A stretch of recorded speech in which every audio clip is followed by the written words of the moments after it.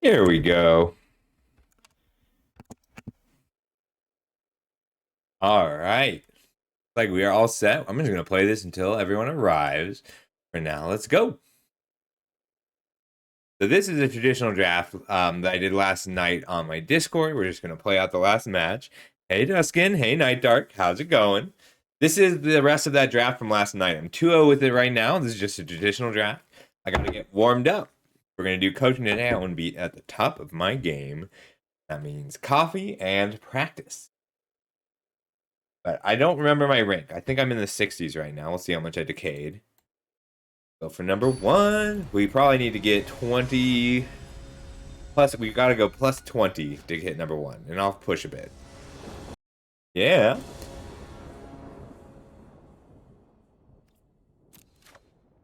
This is a solid deck. With splashing a color.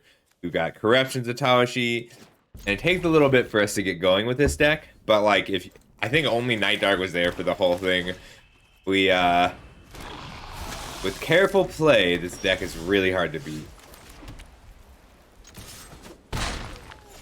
So right now we're just gonna gain a little life, put out some blockers. Ooh, great draw. Let's make this into a big enough threat that he wants to leave back Tetsugo. I'm not that late, Trace.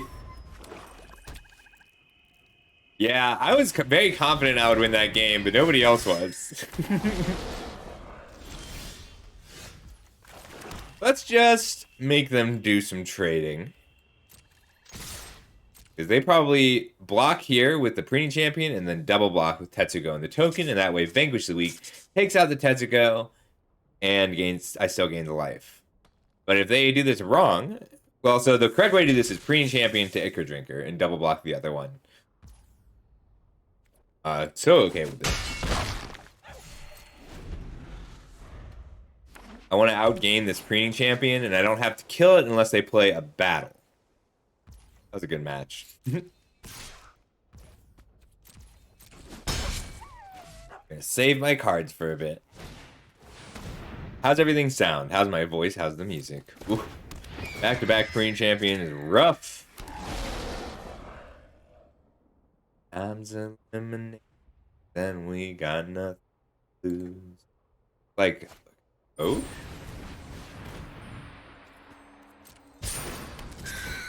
Well, that's annoying, but they already have flying, so really there's just 2 more 1-1 flyers and we can vanquish here. Great, thank you.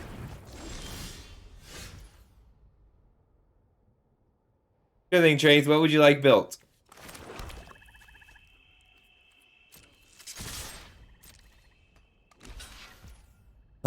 No worries, I'll keep it in the bank, and whenever you're ready, whenever you have something that you want built, I'll build it.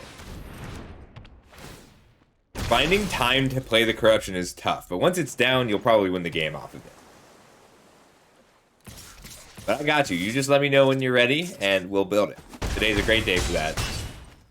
The only thing I have that's not community-oriented is I want to get 1 regular Premier Draft in. Wow, that's a lot of flyers.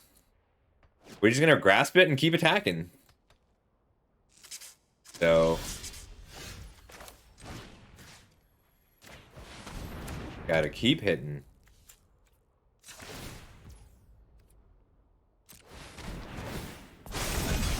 Probably should have done this first just to draw the card first. Oh, great. We're pushing through for 6 here because they're going to block one of these. And I'm not holding up the cut short. I want to get the Tiller of Flesh down. 1, 2, 3, 4. 1, 2, 3. So, with a land, I can hold up Tiller of Flesh and keep the cut short.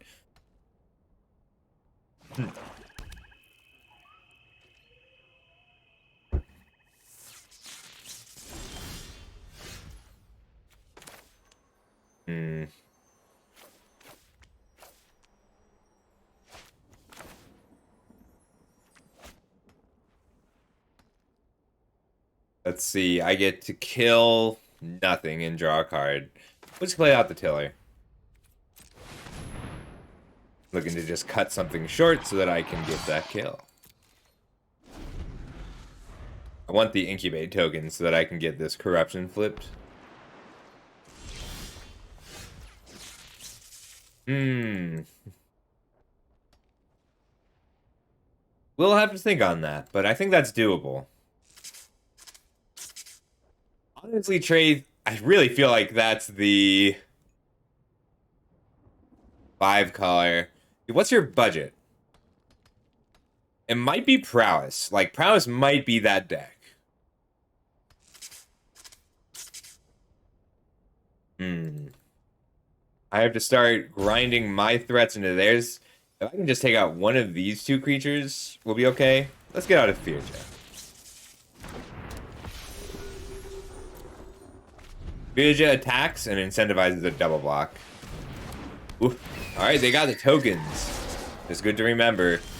3 Preening Champions is just worth noting. Hey Troy, how's it going? Did you get my message? We can do coaching today, or we can do it another day if you want to make it something a little different. Alright, let's incentivize some double blocks. The thing is, Fearja is fantastic. She really draws fire. The issue with Fearja in general is that I am really in danger of decking in general. I just draw so many cards.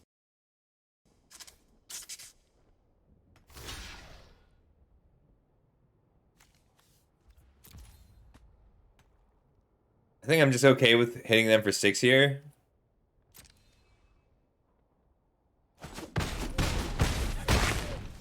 Really surprised that they took this 6. Wait, why did they take so much extra damage? Oh, but Sigil Sentinel. Yeah, if you want to go to 1, you can go to 1.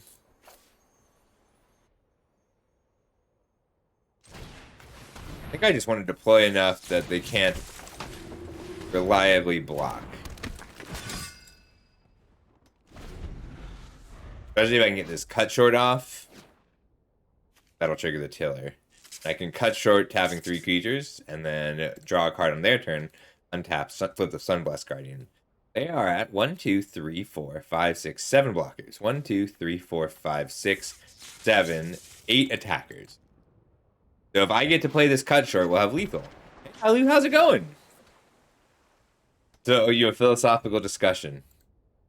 I'm just going through my redeems to make sure I'm paying out everything people reward. By the way, if anybody has anything in the bank that they've redeemed that I still owe them, please let me know. I'm not great. I try and keep a list, but it's not perfect. I'm great. I have the day off. Had a nice breakfast. I'm going to play Magic for a while, and then probably get some groceries, and then play some Fortnite. A good day. All I need them to do is attack. Oh, is that better? No. Pretty much the same. If they attack with any creature or tap any creature with Convoke, for Convoke, I can kill them. 4, 5, 6, 7, 8. 3, 4, 5, 6, 7, 8. But Cut Short is not a perfect removal spell for that reason. 1 attacker. The only thing, Alu, I'll just have to verify that against my records. They taxed you? Alright, let's just draw a card first. Tapping correctly. 1, 2, 3, 4, 5. I want to draw this card. We're just going to have to outcard him, which is very doable for us. Alright, 1, 2, 3, 4, 5, 6, 7, 8. 1, 2, 3, 4, 5, 6, 7. So they do have to block everything, and they don't get a lot of good blocks.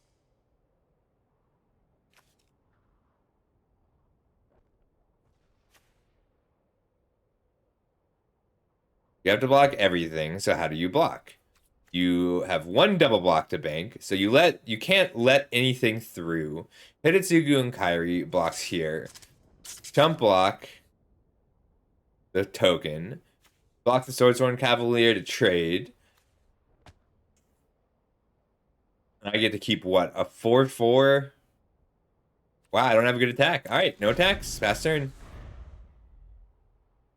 If I get to cut short, I suddenly have a great attack. Ooh, that hurts. How greedy am I?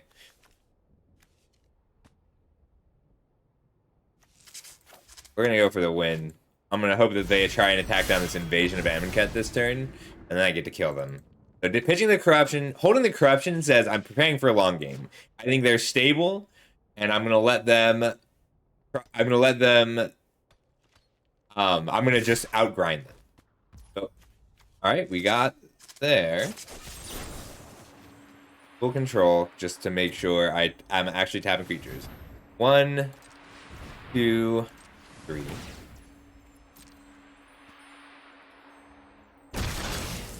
I do get a card out of this, but I get an extra attacker, which is a lot more valuable right now.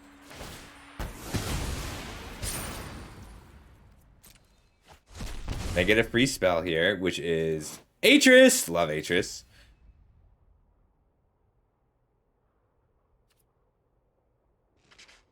You should go for affiliate trades. We'll get you there.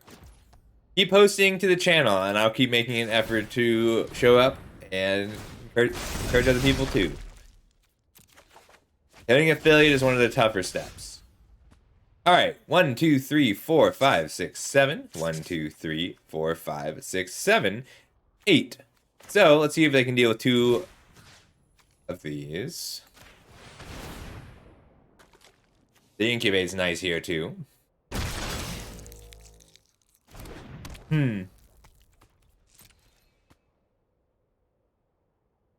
Wicked Slumber keeps him alive. Alright, 1, 2, 3, 4, 5, 6. 1, 2, 3, 4, 5, 6. So they do have to block everything, but I'm a lot more on board with that now. I probably should have flipped this in response. Just to get that corruption trigger. Definitely should have done this pre-combat, just for the vigilance and lifelink. So this is lethal. It depends on what they've got. 1, 2, 3, 4, 5. 1, 2, 3, 4, 5, 6. So they do have 6 blockers. No, I have 6 attackers. They have 6 blockers. So they have to block everything. And most of their stuff is going to die. And some of my stuff is going to die, but not very much.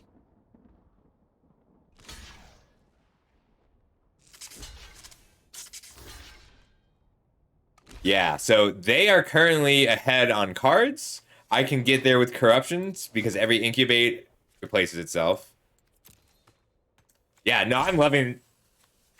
The gameplay is so important in this format, which is, like, one, your decisions within the game are not nearly as important as decisions drafting and building your deck. And this, your in-game decisions are more important than deck building and drafting. And it's close. This is an astoundingly complex format. I'm really excited about it.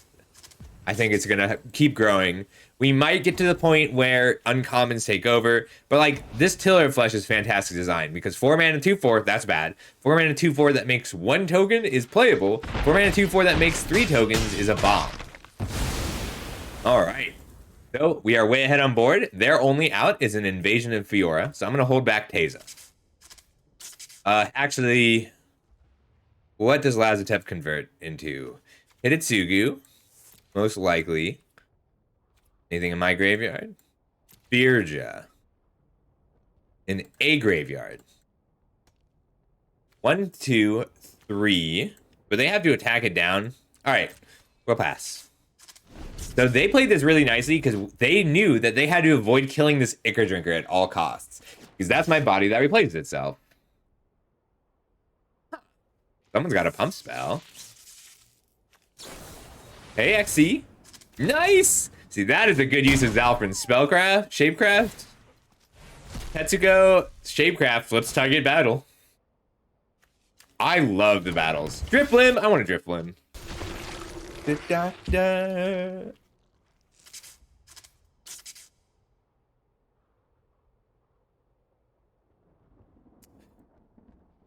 Focus Shop. Ultra Ball. 5.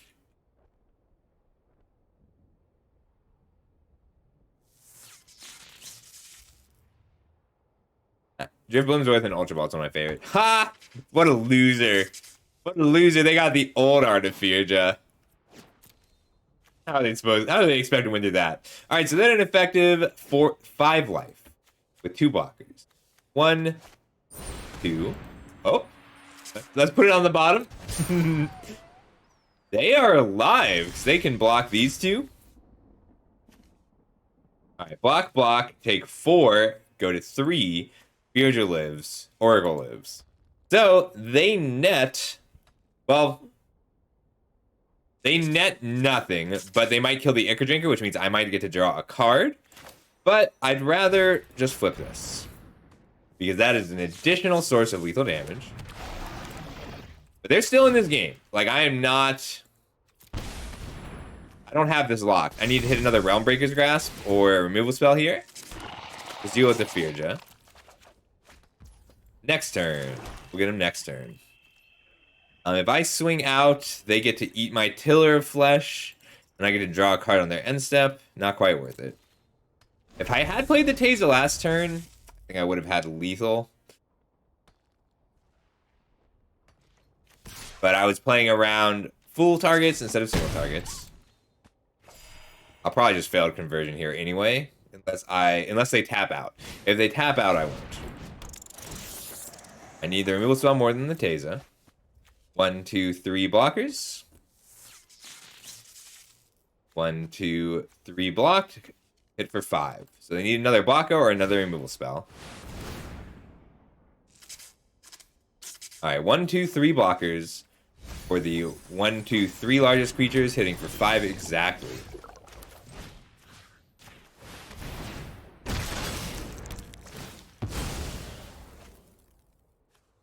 If this is an Afara's Dismissal, then I'm in a lot of trouble.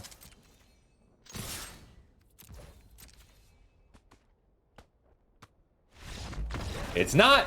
Haha! Math OP.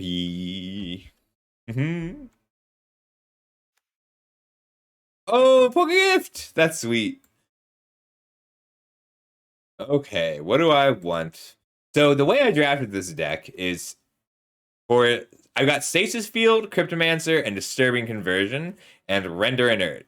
And one of these 4 cards will almost always come in based on how good they are at dealing with my positive tempo. Let's see. So they don't... On the draw, I think Invasion of Xerix is almost always going to come out. Just because it's a lot harder to flip that. This card's only good if you flip it the turn you play it. So we'll bring in the Forager just to assist our grind.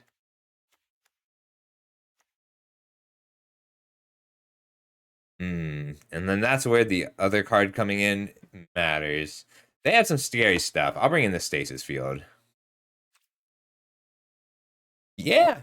Hey, Grox. Yeah, so this is my warm-up. So... When I just jump right into a Premier Draft at this rank, I tend to lose to misplays more often. So, warm-ups are a good idea. Ooh, it's a little slow, but we can still keep it on power. So, like, don't start on a 3-drop. Well, so this deck is okay.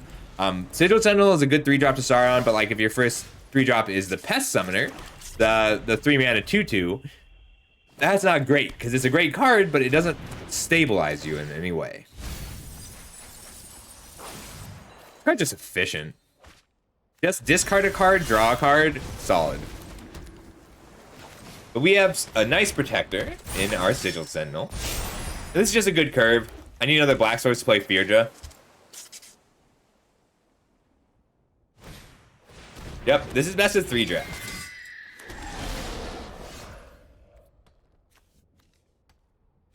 See if they're willing to double block me. I don't think they are, because they want to start attacking this down. Which means this Tiller of Flesh is going to do a little bit of work. And I kind of want to just Stasis Field the Preenie champion.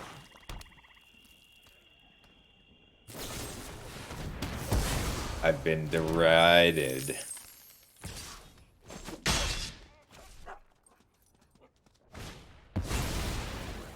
That's just rude. My hand is being dismantled. We're going to Stasis Field just to keep this alive. And pass, in case... Because I know they've got another... Informant. I don't want to pitch either of these yet. I need the bodies. Uh-oh. That might be game, but they don't have anything crazy to duplicate. Oh, they have the Tiller of Flesh. Yeah, that might be game. 2 tempo positive here. I need to draw badly for a while for that to be game. But like that is just a lot of value. That one's not bad though.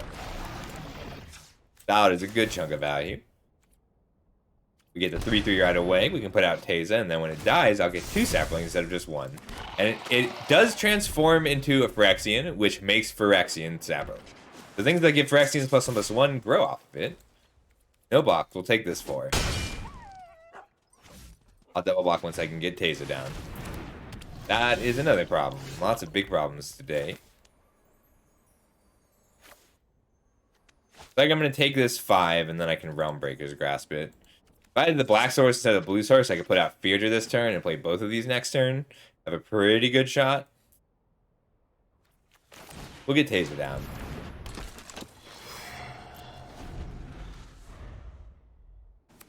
Pilot Terror is really solid in this deck if they have the Sagas to go with it. But on the play, I get to switch back to my tempo-oriented build, and we're in pretty good shape there.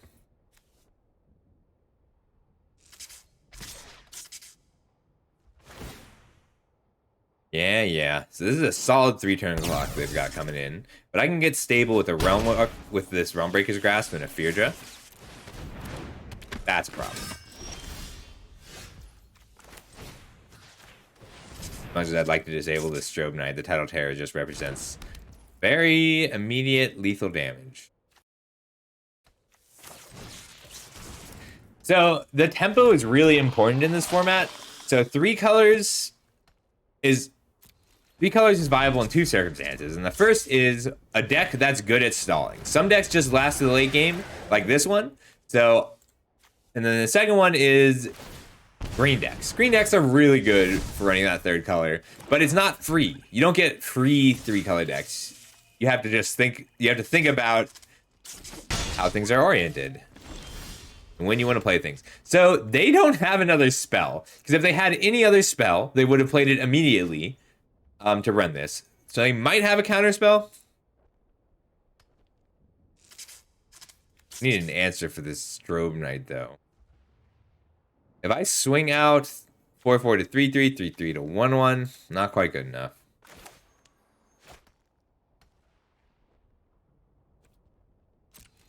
With the Ichor Drinker.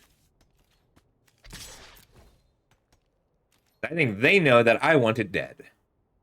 Which means they're probably just blocking with the Preening Champion to give me a life.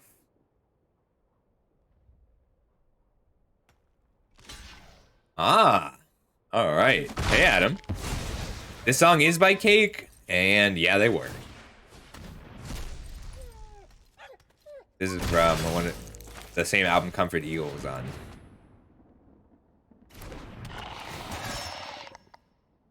Alright. If they tap out or play a removal spell, I'll respond by flipping this. But if I were them, I would wait until I tried to flip something and then kill the Inquisitor. So I'll wait as long as I can. Also, hey Adam, how you doing? Nice to meet you. Song's a little mean, but I think it's just so good. It's hard for me not to put on this playlist. All right. Hey, Serpent's Tail, how you doing?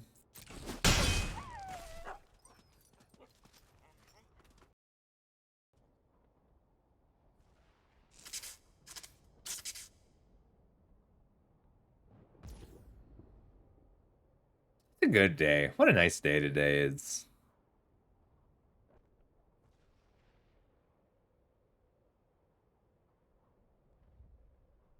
Everybody check out Traith. He's going for affiliate, and I think he'll get it with just a few more follows. All right, so if they have a removal spell on the Teza over the Inquisitor, so that means that they don't think that they have a reasonable way to punch through. Oof, hurts the soul. Good thing, Traith. I usually don't do shoutouts until we're a ways in. Alright, I have 3 turns to draw another black source and kill this Strobe Knight.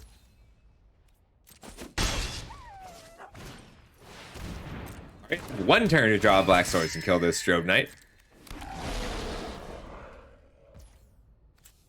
See, this is the danger of 3-color decks. I'm only running the 2 islands, though.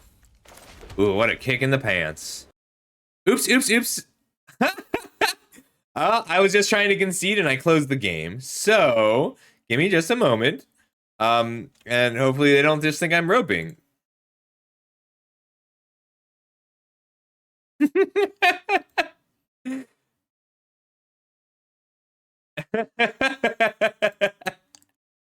All right, give us just a sec. We're gonna Oh heck yeah! It's gonna be good. I don't know if I'm gonna go for the draft. All right, we're back. We're back. Let's make VTube capture this. Oops. I swapped the windows. Hang on. There we go. We're back.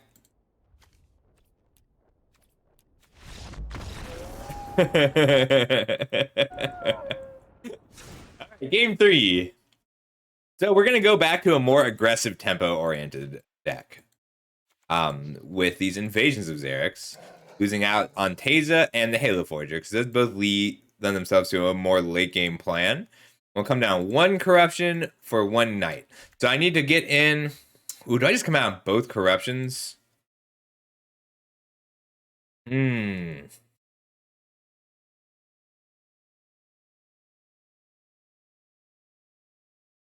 really like the corruptions. I don't want to cut them both, but 2 5-drops is a bit much. I'm down the Blossoming Sands for a white source. I'm at 773. I like that. Let's go. Love this song.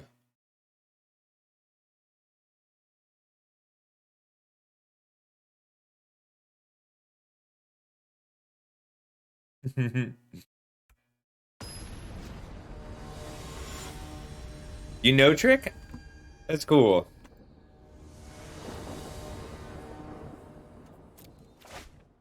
Odd hand, Snapkeep. It's been a bit since we've had one of those. Oh, is that their names? That is.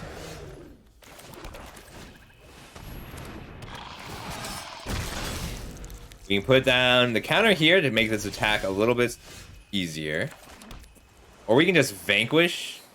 Let's pass. I want to vanquish this if they try and flip it.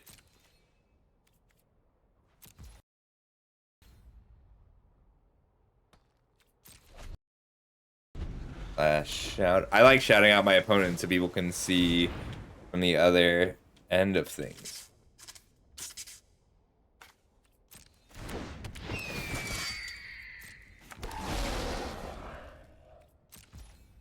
Alright, so we're gonna end step vanquish on this weird.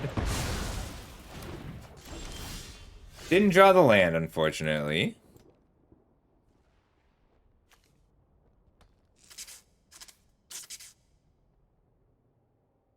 I need a 4th land before I start using more removal spells. So let's see if I can trade this incubator token for a preening champion and a token.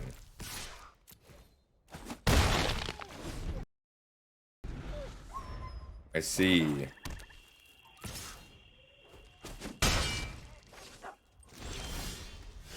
There's a swamp. What have you got for 4 mana? Fire Dispersal is most likely. Let's see. We're just gonna check in. Deadly Derision is what we're looking at. So, I'm fine just throwing a Tiller of Flesh into that. And if it's not a Deadly Derision, I'm pretty happy. Yep, great.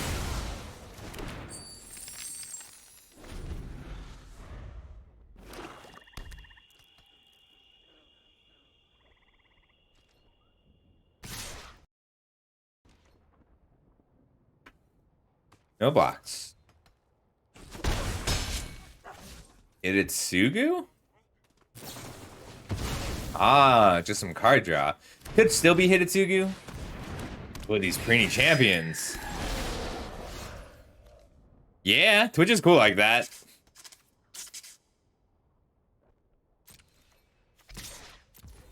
This knight was a good draw.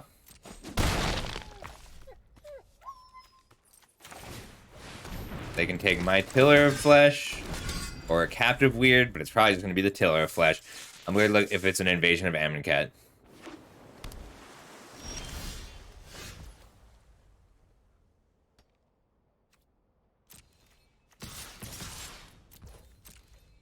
Keep the pressure on. If I can get them to block with the token, that's ideal. I could not, but that's okay. This way I can hold up the Final Flourish, and then if I draw a land, I can Sentinel and Stasis.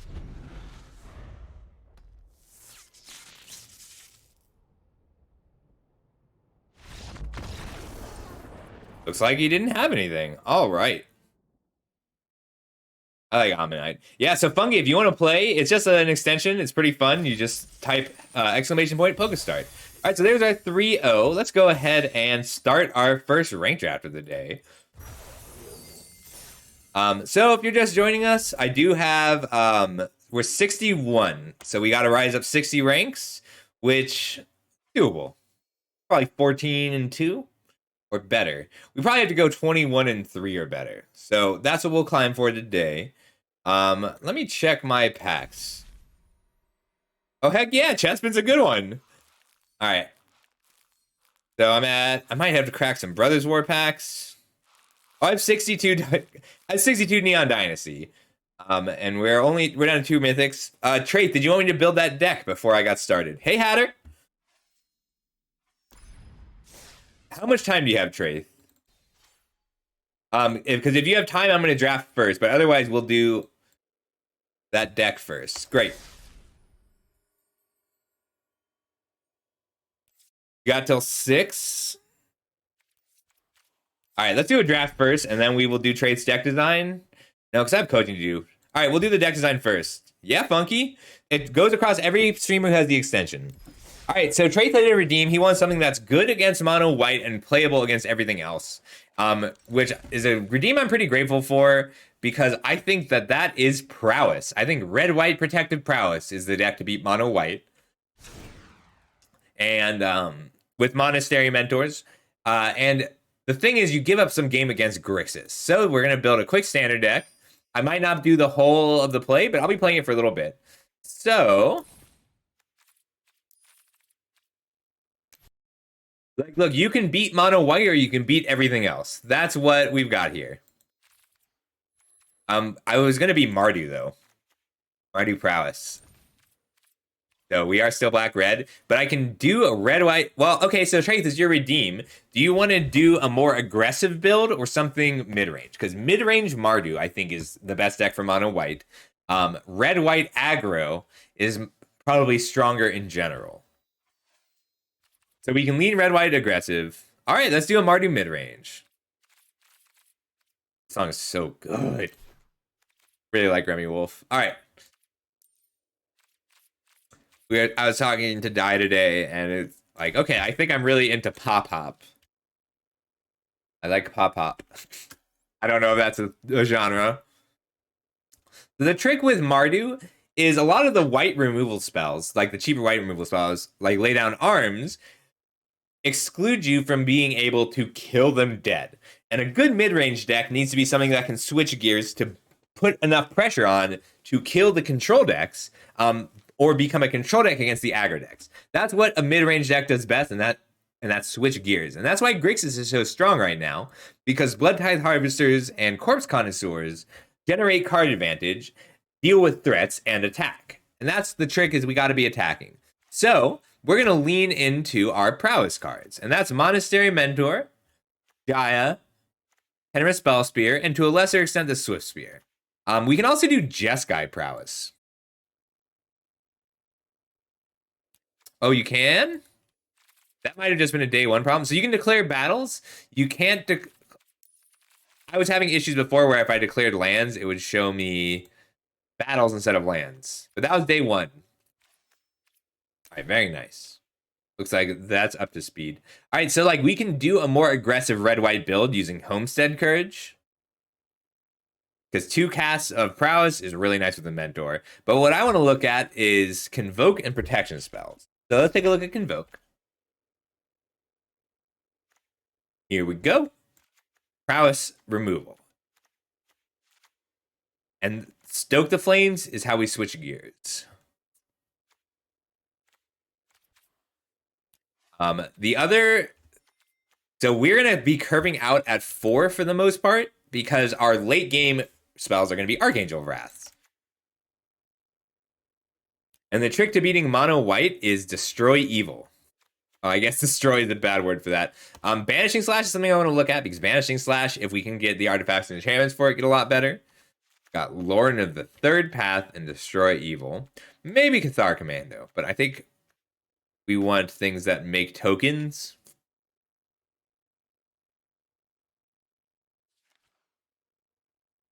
All right, where does our card advantage come from? We need to find that. It could be Dragon Engines. It could just be efficient 2-for-1 creatures.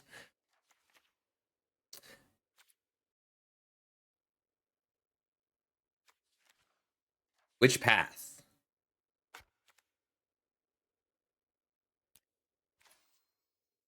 Union of the Third Path or Third Path Iconoclast? We could go full... I think there's a full Jeskai Prowess deck if you'd rather build that. Path of Peril. So the thing is, we don't really want to be sweeping that much, because we want to keep our pressure on. I don't know how I feel about the Spell Spear and the Swift Spear. We'll have to take a look. Let's see what makes tokens. Because just multiple bodies is great for the Convoke stuff. Ooh, Sunset Revelry. Adeline! Adeline's what we want. It's a little awkward because we want all 4 Monastery Mentors. Anything else make tokens that we like? Elspeth! I think 2 Elspeth, 2 Jaya is probably a good split. Yeah, the new Dragon Fodder may be good. Restoration of Iganjo is solid. Gotta run Wandering Emperor. The split between Wandering Emperor, Archangel Elspeth, and Jaya is going to be a little tough. This guy gives us Protect of the Negotiators. Any good cantrips? Black is mostly for removal, huh? Yeah, I think mid-range Convoke is a good direction we want to lean.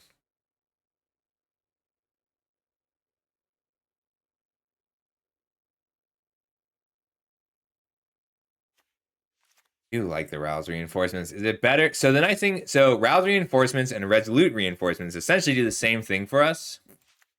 Probably still have to be on Fable, huh? This is an unfortunate reality of the format. Like, if you're mid-range, you gotta be on Fable. What does this card do? Create a token that's a copy of another target creature. Sack it at the beginning of the next end step. And 9 mana, win the game. That's fair. That's a fair cost. I definitely want to tackle Jeskai Prowess at some point. I think this is a wedding announcement deck.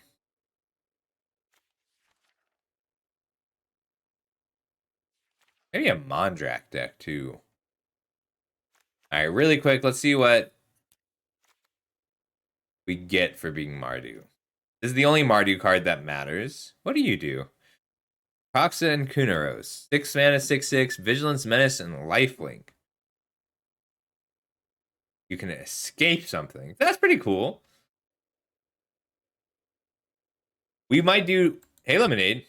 Yes, so that's exactly what we're doing. We're running Collective Nightmares, Pylons, and Stoke the Flames.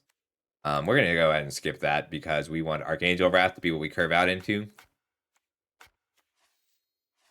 All right, I think that this is a good start. Let's take another quick look at what we have for 1 mana in Mardu. I don't know that we want to be just on Monastery Mentor. The Monastery, so Jeskai is a different deck because Jeskai has to be really tempo-oriented and aggressive. We have to kill them. The difference is Jeskai is a deck that will kill your opponent with 6 cards in hand. And this is a deck that will kill your opponent with 0 cards in hand, unless they are a deck that draws cards, and then you get to switch to be more aggressive. So what we want to be doing is beat mono white. So that was this. So this is a redeem. We are building Traith's Redeem here, and Traith wanted something with a good matchup against Mono White, and I don't think Jeskai has that, but this one will. We're gonna beat Mono White, and I'm gonna try not to sacrifice too many other matchups. I was looking for 1 mana spells. And then I need Wedding Announcement, the card I don't want to forget I have access to. I think Elspeth's might be sweet. It's not really for the mono white matchup though, so let's slide that over. We need Disenchants. Ooh, Skrell feels great in this deck. We have good creatures to protect. Yeah, Skrell. March seems fine. We're probably limited on how many we can run, so we'll take another quick look at that. Cut down's probably sideboard.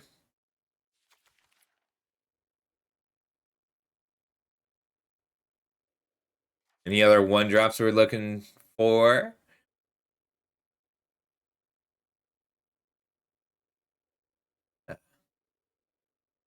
What I want is a cantrip. I want a 1-mana spell that draws a card.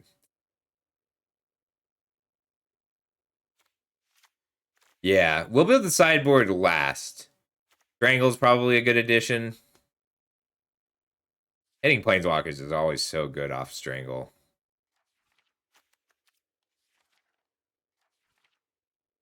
Alright. Any 1-mana draw spells in these 3 colors.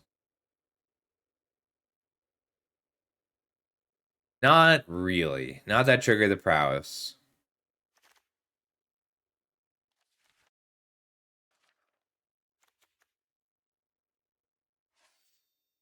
Alright. Solid start. Let's sort a bit. Rouse Reinforcements is just worse than Resolute Reinforcements.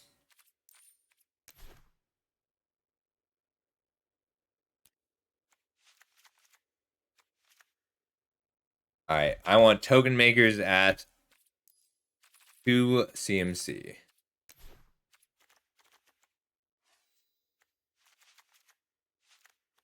Maybe just Skrell's Hive? That does feel solid with the Convoke spells, but not quite there. I also love the idea of a single White Sun Zenith. But that's not the deck we're building right now.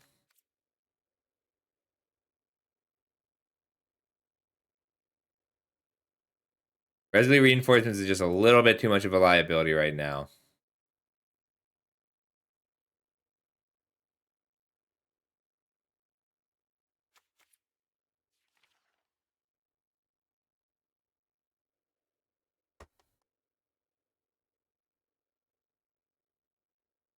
Wow, I don't know that we even need black.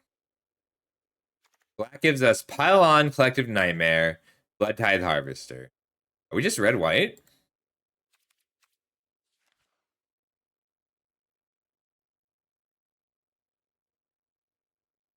We might just be red-white.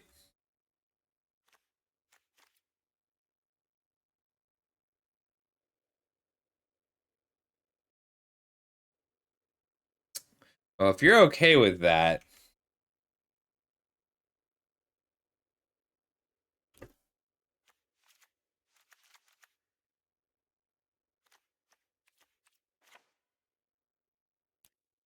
like losing, this is a loss. Losing the Convoke spells hurts.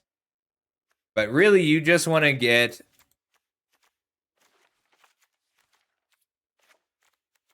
much as I love Restoration, I think it's just our worst 3 and a sea of good 3-drops.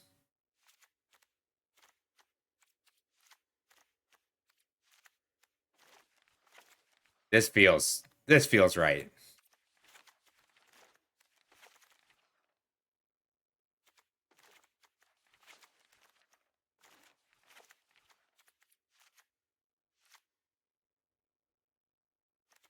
Oh my god, this feels really mean. All right, great. I think mean is a good thing right now. Removal over here.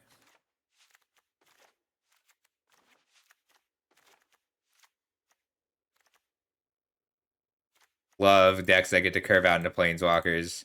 Archangel just halts a lot of decks. I really like Wedding Announcement, but there's just too many. We'll move the Adelines over to the board. Actually, we want non-creature spells where we can. So down 2, up 2.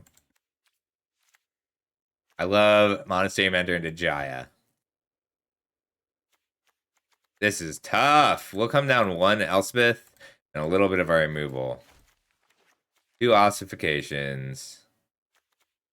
1 strangle. We'll leave the march. Guys is a little tough to cast. I think we got to stay at 24 lands. All right, red-white mid-range. This is, I think, solid. I'd really like Lightning Bolt. If only we had access to Lightning Bolt.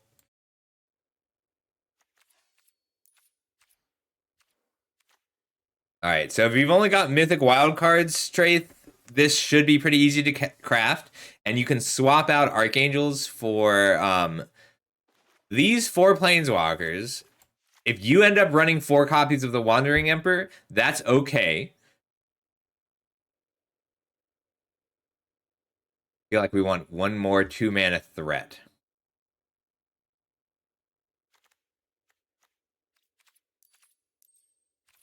All right, let's look at our 2-mana threats that we have access to in just red and white. Like, we could make Banishing Slash more relevant.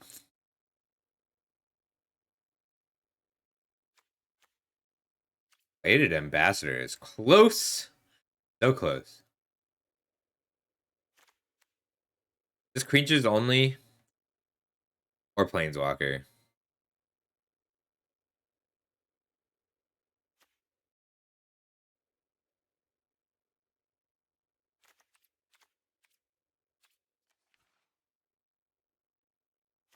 So we're still going to run the Mardu tapped land with cycling. And I don't think we, like, the Angel is good enough.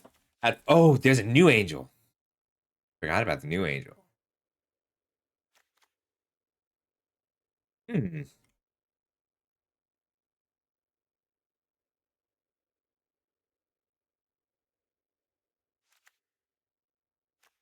That might be it. That might be what we're looking for. Ungold Sentinel. We're still gonna run Jaya. And I think we want a Braid over Strangle.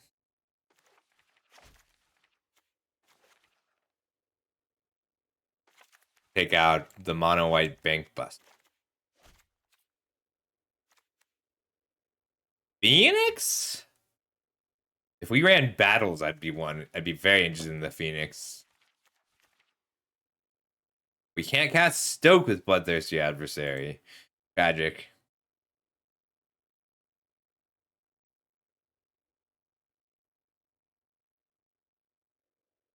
Don't know what the last 2-drop we want is. We could have run Lightning Strikes over Ossifications. Just for shooting their faces.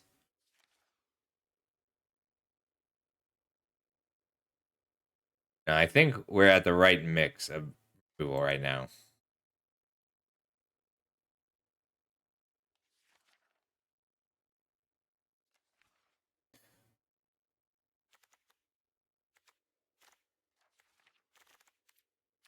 No crazy red-white additions.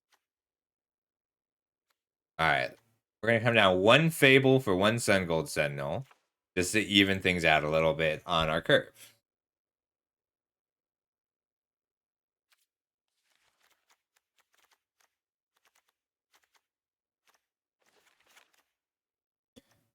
Alright.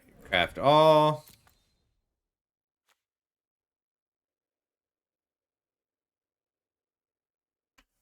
Oh, shoot. I need to actually do the lands.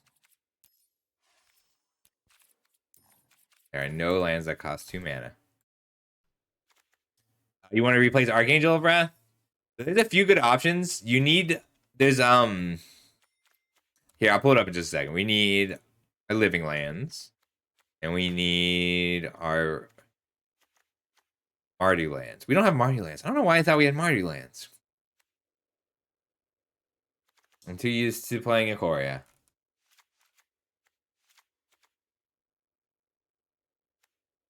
I don't have any battlefield forges. We're gonna go open some packs really quick.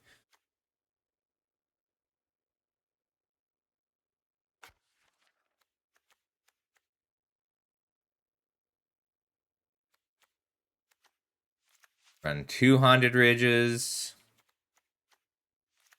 These Sanctums. We need white earlier. Do we have any white, black? We don't.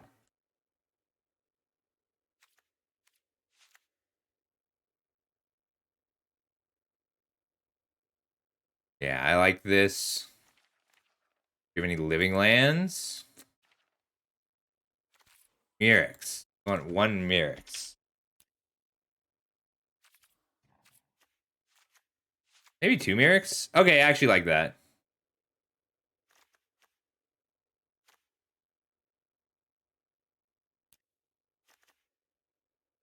Yeah, we can put a Caves of Koilos in for Shattered Sanctum.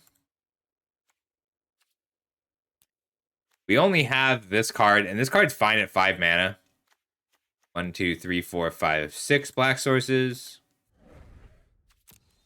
Oh, I gotta go open packs.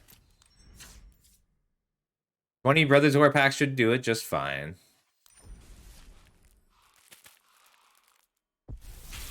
Do we get any battlefield forges?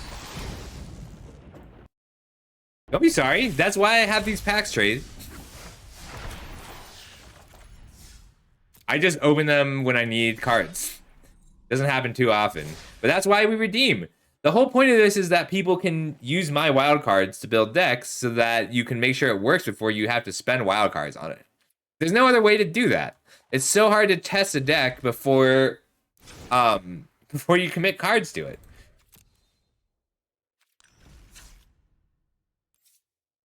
No, you spent the points. No apologies.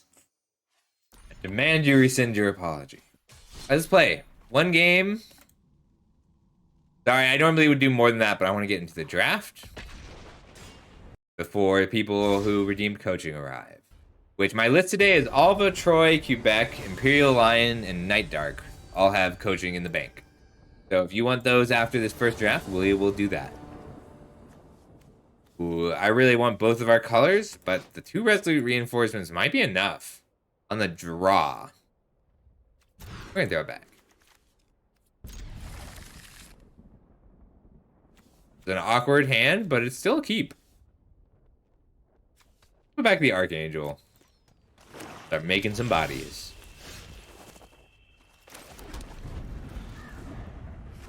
I don't have a basic land for the ossification. That's a mistake. I forgot that I have to enchant basic lands with this. I need to come down on the ossifications for that reason.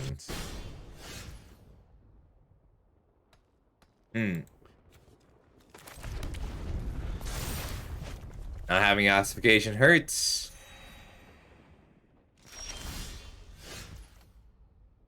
Do all my black sources.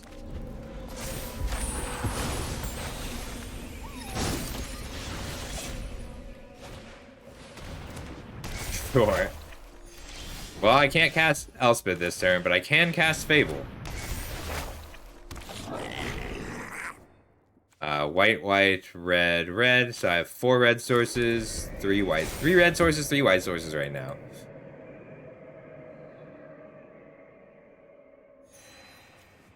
Elspeth to just minus on the Fable token is also solid.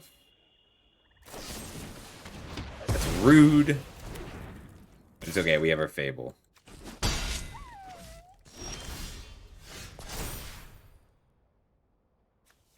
One, 2. Very nice. We're gonna pass. Because they're still holding a removal, looking for a target.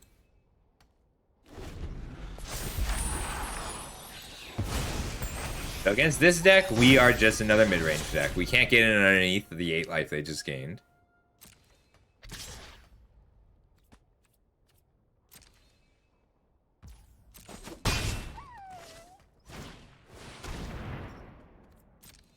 Do I care about that? Not really. I'm make sure I tap this right. 1, 2 for a resolute reinforcement. Tempo positive. We'll stoke in the same turn. Because we don't want them to be able to free attack down the Elspeth.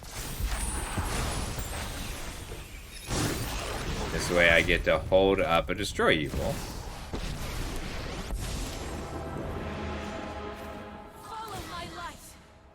Ooh, so I can take this out of cut down range. I need more protection. The Skrulls are not enough protections.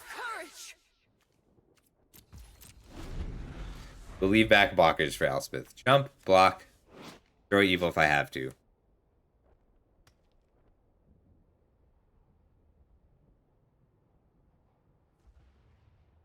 Because they have to deal with... So, we are just able to deploy multiple game-ending threats in the same turn. And that makes life incredibly difficult. For them, not for us. Block and jump.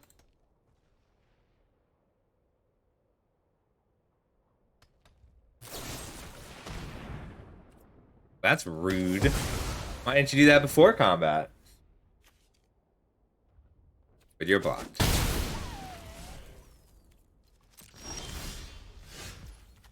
Hello! That's what we wanted to draw. Well, they might scoop here, but we're still gonna go for it.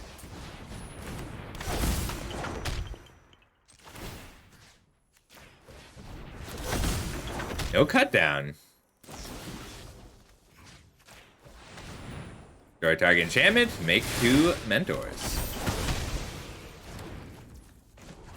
We'll plus now because we can. Crack for 3 because we can. Possible I should have waited, but I wanted to do it while they only had 1 swamp. Mentors just... So, like... The idea, compared to Mono Black, is like, this Trespasser is good. It has a lot of extra text. It does a lot of extra things. It interferes with graveyards. It's efficient. It's a 2-for-1. But all of our threats are just backbreaking. Every card we run, every threat, each one of these has the potential to win the game by itself. I don't care about gaining life so much right now. Maybe I should.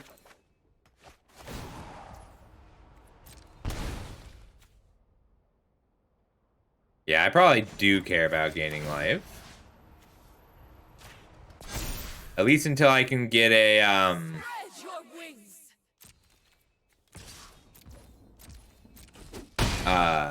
basic land. This was a big mistake. I forgot about ossification's enchant basic land requirement. But like being able to copy the mentor here would have been great. Hey, Rusty. Fantastic. Rusty, it's so good. I'm gonna hold this so that I can kill the Trespasser. We're just gonna keep Elspeth alive. Chump block, end step, make another mentor, untap. Then I'll either draw a creature spell, which is good, a non-creature spell, which is good. Hello, you're a problem. How you doing, Rusty? I was actually going to call you today or tonight after the stream, see if you wanted to work on the cube tomorrow or Sunday. Can I just let you hit me? We're just going to let you hit me. The problem is that blocking means that I also lose 2 life because of this Archfiend. Let's just keep Elspeth alive.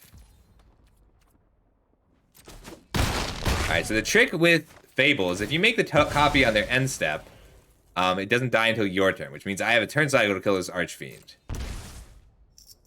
Alright, so end step, copy. And we'll just make another one, too. Alright. Basic land! Yeah! Alright, that's what we needed the most right now. We'll ossify this Archfiend and get three Monastery Mentor triggers.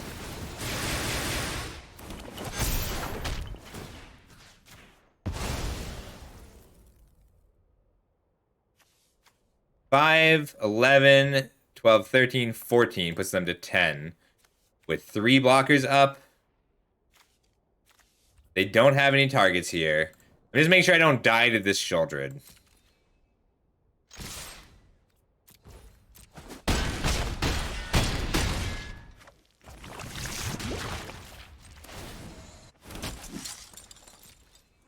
Another non-creature spell or creature spell. Lifelinker's nice here, though. Keeps it alive. They have a lot of cards that are just lethal draws, like Invoke Despair is close, but not quite. Because we can sacrifice creature, and enchantment, and planeswalker. I have to block both of these, unfortunately. I want to bounce sweet. Alright. 4, 5, 6, 7, 8, 9 coming through. Block, block. So 4, 5, 6, 7, 8, 9, 10, 11. But I have to block both of them. Damn. I need Stoke off the top for lethal. Now, this is Traith's deck redeem. We're trying to build a mid-range deck that beats mono white.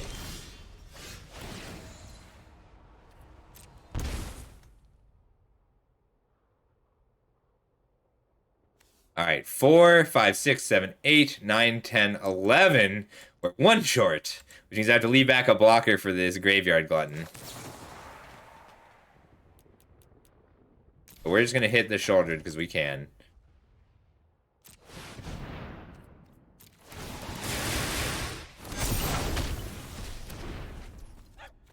Alright.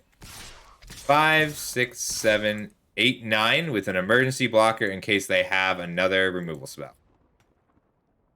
So this way they have to have 2 removal spells or an Invoke Despair to kill us. And we have lethal next turn. That is very fair, Rusty. Holy, sounds good. Maybe that's what I'll get for dinner. No! Alright. We had some bad draws there. I'll swap Ossifications for better removal spells.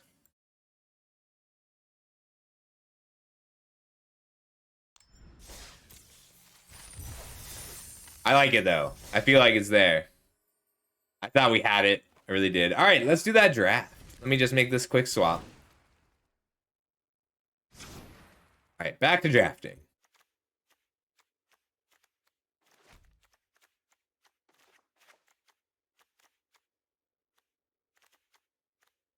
Let's get... I think we want to be able to burn their face a little more. Archangel would have been great there at any point.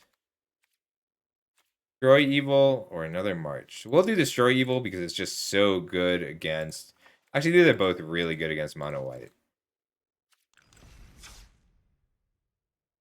Yeah, it's fun. I like mono black too. Mono black's only bad matchup is mono white. Alright. We're number 61. Let's see how high we can climb.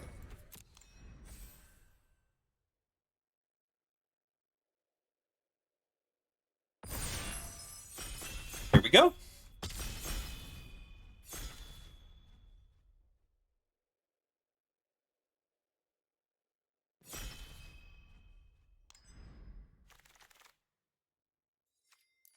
Ooh. Warcrafting is very good. Just killing a battle, drawing a card is solid. So is Tandem Takedown. There's just a lot of good green cards in this pack. So if I take the Nahiri's Warcrafting, I can speculate on getting one of the green cards back and try and go red-green battles. Or I could just take the Marshal and force white-blue Knights. I do kind of like that idea. 1, 2, 3, 4 cards worth of first pick. Tandem Takedown might just be better. And Knights is one of the decks I'm comfortable forcing from pack 1. I'm going to go with the Tandem Takedown over the Nahiri's Warcrafting. I'd rather start green than red. Thespian, Historian, Invasion of Eldraine is almost worth a second pick, but not quite. Could just go Shauna. Shauna's a little awkward. Green blue, green black, Stay on green. If I go green-black, I'll get a card back. We'll take Invasion of Eldraine. I like the green-black grind.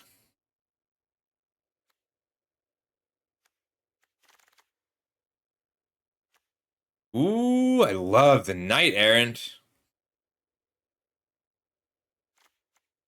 Freewheeler is also nice, but if I'm gonna go white, do I just want the Realm Breakers?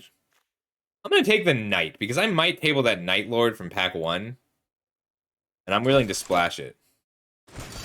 So, the sealed format is not nearly as interesting as the draft format, Rusty.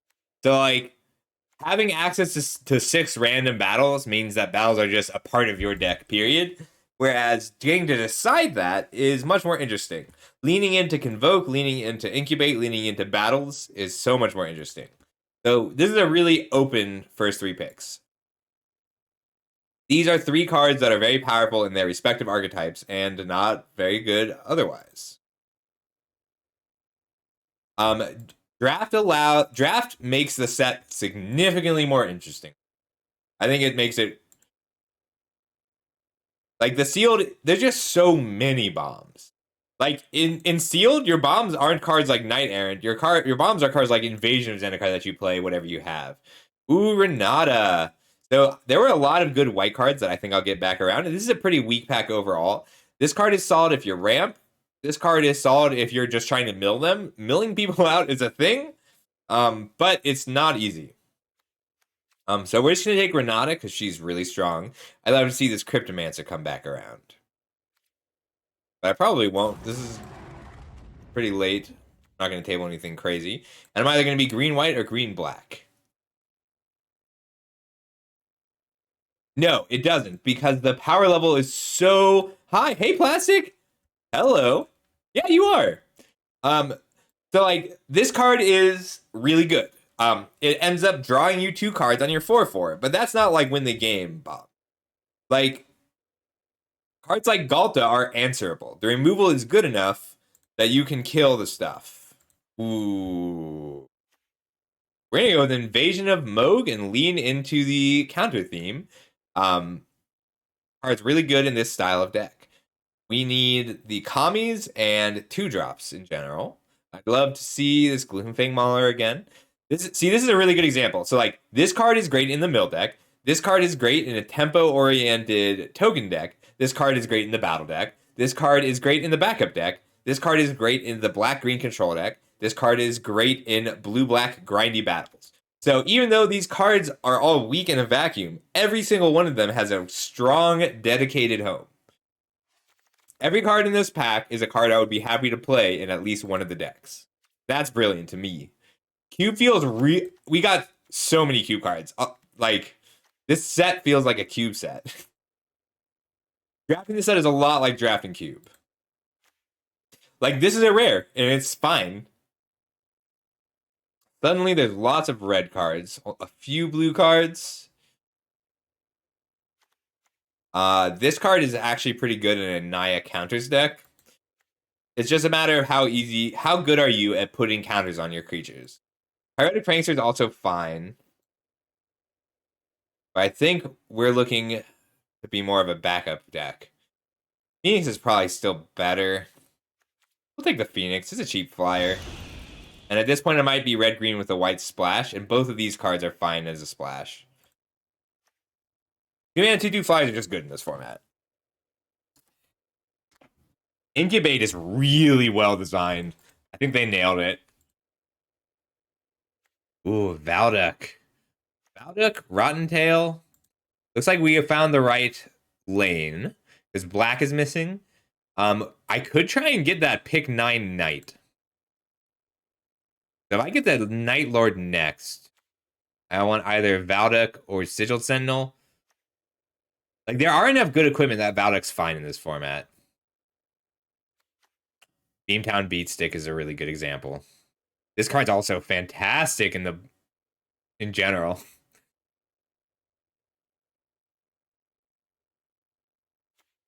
I'm gonna take the Sigiled Sentinel. See if I get that Lord, the Night Lord coming back around.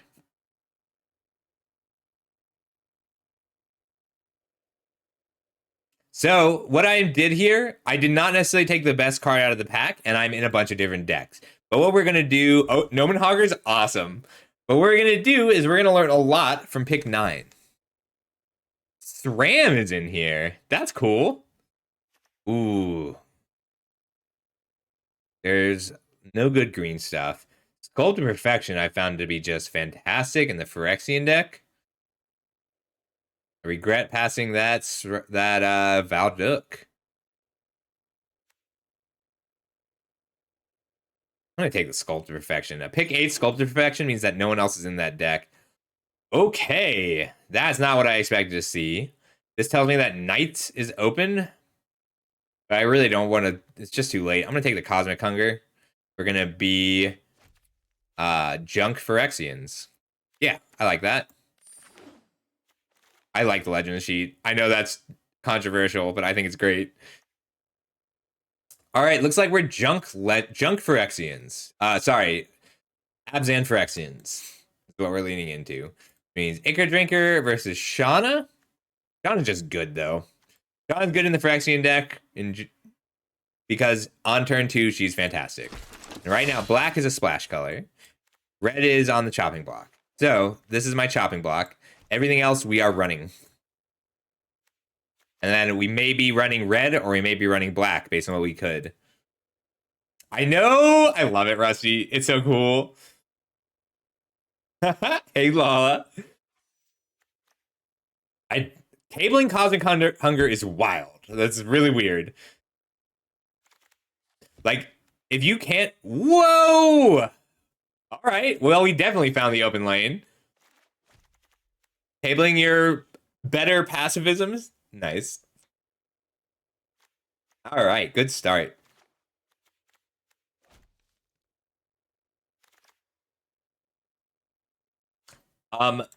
So what I found, my first few drafts were tough because I have a really flexible draft style. I tend to stay open until I see what tables, see what's going on at the table. That is not exactly what you want to do here because any 2-color combination works, but finding your lane, you get past these crazy rares. So is my chopping block, red or black, for my splash color. We're just cutting green. Also, this card weirdly has a place. Vengeance Earth is really good in the Incubate deck. Dune Shaper's good if I get enough Convoke cards. Daxos, Tiller of Flesh. Alabaster Host, Intercessor. Great card. Let's see. I'm leaning towards Phyrexians. Tiller of Flesh is so good. This is a great pack. So, Tiller of Flesh, Intercessor. Knight, Rotten Tail, Cosmic Hunger. All great cards. And Blighted Burgeoning is solid too.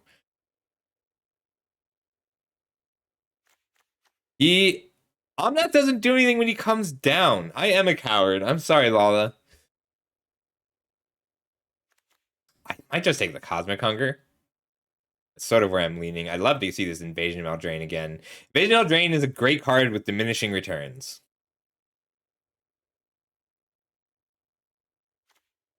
Take the Tiller of Flesh.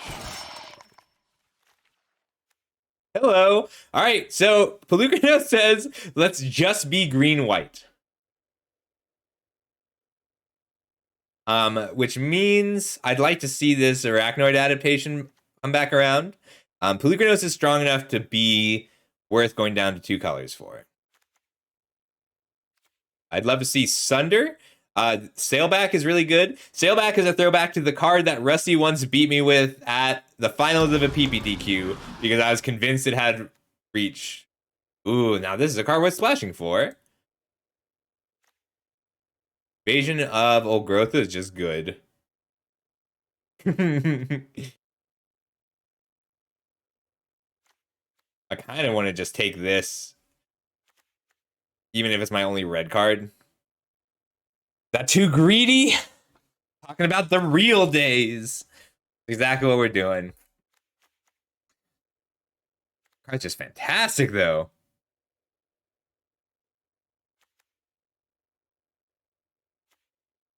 hate passing Thrill Seeker.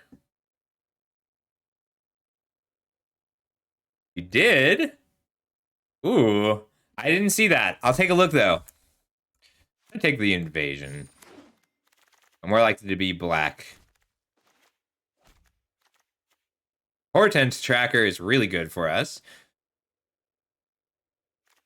because it gives us mana that we already have, so we can put Lucanos Reborn, and I might get that Blighted versioning back. Invasion New Capenna is tempting, but I think I just want this tracker. Yes! I think that this is probably the best green uncommon, and I don't think it's close. Anything else? I'd love this Wary Thespian, and I would play the Defector, but I'm just really happy to see this Kami of Whispered Hopes. That's awesome. Thanks for the heads up, Rusty. I'll take a look. Black cards. This is a really late Storm Sculptor. Yeah, Wary Thespian's kind of good. We're just going to take this Arachnoid adaptation. 1-mana tricks are great in this format. There's nothing I want more than this Arachnoid adaptation. I'm going to give up on red. The problem with the reason Wary Thespian turned out to be so good is the decks that it's bad against are really hard to get to come together. So like it's terrible against the Convoke deck, but the Convoke deck doesn't work without rares. We just want a 3/1 for 2 mana. I think I have a few knights to go with it, which is great. This is also not a bad deck for the Aeronaut, but that's just not what I'm doing right now. I could also take the Mauler, run more of these black cards, but I don't want to have to run black if I can help it. Just because I want Polukranos to be an efficient beater. Wow, another one. Well, someone at this table is going to get that deck to come together. If I can scroll shift, what am I blinking? Digital Sentinel, Pillar of Flesh. I have enough cards to make scroll shift work. There's a lot of black and red cards available here, though.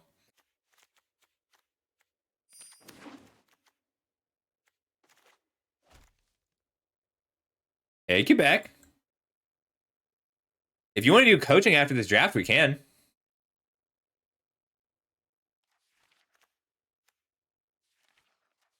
I really like Hanger Scrounger. That card is performed really well.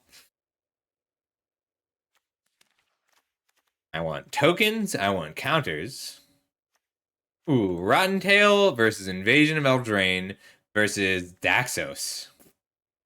This is pretty tough. I think I just want the Rotten Tail right now. I want the counters. Daxos is solid, but a little awkward when I also want to play Polukranos. Invasion of Eldraine is actually really tempting to me. It's possible the Invasion was the correct pick. I like battles in this kind of deck because it lets me switch gears. Like if I need to be a control deck, if I'm not dealing enough damage early on, I can switch to attacking the battles instead of the opponent. No worries. Take your time. Have fun, Quebec. Ooh, Arachnoid adaptation. Oh, thanks, dog. How you doing? We're just gonna take the Sunder. Sunder's pretty good here. So is Arachnoid adaptation. Yeah, we could have had a really good red-white equipment deck. We would have just had to first pick Beamtown Beatsticks earlier. All right, Racer or Sanctifier? I think Racer's just better for me right now, but I'm not liking to play either. The Sanctifier. All right, so I'm hoping to get enough removal that I don't need the Invasion of New Capenna. 2 Sanctifiers. Sanctifiers doesn't quite do enough here. We'll give you a red card. All right, we have a whole pack left, and the deck's looking pretty good. What a weak pack. All right. The Bullet Slinger's solid here just for punching through to the battles. I like New Thalia pick too. Huntmaster's pretty good. So we a Huntmaster deck, though.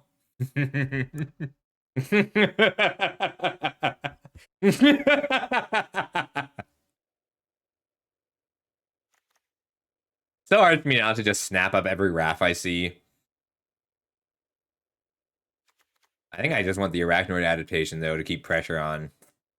Feels bad first picking an Arachnoid adaptation. Hey, there's a solid 2-drop.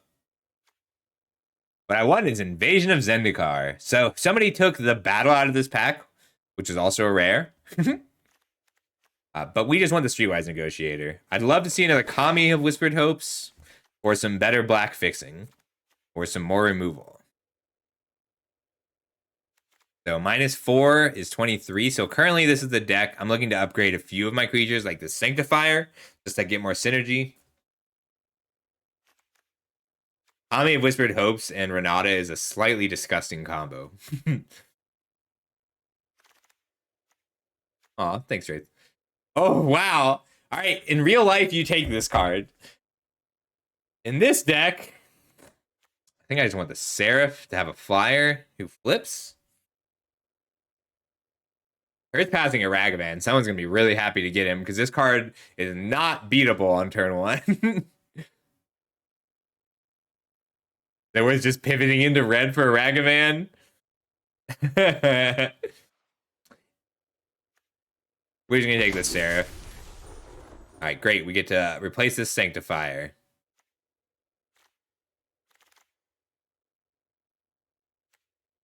Brawler! Awesome. This is exactly what I wanted to see. Anything I want more? Tailback is tempting, but we're pretty aggressive. This is a 16 land deck. I may run one of these Sanctifiers anyway. It feels bad, Troy.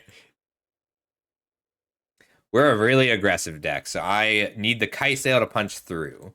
And more removal if I can find it. But Arachnoid Adaptation feels like removal if you're aggressive enough, which we are.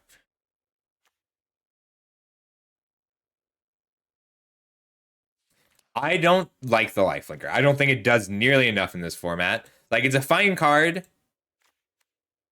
but it's just fine. Ah, you're not with the splash. That scored solid in this deck.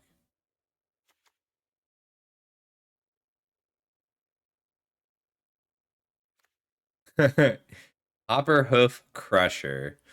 Almost there. But I think I just want a curved topper that gets me something back right now.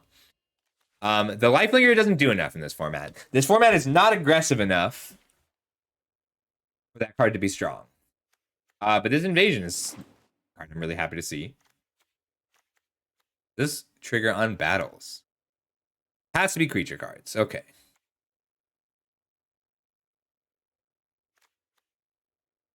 Like, the Lifelinker is not... It's comparable to, like, the Swordsworn Cavalier if you don't have enough Knights.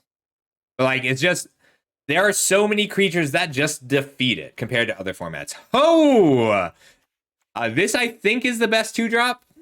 The Prowess guy is close. Botanical Brawler is close. Card's just fantastic, though. This is also pretty good. All right, looks like we don't have to run black. 26. 25. Dune Shaper? And my late game is going to be spent flipping cards rather than playing the Escort. 1, 2, 3, 4, 5, 6 ways to trigger the Tiller. 16 land deck. Weak pack. Do I have enough ways to grow the Billy Rider to justify running it? I've got 1 backup. Arachnoid Adaptations. If I get an Aerial Convoke spell...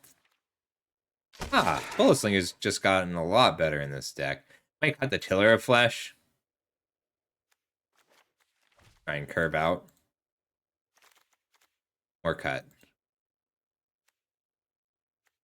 How much first strike do I have to go with Quende? I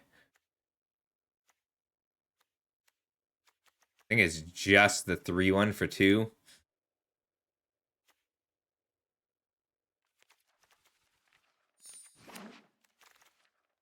Maybe the flying card was good enough. Maybe I wanted that just to jump and run it over the Kite Sail.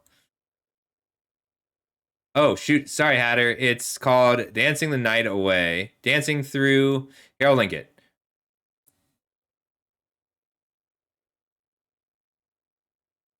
This is one of the stream suggestions.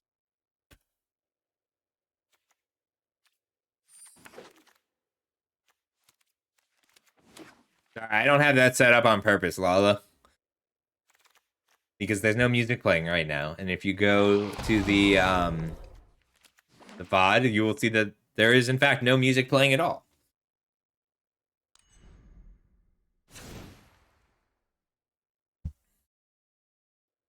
Oh, hey, it worked. I can't believe the NDG bot found that.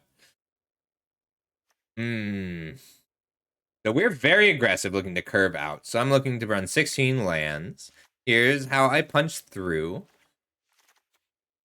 I just need to out-tempo them at every stage of the game. I don't have a lot of sources of card advantage, but I don't need those if I can keep pressure on.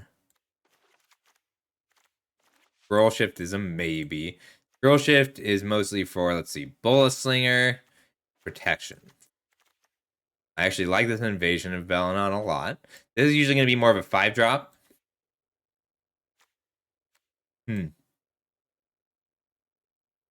This Portent Tracker, I think my 4s might be a little too good not to run the Portent Tracker.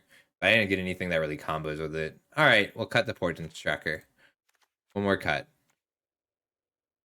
I think it's going to be the Billy Rider. How much backup do I have?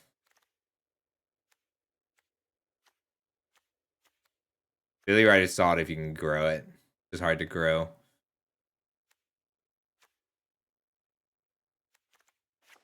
Yeah, it's going to be the Billy Rider. I like that card, though. Let's play. Oh, let's see if you want to bet. You can... I'll give everybody a little extra time. Make the bet.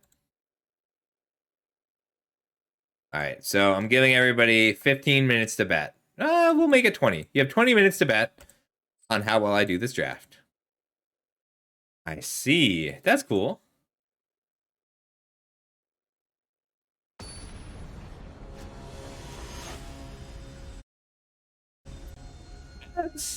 So Scroll Shift is kind of a weird card. And also, hey.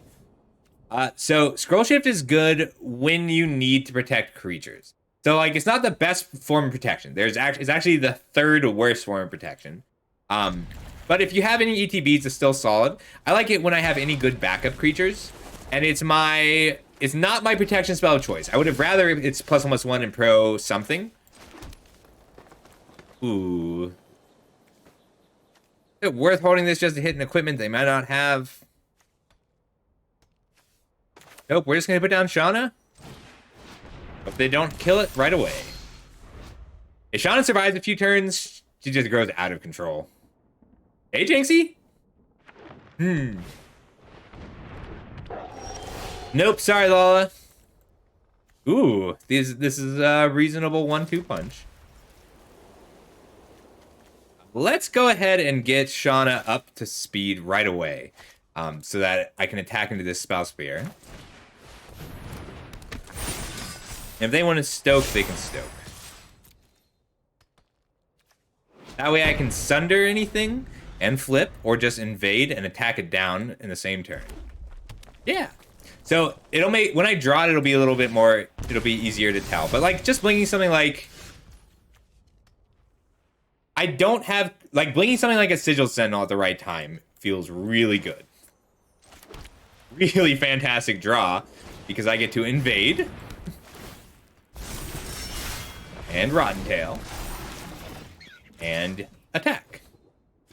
So with 4 at 3 with battles, it helps to calculate how much damage you get out of attacking them down.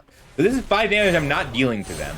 But with just 2 creatures, I get that damage back in 3 turns. And with 3 creatures, I get that damage back in 2 turns.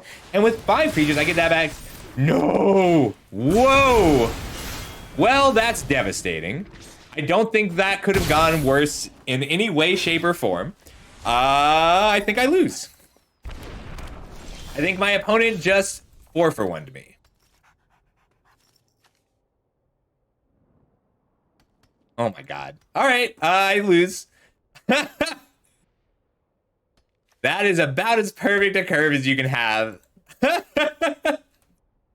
Oh, I want the Shuppet though. Bane is my favorite Pokemon. Yep, the old 5-for-1. Alright, how do I climb back in?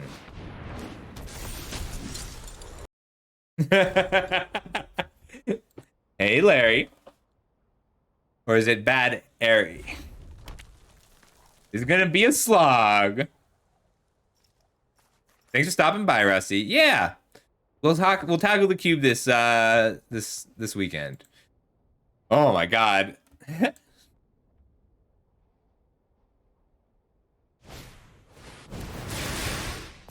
So the precons are like not considered part of this set. They're not that important. Yeah, I can't win anymore. That curve was too perfect. And curving into more battles that they can play. Alright, what do I do here?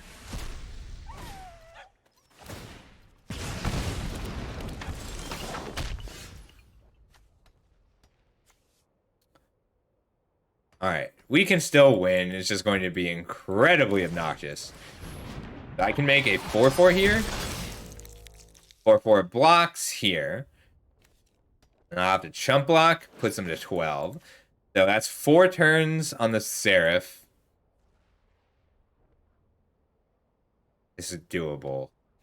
I have to scroll shift my Inquisitor and draw a land.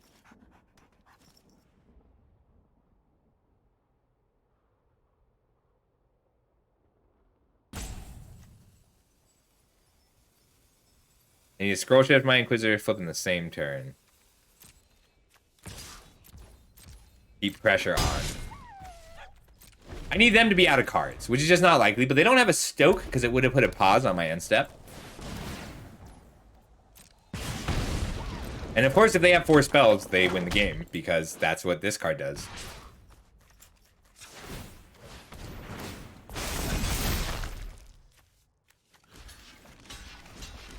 Alright, any pump spell, I die.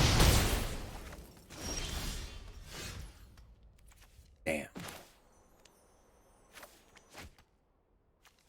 Didn't draw the land I needed. Alright, you got me. Curved curve, be like that.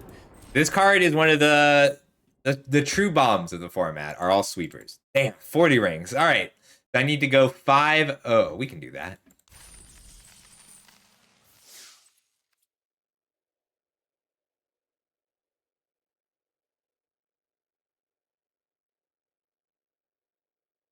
Ooh, that sweeper was backbreaking. I was gonna kill them turn 5. Trying to think if there's any way I could have played around it. But there's not. Like, I could move the backup counters around to try and get Siste to live. But I didn't have any hints that it was coming either. Okay. Let's try this again.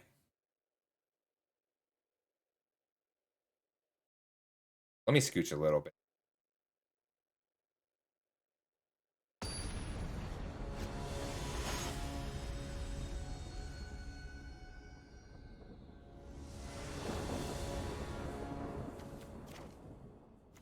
I can do that. Solid hand. Let's keep.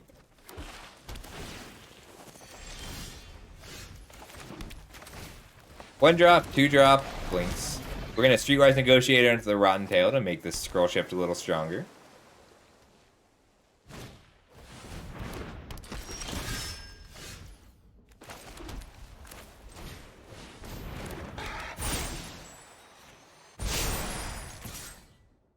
See if they snap this block off.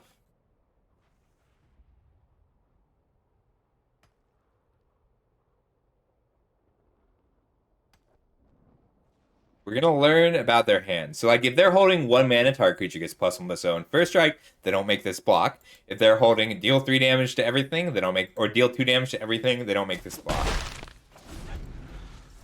And if they're just trying, if they have no 3 drop, they don't make this block because they just want to flip it.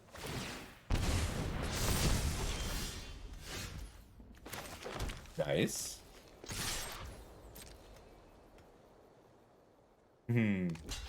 Oh, hey, Carol. Wait, is Carol here?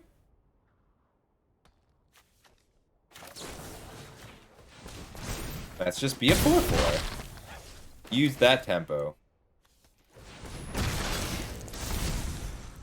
Alright, green source lets me Pelucranos. Otherwise, I'm just going to scroll shift to dig for a green source. Hey, I should be on 9-7. I do have a lot more green than white. Inga! I'm gonna attack out and then blink my Streetwise Negotiator to grow.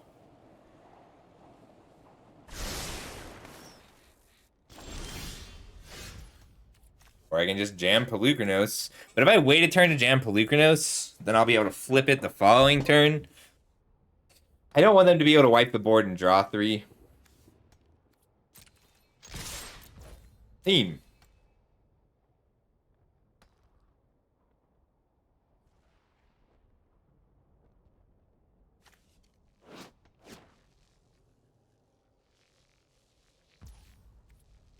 Oh. Well, I didn't expect them to just take it, so let's jam Pelucranos and pass. See if we can get a scroll shift kill here by blinking whatever they block. Agar. They might stoke here, but it won't be on Pelucranos.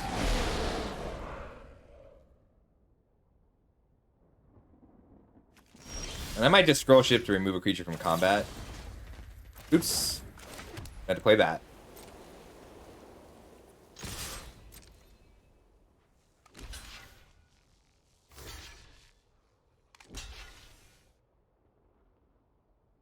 They just want to draw the 3 cards.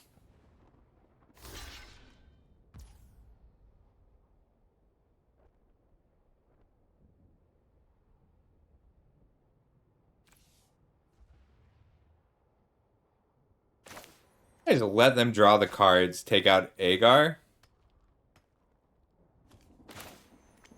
Or I can avoid killing Inga. They'll still draw a card off Agar.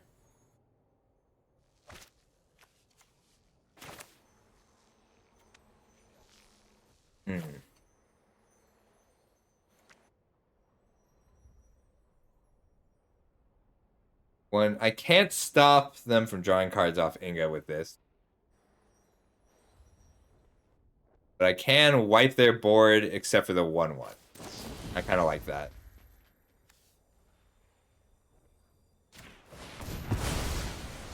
Draw 1 less card this way.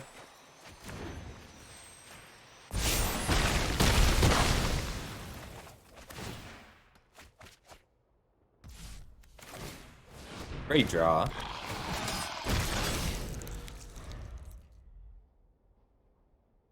They've got a full grip, but I'm going to try and kill them from underneath it.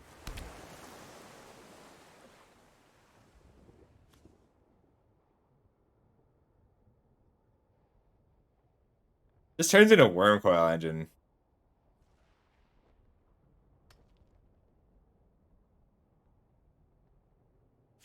Alright, 3/3. So block a 3/3. 1, 2, 3, 4, 5.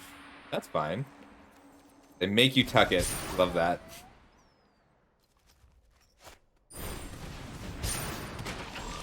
Alright, 1 single blocker is not going to do it.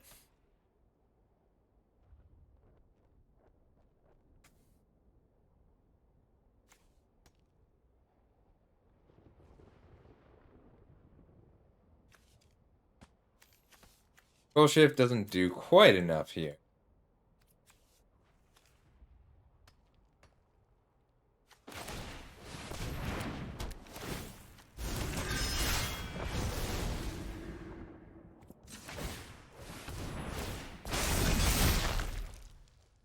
Alright, so if I send everything at them, they block here, they take 5, go to 4.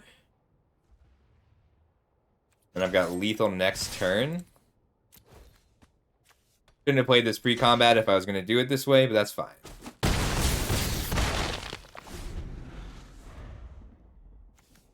Swing out, scroll shift. If I'd planned better, I wouldn't have put Pelucranos on top.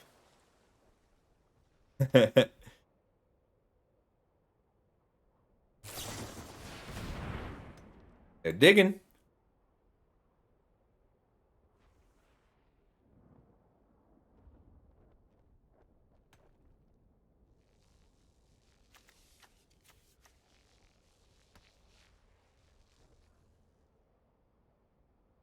If they deal 3 to the board again, it's devastating. But the problem with the deal 3 isn't that it deals 3 to everything, is that they can also flip it into a lethal attacker in the same turn. So they don't have the board to do that right now. I'm a lot less scared of it. This is one of the reasons Moment of Truth. Like, when you need Moment of Truth to be good, it's not going to be good enough. All right, 2 blockers. They take 3.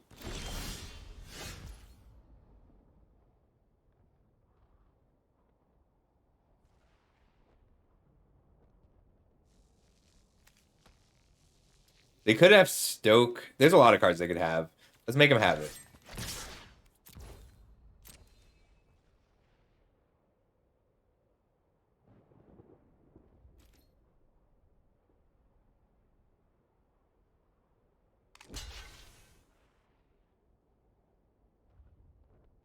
All right, if they don't block the... Well, they have to block the 2 power creatures, which tells me that they have a spell. We'll go to next and see what they play, because then I can respond with Scroll Shift.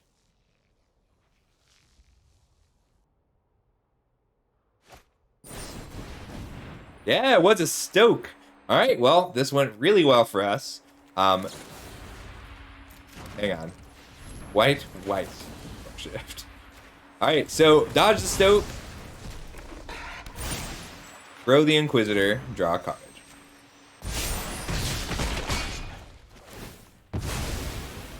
All right, now we have 4 lethal attackers against 1 blocker.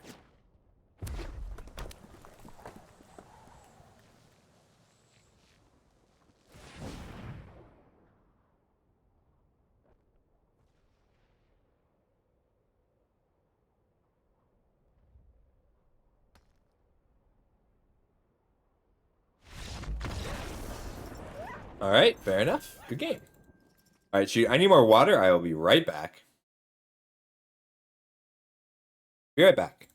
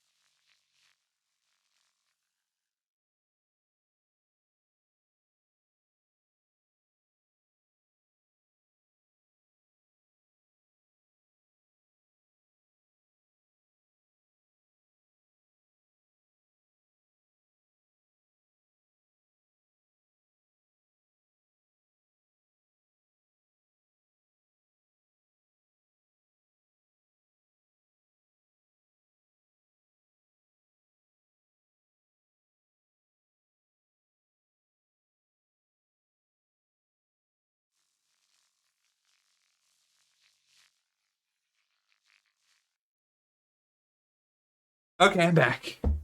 Oh. Hi. Sorry about that. Oh my god, I just loaded this treat ball for my dog. You got an Oshawott! Hey there, Nymph, how's it going?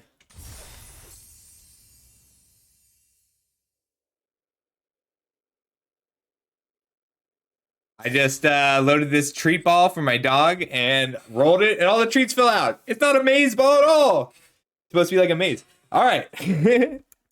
Yeah. I love the Pokemon minigame. It cost me exactly one game when I clicked away to catch an Ampharos and clicked back and skipped countering a spell. And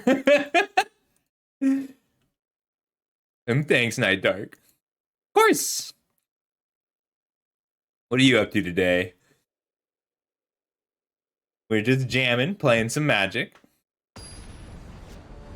I did get the Ampharos. Yeah, that was one of the most obvious misplays I've had in a while. I mean, that's how he feels. Ooh, one drop into Shauna is worth not hitting the third land for a little bit. So we're gonna keep.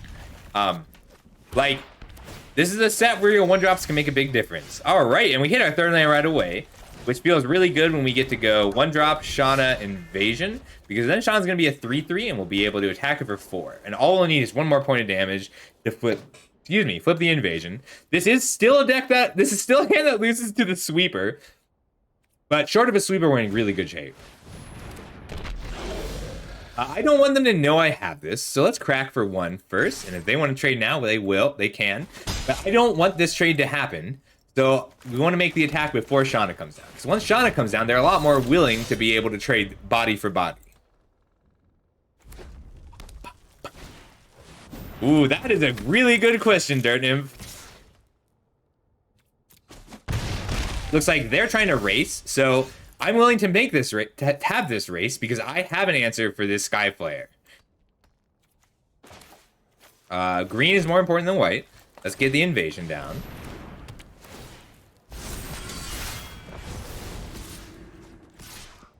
I'm looking to close this to deal the last few points of damage with the Cosmic Hunger, so I'll go Target to them.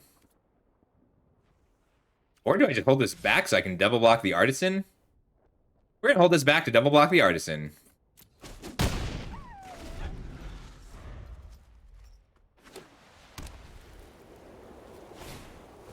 Thorns Inquisitor is pretty good. I might just go for the Knight on 4.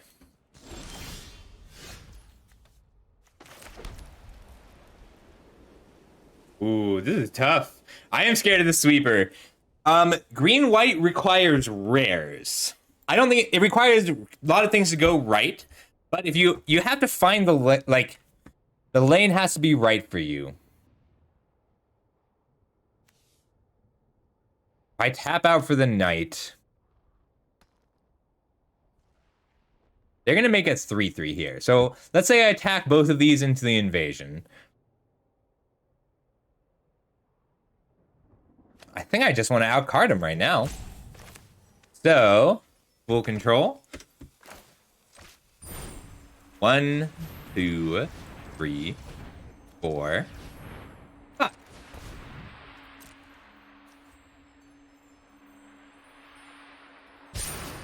And then I have Cosmic Hunger as a trick. And Cosmic Hunger is nice here because I can hit the invasion if they stoke. Ah, lame. I only got 1 hit. That's okay. We still drew a card.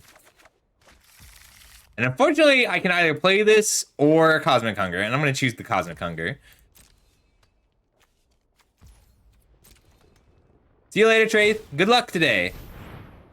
Yeah, it was close. I can block and try and play around a trick or just shoot down the Harried Artisan in response to the transform.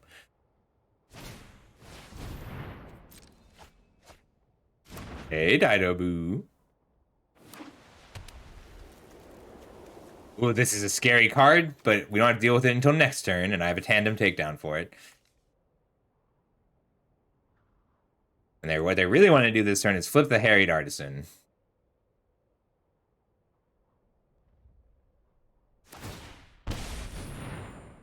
We're going to let this happen.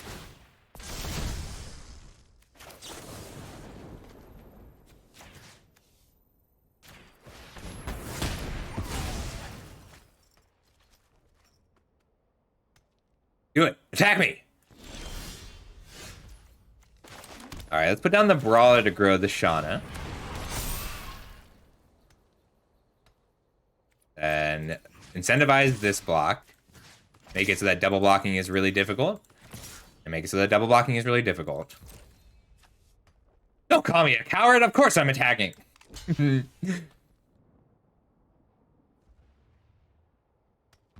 That's it for blocks? Alright, let's go. Do I just hit him for 10 here?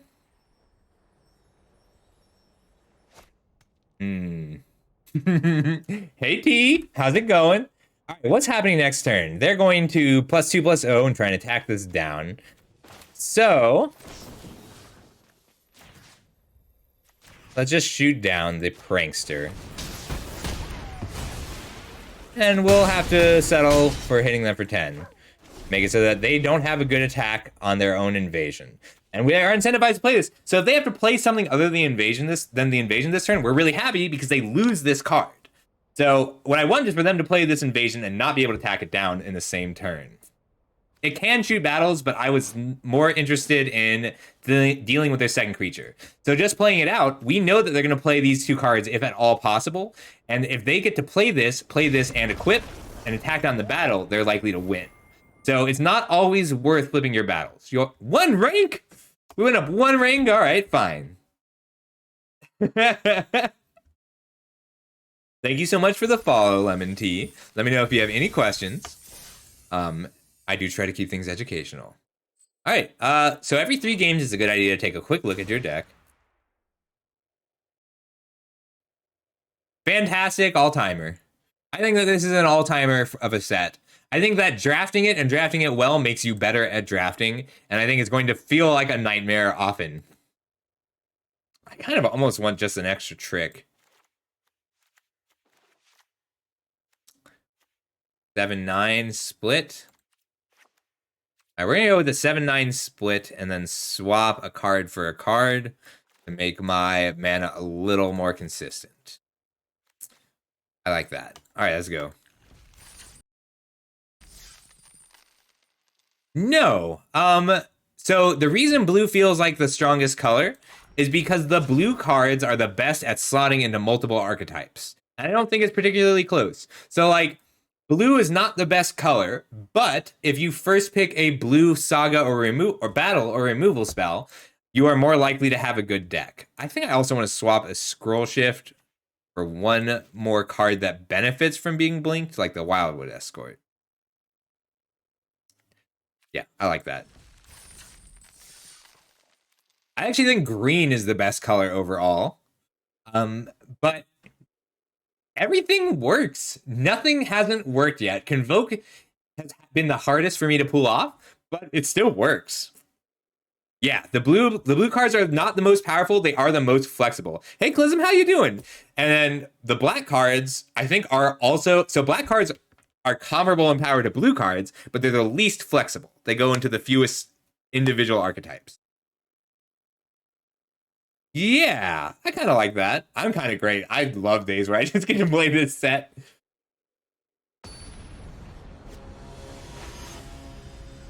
Yeah, no, I think that this is... Unless it's solved like this week, I do think that this is an all-timer. Solid hand. Let's keep it. 2-drop, 3-drop, 4-drop with an Arachnoid adaptation to smooth the curve. Ooh, that's really good against me. Maybe I should have let on the planes just to not have the pause. We're gonna go to my main phase and pass.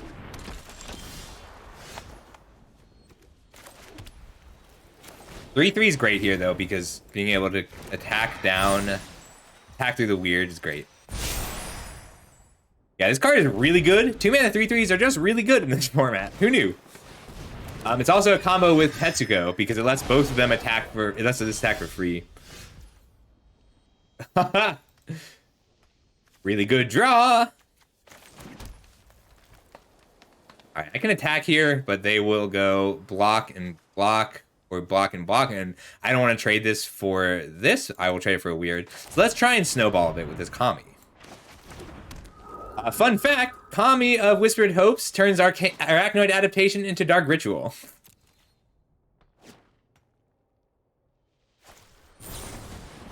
Peace. So like this Screening Champion is a great example. This card is fantastic because it's really good in the Convoke deck. It's really good in the Sacrifice deck. It's really good in the Knight deck. And it's okay in just blue-green flyers, but like it's still okay in blue-green flyers because it plays offense and defense. It's comparable to Chimney Rabble. It just works better in more decks. This is a problem though.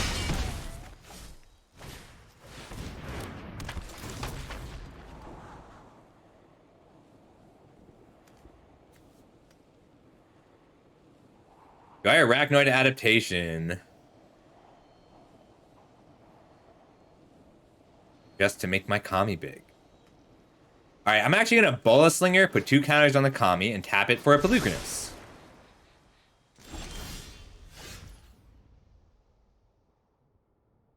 We are not likely to play Poly on turn 3.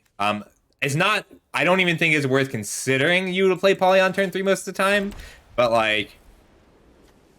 see, now I'm going to attack with the Negotiator. If they double block, that's fine. I'll just kill the Inga.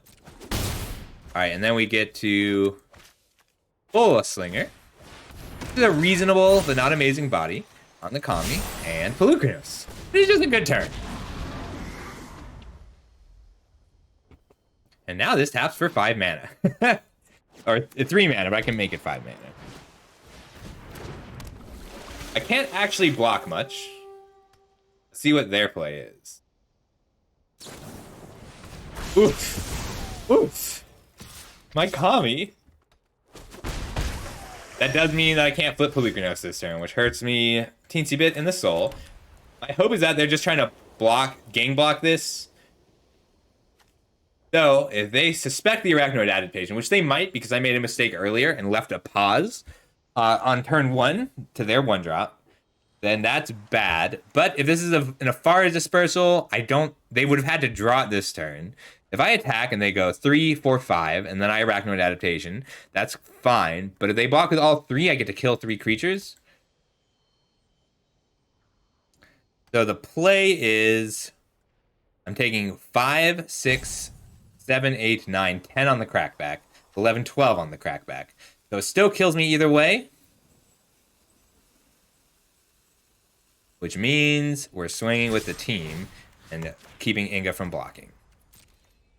I love the Kami. The Kami, I think, is the best green uncommon.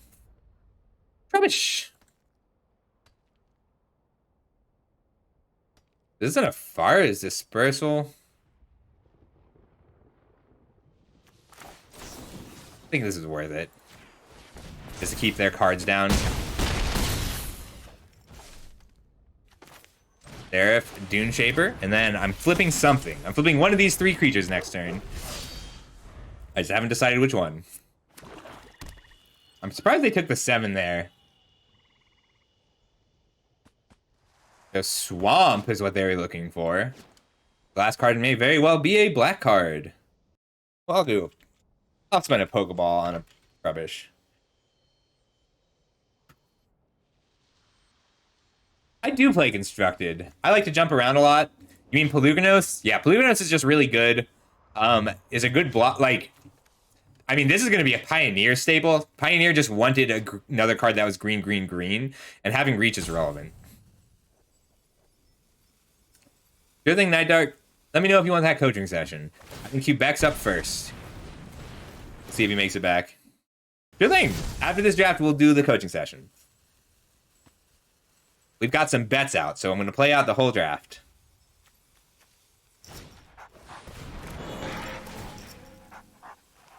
By Flip Pelucranos, they're looking to triple block. Hang on, I got to check my settings. Make sure auto sign. This is important. Make sure auto sign combat damage is unchecked when your opponent has Ingra Rune Eyes.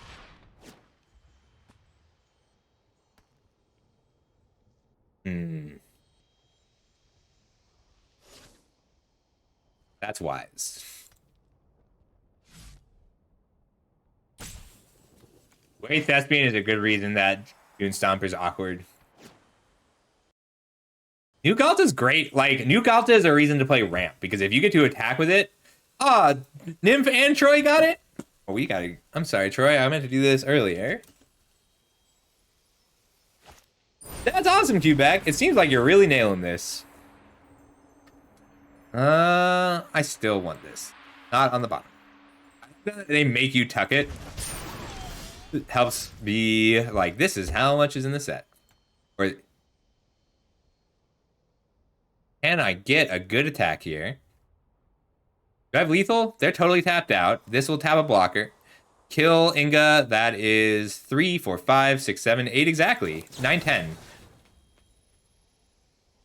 All right. 3, 6 damage to Inga. Great draw. You're right, Lala. That was a mistake, but it didn't matter. The best mistakes are the ones that don't cost you a game.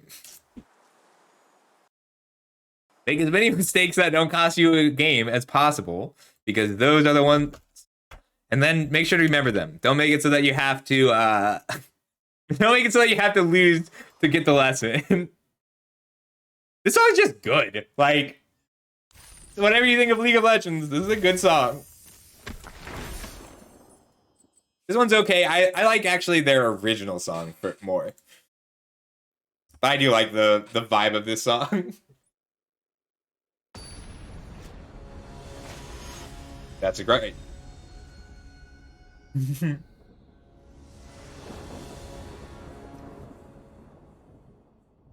Ooh, this is really close. This is so close. On the draw, turn 1 Rottentail, turn 2 Kitesail does not feel like a great start.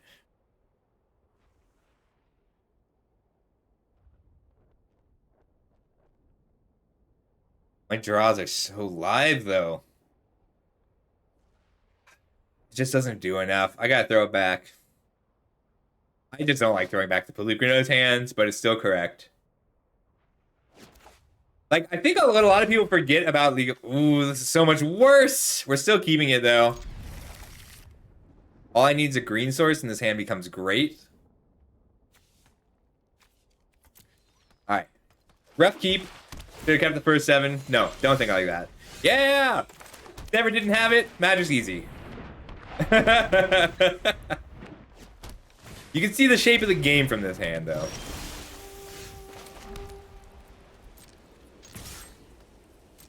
Do it.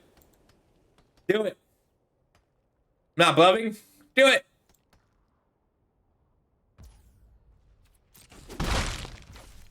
I'm going to grasp this. I really don't want them getting that kind of card selection right now.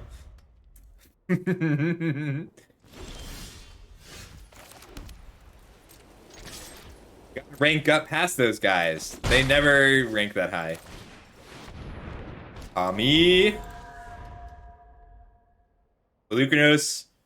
Lucanos off the top is my best draw. Or not. Now it's suddenly bad. No Pelucanos. No, stay away, Pelucanos.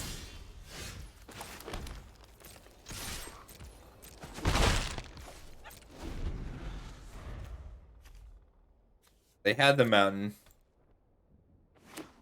And I'm on 100% land draws. I need to draw a non-land card.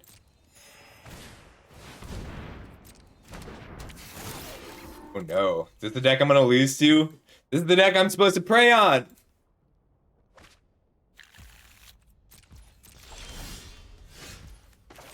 Yeah, we're in trouble. We're gonna pretend not to have the adaptation, because if I attack here, I obviously have the adaptation, but this is not what I want to play it on.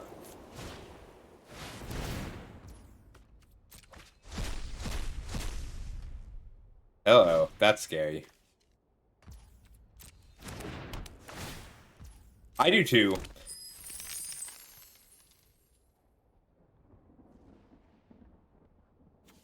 I just got the art card in the pack. I was really happy about it.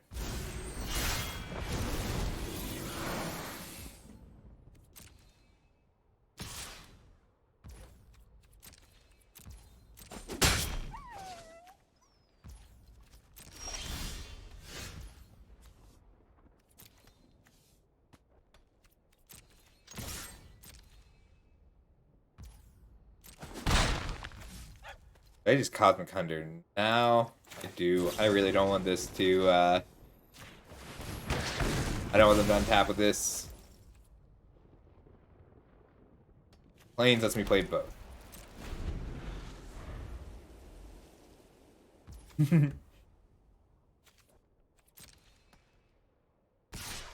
Yeah, but I'm okay with that.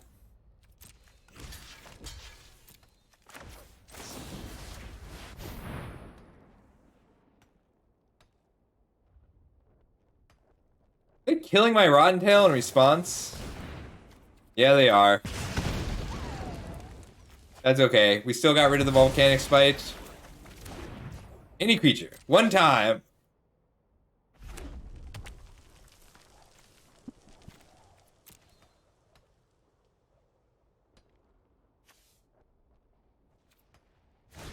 Yeah, my draws have been pretty bad this game. Math is only good against a totally empty board for an opponent with no cards in hands. I knew this would happen. I knew I would drop Pelucanos the only time I can't cast him. I think I lose. Well, I went up one rank before. Let's see how many I lose.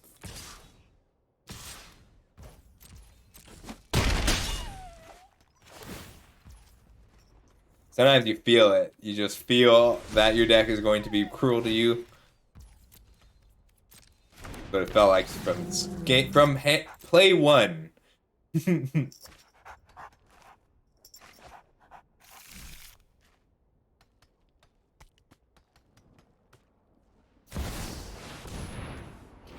Harsh.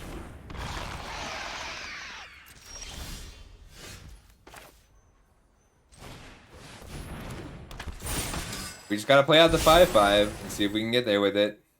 They have to have nothing for a while for us to have a shot here.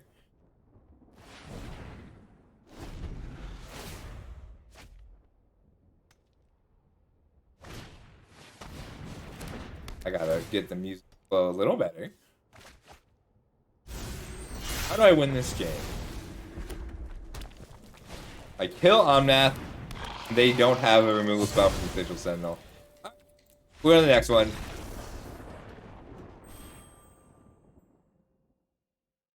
Jin is scary because it's a 5-mana 5/5, and I don't have an answer for that when I don't curve out.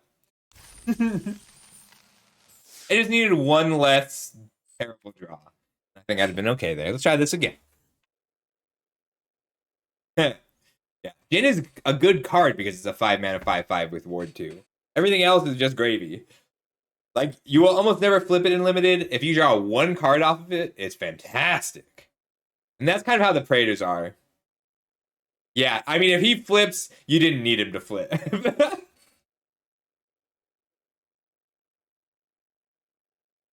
Like, if you flip a Jin, you don't need to flip a Jin.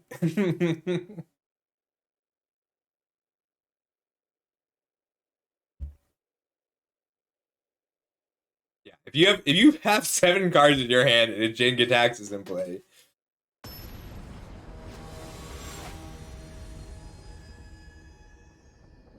That's how it goes sometimes. We can keep this.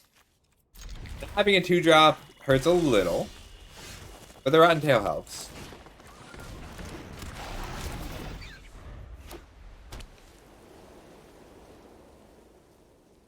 They gonna use a removal spell on my Rotten Tail? That's so cruel. We'll just pass. Force is not a bad draw. We're just gonna put down Pelucanos turn 3 unless they hold up 3 mana. Even if they do, I think I still put down Pelucanos. It's just so much bigger than anything they can have on turn 3.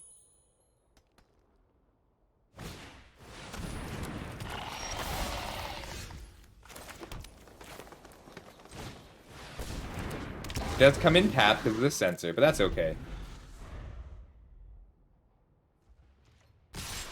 White-black Phyrexians is quite strong.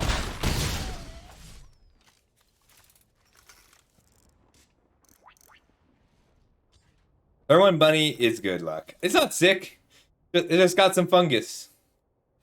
It still munches on daisies and crystal weeds and strange round roots.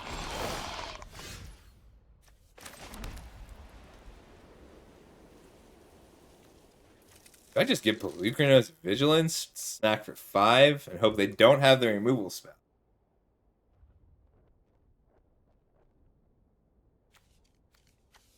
Don't have any Phyrexians.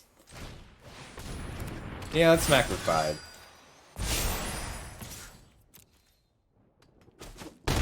That sensor's so annoying right now.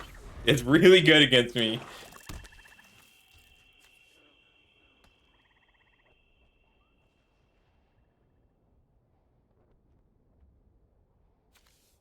Sensor's really annoying. It makes battles a lot worse, which I hate. Oof. Can't you not have it once? Can't you just not have the removal spell a single time? I gotta stop this from flipping, because I don't have an answer for it right now. Oh, I should have let it flip. I'm so bad. Oops.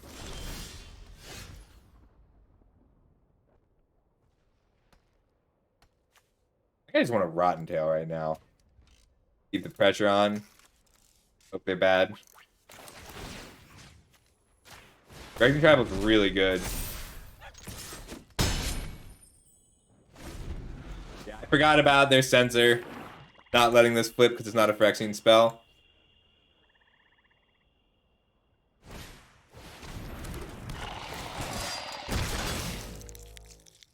Yeah, I fucked up with that block. That was a really bad block.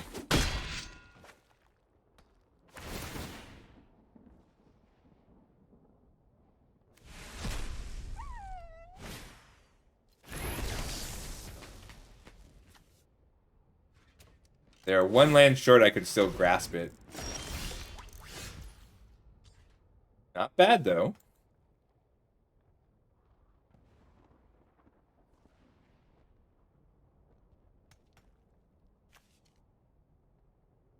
Only you didn't come in tapped, I'd have a pretty good shot. Or if everything I scroll shifted didn't come in tapped.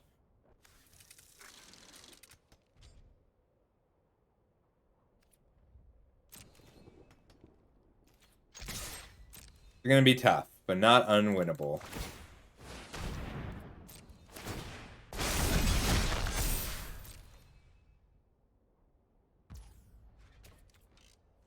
Seven. Put down the Seraph and Arachnoid adaptation on their turn. Go to a 4/4.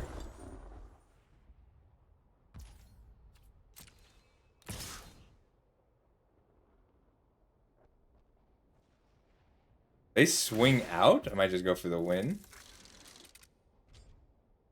I think I just have to hope for it. Hope that they don't have the removal spell one time. I don't have the luxury of playing around anything at this point. I mean, sometimes you just have to hope that they don't have it, and that's, you know, they have it 100% of the time. That's just magic.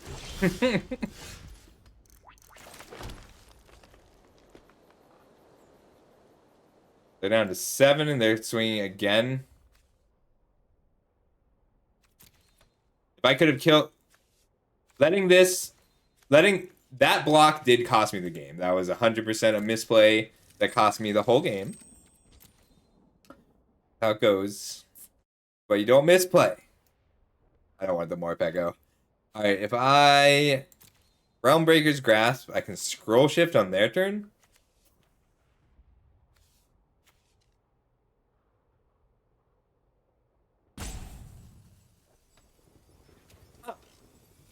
I don't have a second white source. If I had a second white source, I could Realmbreaker's Grasp the creature and then scroll shift onto the creature that they've moved the Frazzle Cannon to. Damn it! If I attack here, I'm just swapping, but that's better than I can hope for most of the time. Then taking 8, 9, 10, 11, 12, 13 exactly. I don't have any untapped creatures. Damn. This is really bad. Yeah, but I can scroll shift my own Realmbreaker's Grasp to transfer it.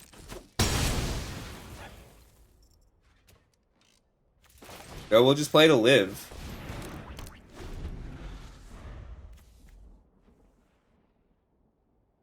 I can wait until the beginning of combat and then scroll shift to transfer.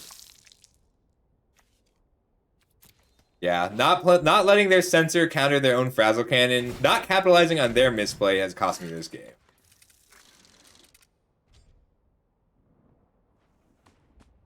Their curve was just too good.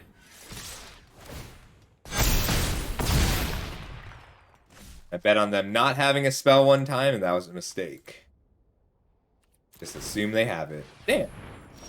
I'm sorry, everybody.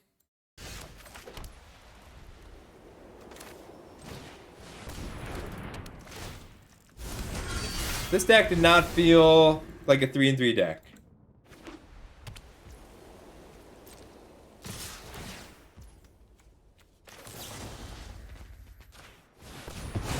Good game. Well, it would have been nice to curve out once when my opponent didn't have a sweeper, but that didn't happen. It's okay. Alright. Be back if you want to do the coaching, we can.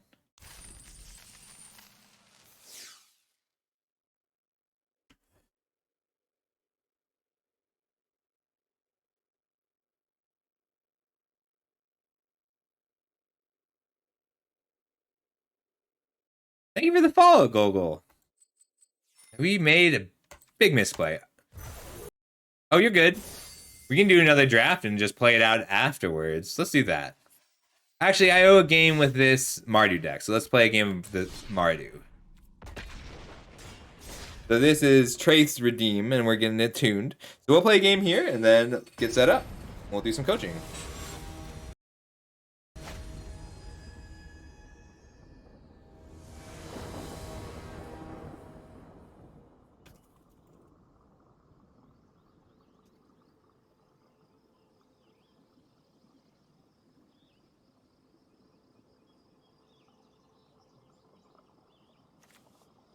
Ooh, can we keep this? I think we can. Reinforcements into Mentor feels fine.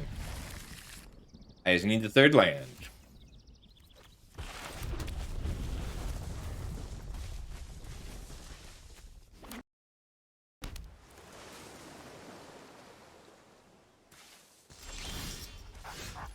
Okay, one more land. I like being able to hold up March and Resolute Reinforcements. On a blue? On a blue?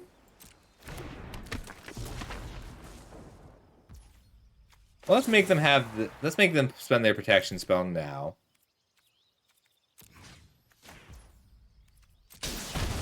Then draw a third land for these Fables. Maybe just the Mentor. I can snowball faster than them if they use their turn to protect this instead of holding up a Spell Pierce.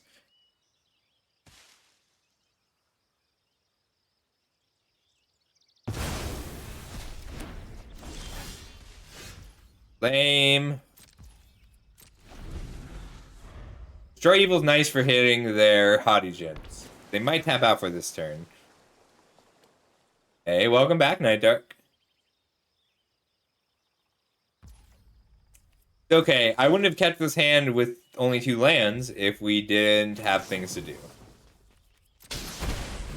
Blast spells are great against the mono blue deck. For everybody else, this mono blue deck, this is the best budget deck for Sting.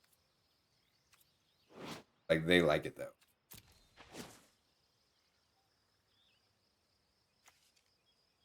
Here's another League of Legends song. They scattered it. Yeah! They can spell pierce this, but I don't think they will.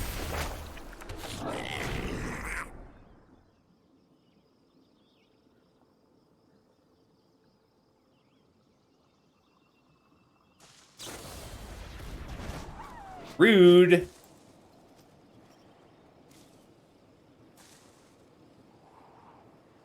Maybe I'll pitch the Archangel. Really, we just want to max out in threats.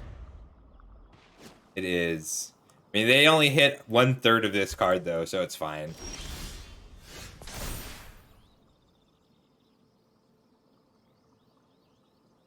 We just want to pitch our more expensive cards. I think we want to pitch the Destroy Evil, too. Scared of the Jhin, but it's more important that I get threats down right now.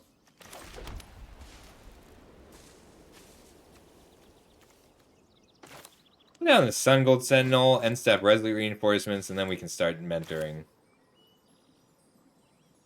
They just have a lot of things that they have to deal with now from us. Now all they want to do is put down a Tolarian Tear and ignore us.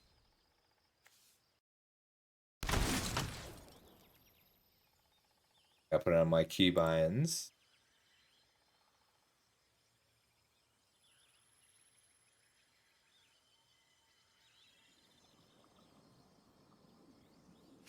Oh. I love Sun Gold Sentinel. We're only running it as a 1-of because we needed exactly one more 2-mana threat. I like it just as a little bit of extra graveyard interaction. A little bit of extra... Like, it's just a good threat off the top. We're good at putting down 2/2s and 1/1s. They do, but we have a lot of threats coming down that they can't really answer.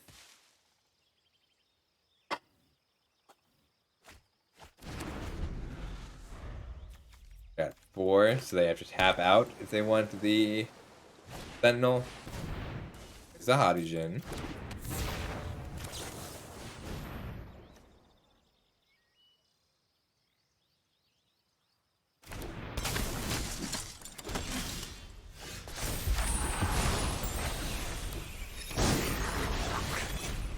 Well, let's shrink the Jin.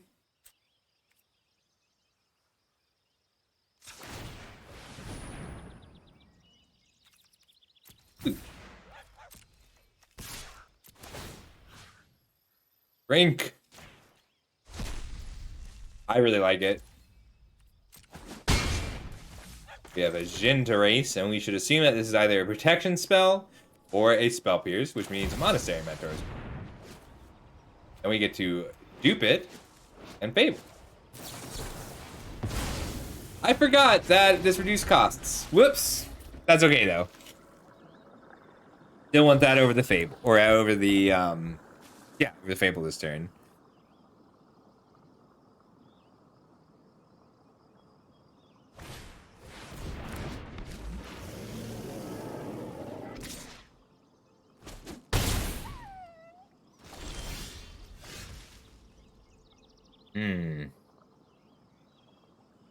Could just shoot them.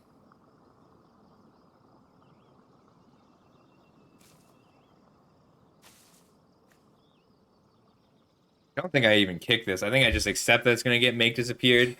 They're down 3 Make Disappears, and they have 1 slip out the back. We're not going to kick it. I just want the blocker.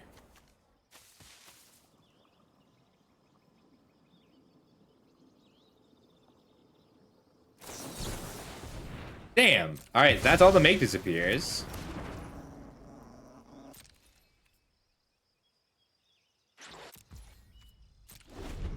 So I'll chump here, and then I can end step, copy the Sun Gold Sentinel, start shrinking this Jin.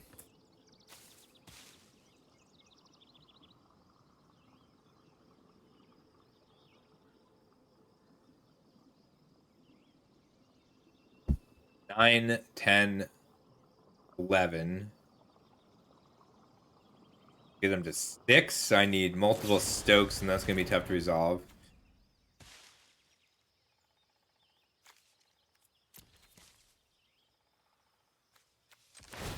This is worth it.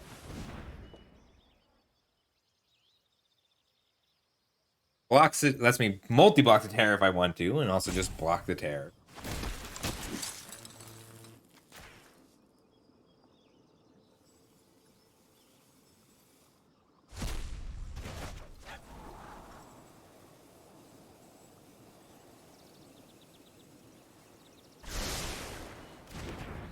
I actually do just care about exiling out their graveyard.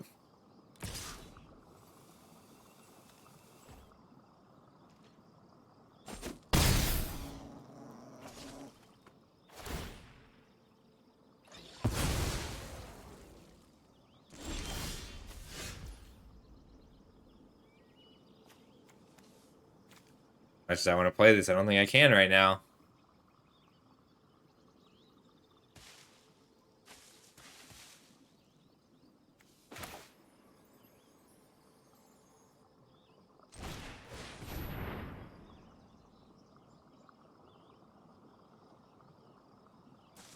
I think I need to run them out of cards, right? One more land would have been so good here.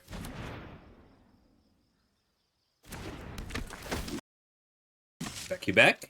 Hey. You could start your stream so I can get this set up during this game. I'd appreciate it.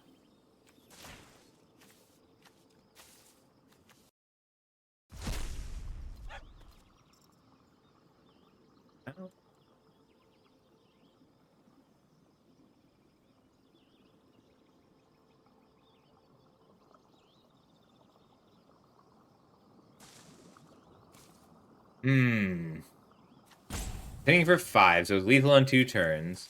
Or I can just go for the Fable. If I go for the Fable, it gets counted. It's not the end of the world. But I have to resolve something to deal with this Jin, and it has to be on their turn. Otherwise, they'll exile it. So we'll go for the Fable.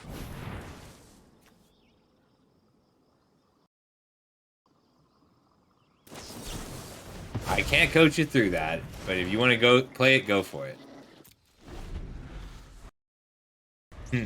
What are you going to run?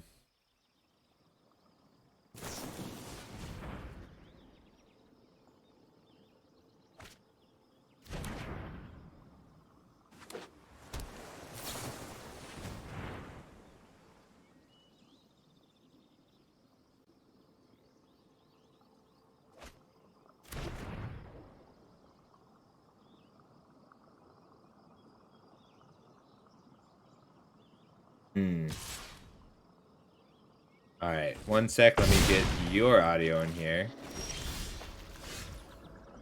Alright, what are the chances that they don't have a removal spell here?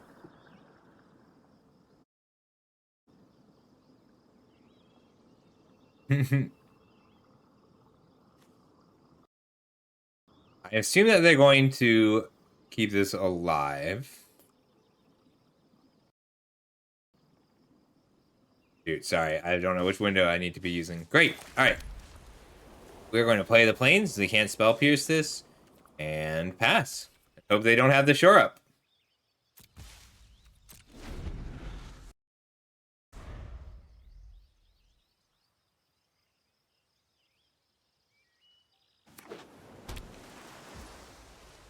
If it's a slip out the back, that's fine.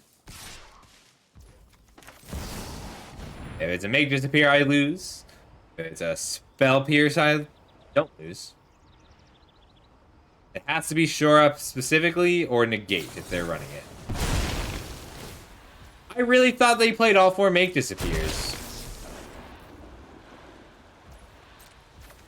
I thought they already played their 4th make disappear. I thought they already had played all 4. But yeah, that was all 4 make disappears. Whoops! I didn't think they had that in the deck. I just miscounted. But I want the Tentacruel. Tentacruel is good. Oops, this is the problem with making caps lock my push to talk. All right, hang on just a second, everybody. We're gonna get this set up. Just need a window for Discord.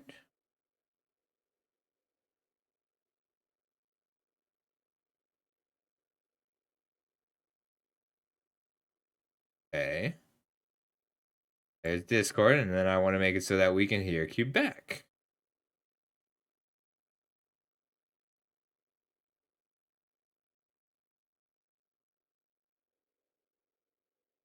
All right, so you want to just do... So I don't know if I mentioned this to you, but if we are doing 2 games, the full draft, and then 2 games is the goal.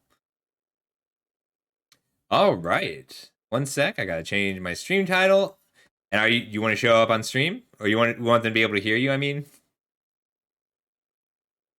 okay, great. Only I didn't have to remake my audio sources for Discord every time. All right, now I should be able to hear you. Can you say something? Maybe you can make shortcut for that to just change the. I can I can get to the sources quickly. But Discord, the way it interacts with my audio settings, is going to be treated as a fresh audio source every time I boot it. So not a huge thing. Yeah, I got the Tentacruel. Okay. All right, let's go. Sure.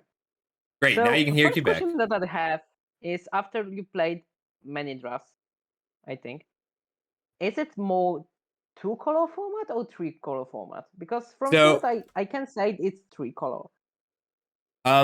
I think it's archetypical, and some archetypes lend themselves to being 3 colors. So, like any of the incubate archetypes, you want to end up splashing green. Ooh, I think that. All right, so in general, I like the butcher a lot. One thing that's important is figuring out which rares lend themselves to an archetype that you want to force, and which ones lend themselves to an archetype that you want to stay flexible on. So the Phyrexians is one of the flexible archetypes, so the better rares for it are Grafted Butcher, because you can be black-green, you can be black-white, you can be black-blue, as long as you are drafting Phyrexians in those colors. I think this card is really good. I don't... especially when you can get them back by anything. Yeah, it's easy to find the spare time for that. The other card that's worth the first pick is Invasion of Zendikar, because that's another flexible card. You can be red-green battles, or you can be 5 colors.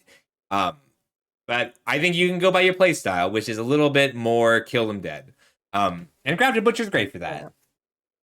I like the butcher right now. Hmm. I was thinking about also if there were no butcher and Zendikar, probably tracker as a first pick. If there were no Zendikar or butcher, and maybe Moment of Truth. I don't think Moment of Truth is ever worth the first pick. I don't think that card is worth playing most of the time. So here we can kind of lean into what you want to play. So that Sunblessed Guardian, that's a secret Phyrexian. I like the Ichor Drinker, but I think we'll probably table the Ichor Drinker. And Omen Hawker is actually great in this archetype because it says tap, transform, and incubate token. So white-black Phyrexians and blue-black Phyrexians is a little bit more controlling. White-black Phyrexians is a little bit more streamlined. But yeah, also we need to make sure that Knights may be open because of the Zephyr. So you can force Knights if you want, but it is counter to that first pick Grafted Butcher.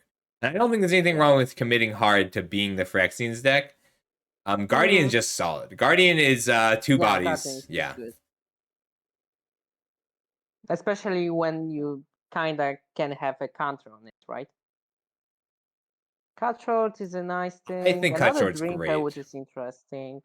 I mean, Invasion's just good. If you want to beat junk battles, that is more... I'm sorry, Abzan battles, that deck is a little bit more... That deck's really good.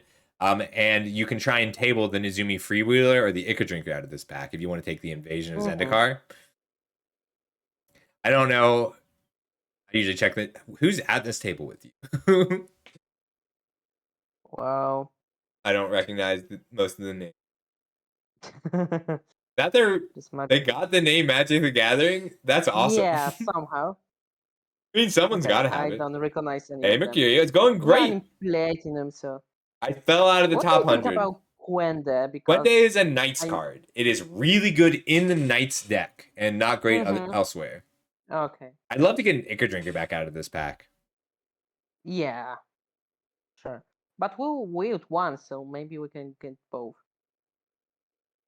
Okay, so Final Flourish is pretty good removal. Final Flourish is great. I also like the Xerix Knight. There's many blue-white Knights. So you could take the Xerix Strobe Knight and try it, but that's a risk because you'd be trying to table that Lord. And if somebody else is like, oh, I want to be Knights off that Lord, then you're going to be fighting. So do you want to make that gamble? Right now, the 3 players that we are picking, they are not picking many Knights, right? Especially the player on our right. So listen, this is the dirtiest song I have in my playlist. Yeah, let's try. The Xerix Knight is also just really strong. Oh, and this immediately punished. Invasion is really good though. Like you can be Esper. It's pretty good. The thing about the Xerix Strobe Knight is it doesn't actually exclude you from being an Esper Phyrexians deck. I like the Invasion a lot because it kind of flipped itself. Yeah. It's pretty good. I have to imagine that was intentional, Mercurio. How you doing today? Okay. And tribute whatever. So there's a Cavalier, another Knight, which is interesting. The Knight's nice. I don't like the Dread Recycler, but like it's fine. You could take Render Inert. I think you want to have like 4 battles for that, but it's early enough that I think you can get those battles. Yeah, we can get also Cavalier and pretty force the knights, right? So the knight. So but there's another gamble for that. you don't want to force a knight after passing the Knight Lord, but if you get the Knight Lord back, pick 9, then you know that nobody else in the table is knights. And I think that knowledge is really 10, valuable. right? Pick 10. Pick 10. And I think that knowledge is really valuable. So you can take the Cavalier, but there's going to be another Cavalier coming around too. Yeah, true. So let's take the Inert. Okay, That's a another really cut short, late another cut short. Cavalier. I think you're really happy to see the cut short. Yeah. I feel you, Mercurio. It's my day off. Another Cavalier though. It's the third one, right? It is, and cut short's just better. So like you still cut short's so good in the Knight's deck because you have so many vigilant creatures. I also like failed conversion in general, but it combos with a lot of rares. I'd take the cut short here. Yeah, cut short is pretty good here. And there's a Knight. Protocol Knight. Temporal Cleansing solid too, but I think you just want the Protocol Knight, and you're hoping you get that Knight Lord. True. I love Protocol Knight's still good even if you don't have a ton of them. Okay, so what wheels? Deluge, Card Beast. There's the Wingspan, which is pretty good. I like the Wingspan. It's solid. It's nice because you can play it post combat after attacking with some vigilant creatures, and it does pretty well in general. Like replacing itself is nice, and you're good enough to not play it into too much open mana. Come on, Lord. Damn, that's okay. We can just take the Omen Hawker and be Esper Incubate. Drinker Wield. Drinker's solid. I like that card. I think Omen Hawker is a little bit better on power level. Because you will probably get enough Ichor Drinkers. But Omen Hawker is good to build around, and Omen Hawker lets you. So if you go turn 1 Omen Hawker, turn 2 Sunblessed Guardian, then you're attacking for 6 on turn 3. Oh, because it's to all abilities. Okay, yes, any ability, not just Incubate. Ooh. Okay, I see. I think it is Ichor Drinker here. Yeah. Especially is the second one we wield. Ooh, I like Core. I like 1 copy of Core Halberd. I think Core Halberd is a solid equipment. Is it really good with 2 1-drops that we also drafted? It's good with flyers. Flyers is what makes it strong. But this is a weak pack overall. You're probably not running any of those. Yeah. That's Hey, Somashi, I'll get it up. Whatever. Right. Yeah, that card's fine. It's good with lots of 1/1s. Yeah. Okay, let's see. Oh. That card's weird. This is a fantastic pack, though. I think you just want Norn's Inquisitor. That card just keeps going up for me. Up and up.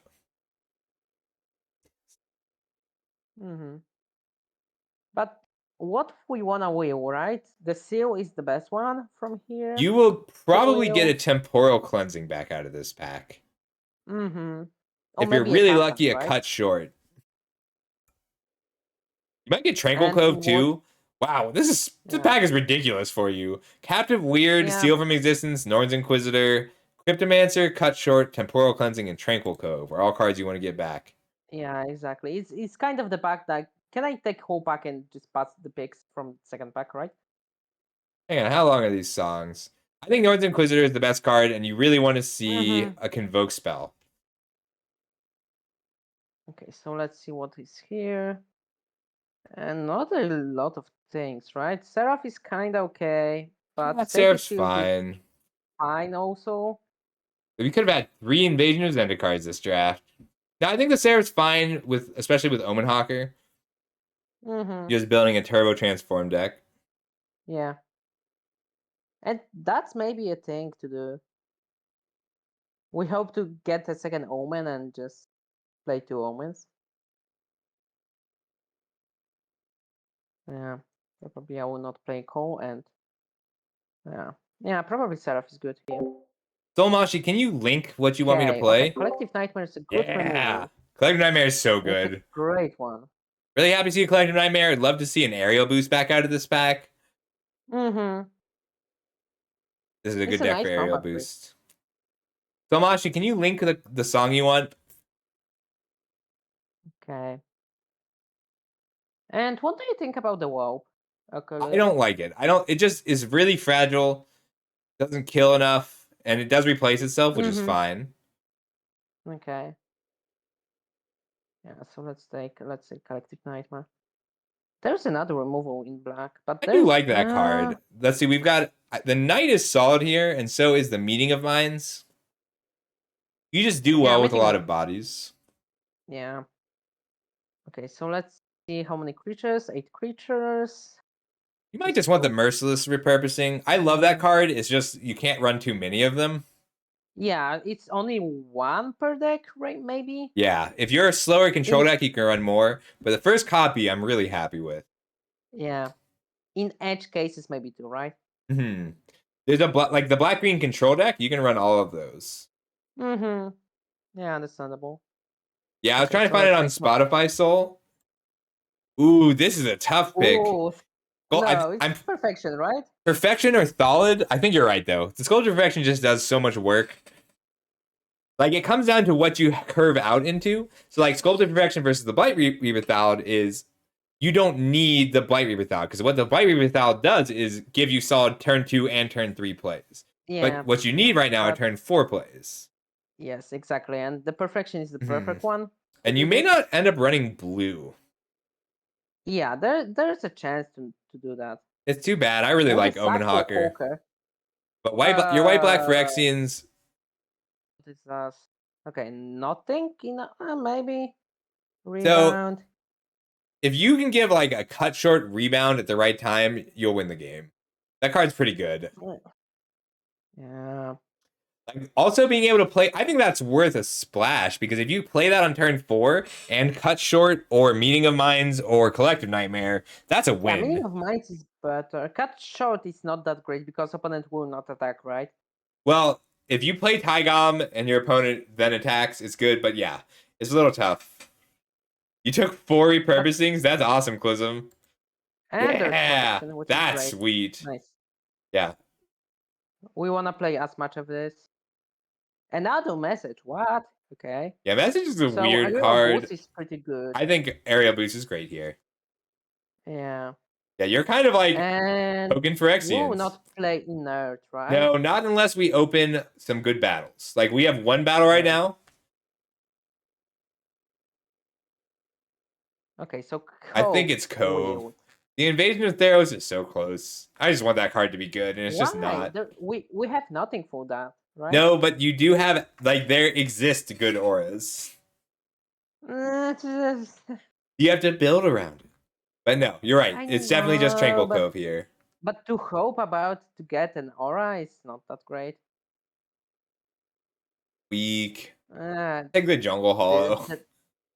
Yeah, whatever. You're not playing anything in this pack. It's a bad pack if you're not green. Okay, Charge I may play. I think Ichor Shade's a little bit better. The Charge is like fine, but Ichor Shade's a card you're actually interested in playing. Okay, we don't have many creatures though. Yeah, you don't need a ton. Blue, which have many creatures. Yeah, probably you're right. I really like all the battles. Not thinking that part. They're all situational. Invasion Zendikar is my favorite. Failed conversion. Now I don't think you ever play Moment of Truth. Maybe in blue black, right? If you're playing Moment of Truth, something's gone wrong, or you are a prowess deck. You could have blue-red prowess, but like you're not happy about it. Ooh, they're going. Ojutai is a cool card. One more dragons you control deal damage. Look at top 3. Okay, so I don't think it's worth splashing another color for. But it might be the best card in this pack. This is a weak pack. Assimilate. It's okay, but not many things. Assimilate Essence is okay. But, you know, this is a really weak pack. And Slinger is okay, right? I do like the Slinger. It's just awkward when you want Phyrexians, but you might be tempo-oriented enough to take it. I will take the Mythic. Yeah, maybe you'll get the lands for it. Enrith is really good. How it got away? How it got past? It's a 5-mana 5/5 with upside. That's how it plays. Like, it's still really good. With many upsides, right? Yes, with many upsides. But like a 5-mana 5/5 is good enough. Nice. Wait, Nice. is Lurrus better than Sculpted Perfection here? That's an actual question. Like, that's a So real let's see what question. it gets. It gets Inquisition, Drinker, Guardian, and Butcher, nothing else. It's also a 3-mana 3/2 Hmm. with lifelink. I think Sculpted Perfection is better here, and I'm sad. That makes me But it's sad. close It's though. really close. Oh shoot! I'm sorry, everybody. I forgot to pay out the bet. We're gonna do that now. Yeah, it's perfection. You're right. I'm sad about it. I really am. True. Me too. Okay, so Ooh, what's two now? drop. Scroll shift, maybe? That Aerialist is really quite strong. But it Yeah, would that's require true. going blue-white with a black splash rather than blue-white-black with a blue splash. And probably I wanted to stick with black with perfection, right? Well, so Perfection is a card that you're splashing late. So you're basically giving up the Maybe drinker. tarot to island walk, to island cycling. That card's solid. So it does fix your colors. And it says that you're splashing black. Yeah, I like that. I think that's the right pick. It lets you splash your blue. Hey, there's a Phyrexian. Do we need Vanquish the Week? Is that a Sunblessed Guardian or Yeah. Vanquish the Week? So let's see. We've We got have 1, 2, 3, two 4, cut 5, shorts. 6. 6 removals. I think you do want two drops right now. Yeah. But 2 drops are pretty low. We have Inquisition, Guardian, and Butcher, which is not great. if you take Vanquish, you can try and table that Cavalier. True. Clism says good luck, Quebec. Thank you. But I would take Yeah, I Guardian think you too. do just want the Yeah. two drop. Okay. Oh, there's the land. Nice. God Barons is nice. Angled Skyline's really good, but I don't think you're splashing green. Yeah. Okay. Yeah, So let's do Clism. that. Killer. There's a Slinger. Killer is just better for you than the Slinger. Card 100%. Like, I can tell you the card to the left of the Slinger is what you want. 1, 2. Okay, so every removal just Every gives removal me spell closer. triggers the Tiller of Flesh. And if you trigger it Yeah. once, it's worth it. But the thing that makes Tiller of Flesh good is aerial boost and cut short. It's the ability to play your spells the turn you play the Tiller.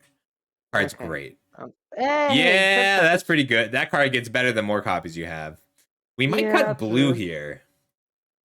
I think we cut blue altogether. I mean, we can still splash just the Corruption and take out the Xerix and the Protocol Knight. And we can splash Taigam, right? Yeah. I think you just want the one drop here. It's like that card's not great, but it does enough. It's fine. Hey, right? Diva. Yeah. Ooh, now there's a pick, right? Invasion versus Informant. That is really tough. So you have 1, 2, 3, 4, 5. I think you just want the Invasion. It's good removal. Yeah, it's good removal, but 5 drops are pretty. Yeah, but I think you're cutting a lot of the 5s, and I think you want to be just more aggressive. Yeah, take cut short. Wild. Interesting. Yeah, not enough people are playing white. I like one copy of Unseal if we end up cutting blue. Yeah, that's fine. Yeah, like that card plays like Divination with instant speed. It's teasing us. The Doombringer is playable. But I don't think with that many 5 draws pretty good. Hey, Diva, we can do a draft set. We can do a coaching session. Okay, so let's see. All right. Here. So I think I would have taken the Tangle. Knight. We can cut the Protocol Knight, right? Yeah. Like, I think this deck is strong enough that you don't need to splash these cards. Because, like, you can't. Tuashi and Taigam? Corruption is great, but so you don't have the cards that make Corruption good. Because Corruption of Tawashi is 7 mana for a 4/4 that draws like 3 cards over the course of the game. And that is a lot. Every Perfection draws me a card. Every Guardian draws me a card. See, right? But if you... That is true, but if you play a turn 4 Sculpted Perfection, turn 5 Corruption of Tawashi, turn 6 draw a card, and your opponent plays a Galta, then you lose. You don't have the bombs to compete with the bombs that they're drawing into, and you don't have the early game plays to disable whatever to take advantage of that extra card draw. And it's not a bad card, but I don't think it's worth an extra color for. Because right now you're running the extra color for just Corruption of Tawashi. And your deck is strong enough that I think if you curve out, you just win. Because you're not splat like Tidal Terror is not good when it's only ever going to be an island. And you're not going to have double blue. The reason I like Corruption of Tawashi is really good when you have the Windrake that transforms your incubate tokens, or the Omen, or the 1-mana 1/1 that taps to flip a card. Okay. Good thing. Just let me know when you want the session, Diva. We can do it today if you want. I really like Tygon, but I think you're gonna win just by leaning hard into Phyrexians. Yeah, I can see that, especially, and I can keep the Cove just in case to draw cards from Penreef. Is that such? I don't know that that's even worth it. Like, here, cut the blue cards really quick, and then I want to see your other cards. Okay, so let's just see. So let's see black and white, right? So we have core, which is mech in our deck. I mean, there is one inert, which is not good enough. We have 2 battles. We can do today, Diva. And Avenge is not also good. Like, Halberd is the only card I'm considering. Can we see your... We can look at your green cards, too. See if you get anything out of that Jungle Hollow. Yeah, we have the Skyline. Skyline's a little better of a splash in your deck just because it makes a 5/5. But I don't even know that you need it. Like, this just looks good. Yeah. We would have liked a couple more Phyrexians, but they all turn into Phyrexians eventually. I think everything turns into a Phyrexian but Kenrith. True. And invasion, that's a removal spell that happens to leave a 3/3 behind sometimes. That's a good point, Satchmo, but it's more about what we can cut. Satchmo says that 2 battles is enough to run the render inert. It's more about what we cut. So we'd probably end up cutting the Unsealed and Necropolis. Hey, Homebrew, we're doing some coaching. We're having 17 lines, right? This is 40 card deck right now. I don't mind So we could cut a land. I just want to make sure that we always are able to play the Merciless repurposing. Yeah. Hey, Homebrew. Yeah. Hey, Diva, we're going to finish this coaching session, but if you want to join us after that, Night Dark was next, but Night Dark is just the draft, no games. And if they don't want to do it today, then you'll be next. So we're going to do 3 games here. Take your time. I'm still thinking about the core, right? I like core Halberd. I think that's pretty good here because it fills out your blank spots in your curve really nicely, but your curve is kind of perfect. Like 4 4-drops, 4 5-drops, 1 6-drop. Yeah. Good thing, Homebrew. This is more than enough. I like this deck a lot. Yeah, probably that's the deck I will play. I think this is really strong. Let's go. Yeah. Sure thing. So I will sometimes play like a Windscarred Crag just for everybody else. I think we're at 12 creatures, but a lot of them won't show up because a lot of them are like Sculpted Perfection is a creature. Sculpted Perfection is a creature. Like, what we really wanted here was the Windrake that flipped... The Windrake Phyrexian that flipped your tokens. That would have been amazing. That's all I think we're missing. Good hand. Yeah, this is solid. All right, so how do we curve this out if things go horribly? I think you just jam the Guardian. If they counter it, they counter it. But, like, being able to play the Dune Shaper and still hold up a cut short feels nice. That's a point. Okay, so analysis. Okay, so we need a land. I bet if you just attack into the Analyst, they let it through. True. I don't know what Platinum players are like, but in Mythic, they would let this through. What? They will not. Nope, that's okay, though. You don't lose anything for it. So Dune Shaper pass, right? Why would they let that through, though? I mean... So... I guess, yeah. Yeah, So I it's suppose. Yeah. so it's because having something like a Mirrodin Avenge is so backbreaking. Like if you have a Mirrodin Avenge here, so like we didn't block the Doom Shaper because there's a very good chance they could deal one more damage or make this one larger, and we want the Doom Shaper to flip in this deck. Yeah. Land? Nice. Land. I gotta remember that sometimes. So this is 4-3, so we can just try to flip it and attack. So if they were tapped out, I'd be very interested in that. But I think we'd rather not risk it right now and just play the Sculpted Perfection. So for 5 mana and run 1 red, what they can have? They can have the flame for 2, right? I think it's most likely it's an Afara's Dispersal, which like is not devastating, but then that's bounce a creature surveil too. So then you spent the 4 mana for nothing. Yeah. I am kind of excited for Lorcana. I'm gonna wait until it's out, but I'm interested in it to homebrewed. I think you just play out the Sculpted Perfection and see what they do, because there's also a good chance that they're just gonna draw 2 cards, and if they spend their turn playing a Divination, then you're gonna win the game. Yeah. I think it's probably a draw spell, Satchmo. I think it's just Meeting of the Minds, and our opponent had a very bad hand that they're trying to recover from. Or maybe they have negate. It could be a negate, but I think it's probably an assimilated essence because negate's a little harder to make work. Okay, so it works. Like the thing about negate that I like negate in this set, but it's usually going to be just worse than assimilated essence because most of what you want to counter is battles. Sculpted Perfection is a rare exception. And yeah, just pass, right? Yep, you're just going to pass.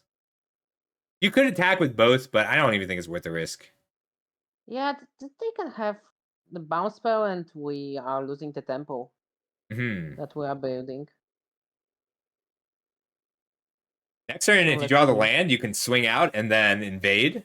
Feels good. Yeah. Or you can invade pre-combat. But I think they're in trouble here. The furnace and attack with 2 4/4s. I do love that. It's just you got to be careful when you transform. Oh, whoa! Okay. That's terrifying. If they pitch Stoke, I don't know what they have. Tuco. And pass? What? Oh, They've got so the only reason it's got vigilance. I don't know why they wouldn't attack there. That doesn't make sense to me. I do too, Satchmo, but I'm just comparing it to Assimilate Essence, which also counters battles. Yeah, so probably the best is to flip, right? Flipping into a 4/4 does seem good here. And attack with another 4/4. Yeah.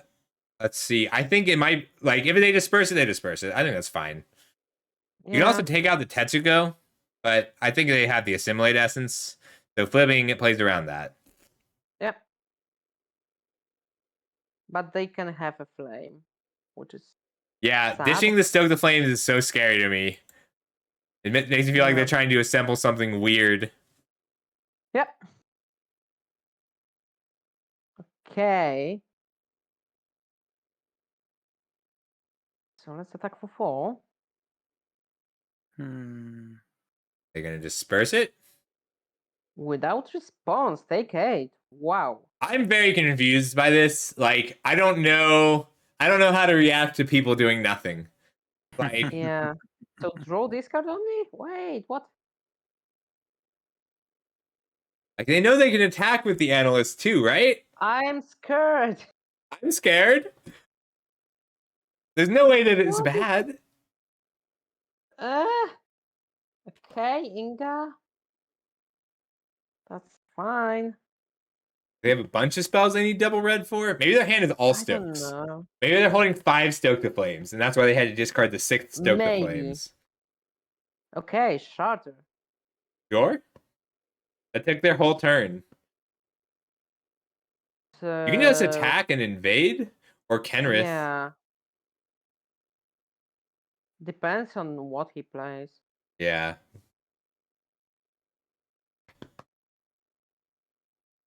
Block it. I think you're also okay invading on the Tetsuko. That might be a bigger Yeah, threat. that's still fine, but analysis is much better. You should actually play out the Invade. Kenrith. Really? Yeah, because it's just a huge threat right now. There's nothing they can really do about it. And then you can invade and flip the Kenrith next turn. Yeah, true. You're Like right. you said it earlier, we are building up the tempo. Like Yeah.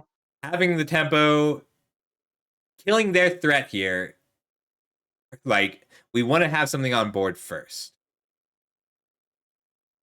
So maybe another shutter? It might be. I don't know why they like. I'm flabbergasted by them pitching that Stoke the Flame. It really Yeah. threw me for a loop. And then not attacking with analysis. Okay, now he attacks. He just realized that his Furtive Analyst is unblockable. Yeah. Can we read the Kenrith abilities really quick just so we can show everybody else? Yeah, for sure. Yeah, so that 5 mana reanimated creature at instant speed. So It's basically really good. what we can do is gain 5 life or put a creature from our graveyard to Yeah, we battlefield. probably want to reanimate wherever possible. Not from our, but from any graveyard, which is important. No, it puts the creature into play under its owner's control. So you can true. reanimate Yeah. your opponent's creatures. It's a commander card.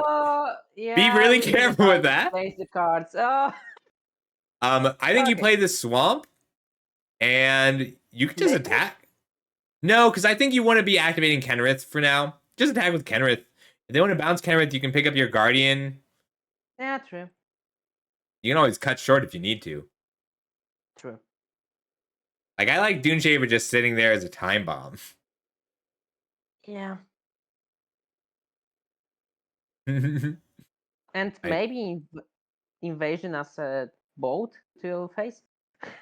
Let's see if they block the Kenrith. Maybe they have tap 2 and put some counters on it? No? Okay.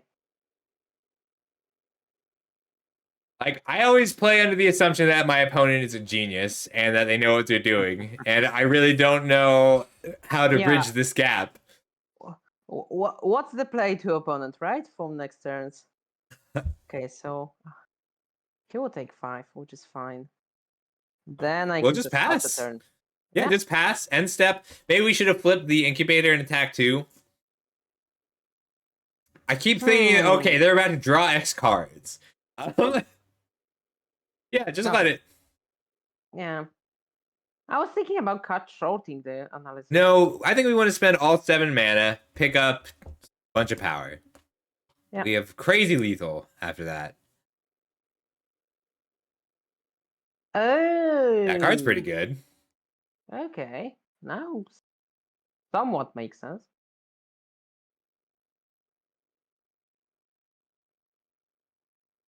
Yeah.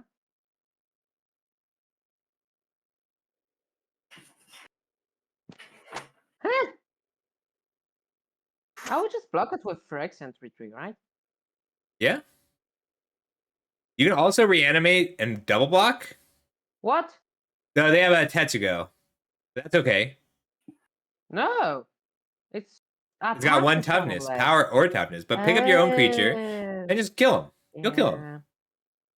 Yeah. They have Stoke the Flames. You be careful that they can't kill you. They cannot, I think. You should leave back the Dune Shaper, right? Yep. So let's think. Block top 2, and it's Little. And if they block the 3/3 with their 4/4 and Afari's Dispersal, then you can respond with a Collective Nightmare to make sure that their 4/4 dies. True. They die. That's enough. Yeah, that's enough. All right, very nice. I feel like you could have navigated that one just fine, but I was really happy to be here because that was a fun game. Yeah.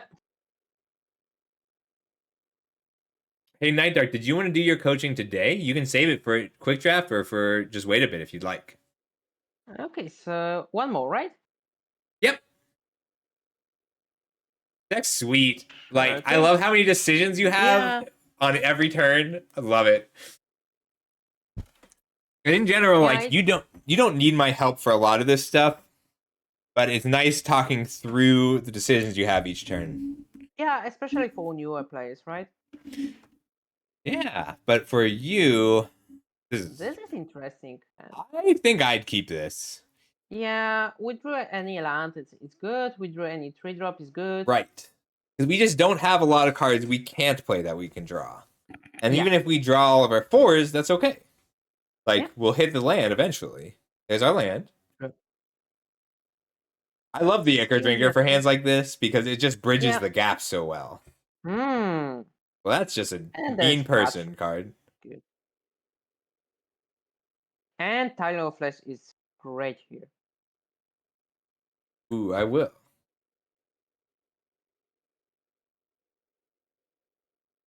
Hmm. So I will just take 2. How did this think happen, about Hatter? Timur's really annoying here. Yeah, I know. How greedy are we? We could tiller now and then cut short? I am greedy. Okay. Hmm. I think you We crack can for just 1 first. No, you could. You're right. You're right. You should play this perfection first. I'm sorry. Oh, yeah. It's okay. Got that. Yeah, it's fine. You were right. But Perfection's better this turn because then next turn you can tiller and hold up a cut short and True. make an incubate in the same turn. Feels really good.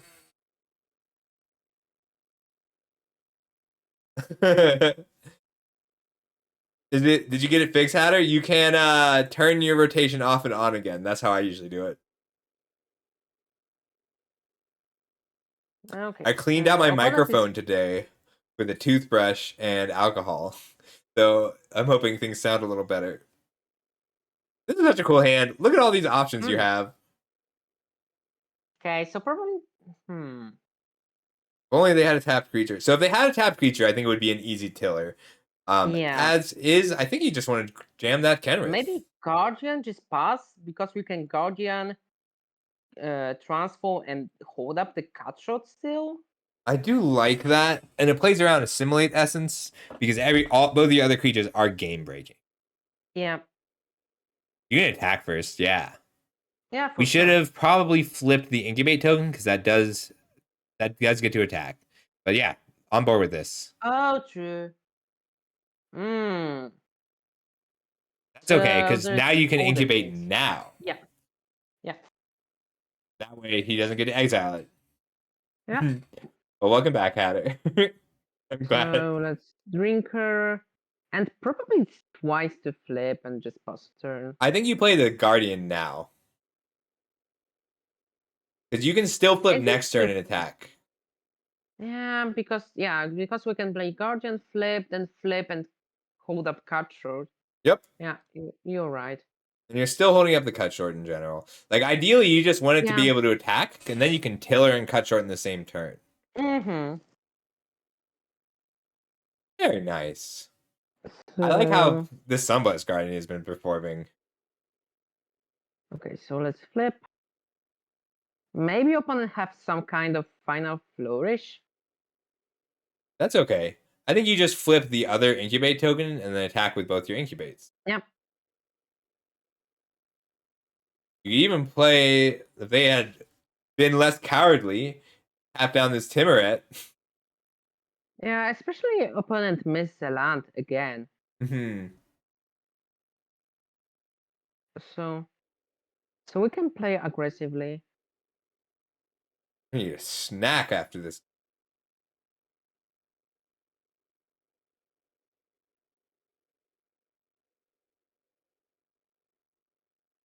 But if you got Isle, yeah. Oh, and now it's interesting. That's okay. I think that's fine. Just let him surveil. It's 2v2. It's good though. You don't giving them a card. You giving up 2 cards to keep your opponent from surveilling you is not worth it. Yeah. I know it hurts. Maybe if it was a protection, it would be good. I do think you play out the tiller this turn just for the body. Yeah. I'm Okay, glad. Glad you got So good that's soldier nice. matchups. Okay, so Tovada is target no battle permanent. Nice, was a good one. Hmm. And probably opponent have final flourish, right? Sacks a blade, and kill our flash. Looks like they're digging for white cards. Yeah. What I was expecting. That's okay. You can just flip your Sunblade Okay. Blessed Guardian, crack for 11 Inga. damage. Ooh, that does make things a little more difficult. Because they can draw 3, right? Yes. So they get to block both your creatures, and Yeah. hmm. So probably the best is to just attack full 3 and play Canrave. You do get to kill their creatures, though. Yeah, So but they get 7 cards, right? they Up to get 3 7. cards for what? They take out your golem. They block your Sunblast Guardian. They take No, 4 they damage. probably. Oh, they need to take my golem, right? Because if they double block it, then you kill just the Inga. I think you kill the Inga because only 2 creatures will have died. So I think it's worth it. Top 2 top 1 bottom. Another land. That sucks. I don't know what that means, Homebrewed. Maybe they can double block, but double block is also. So if they double block, you just get to assign all the damage to Inga, and they won't get the card anyway. I think this is worth it. Like they do get 3 cards out of it, sure. With Inga, they die.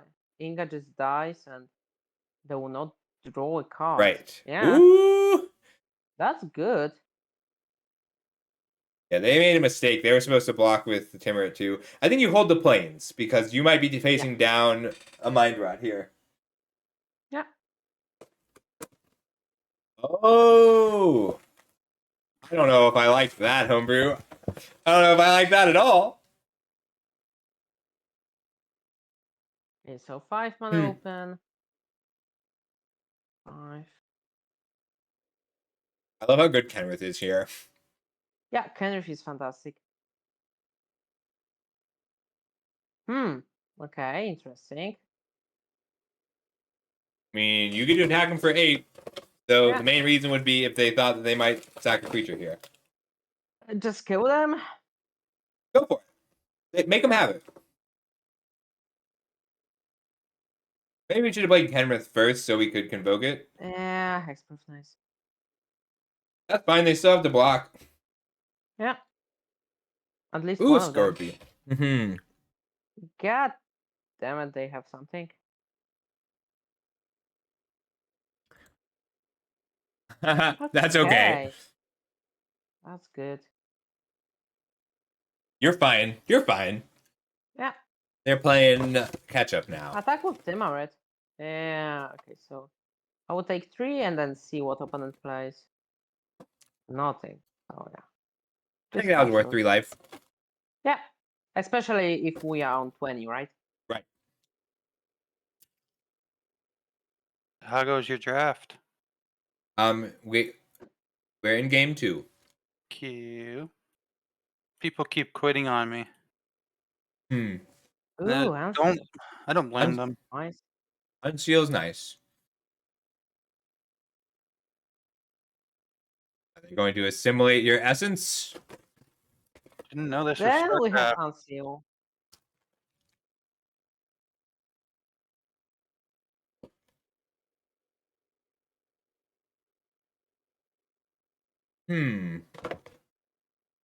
Artistic refusal. Ooh, that's hot. That's it's okay. You're gonna unseal. Yep. You're gonna unseal and pick up your and play the tiller in the same turn. Mm-hmm. They need an answer for this Furnace Blessed right now. They have one more turn, right? They do. So they discard Tetsuko. That's just solid. And they're I like how good it is. Something. Yeah. Okay, so unseal first, because yeah, it only matters to have 4 if it's a battle or a creature. Mm-hmm. No negate, please. Wow. Nice. Painting nice. artistic refusals. Okay, All right. so just Well, we're pass. gonna have to Also just turn. draw well. Yeah. Sad. Okay, it goes to 8. And has a removal. I guess we could have Nice. played around it. Hard control gets there. Ooh, good draw though. True. Now we can just pass. So pass, yeah. With some good draws still. We get Inquisitor as a good draw. Champion is not bad for them.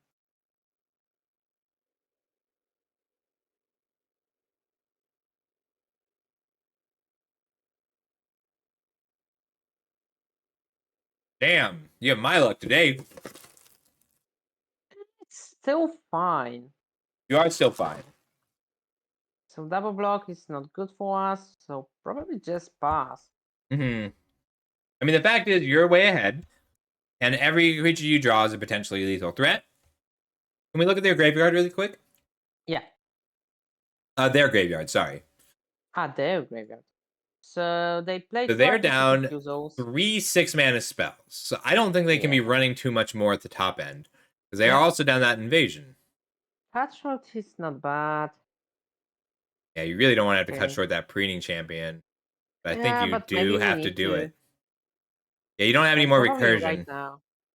Yeah.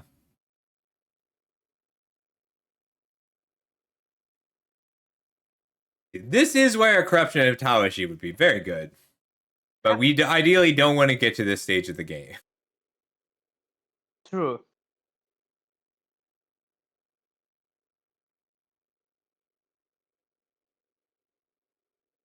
Nice opponent.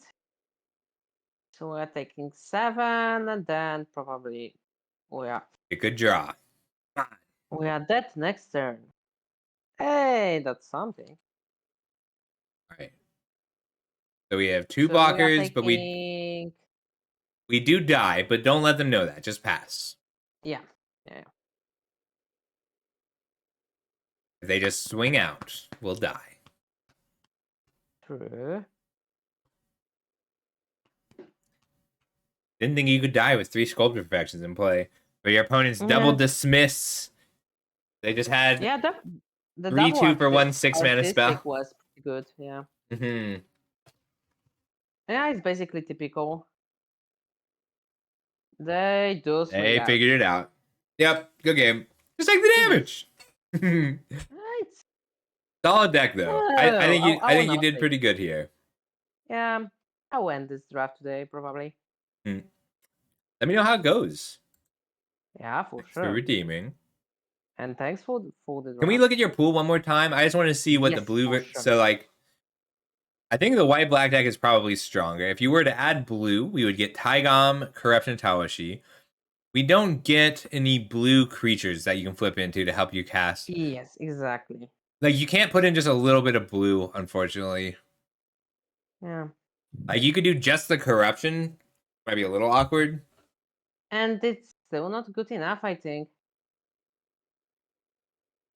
Yeah, you have to be a little bit aggressive for this deck to win. But I do think it's good enough. Tempo-ish. Yeah. It's good enough for 6 or 7 wins, right? Yeah, you'll get there. Yeah. All right, hey, Night Dark, did you want to go next? Good thing. I like helping you out. So if you ever want to draft together again, let me know. Yeah, we can do another draft. All right. Night Dark, did you want to go? Or is Diva going to go? All right. You should go next, Night Dark, just because that is what I have queued, and we'll just do the draft portion. And I need more water. So Diva, I'm gonna just the draft, but no games with Night Dark, and then you can go next, Diva. All right. Be right back.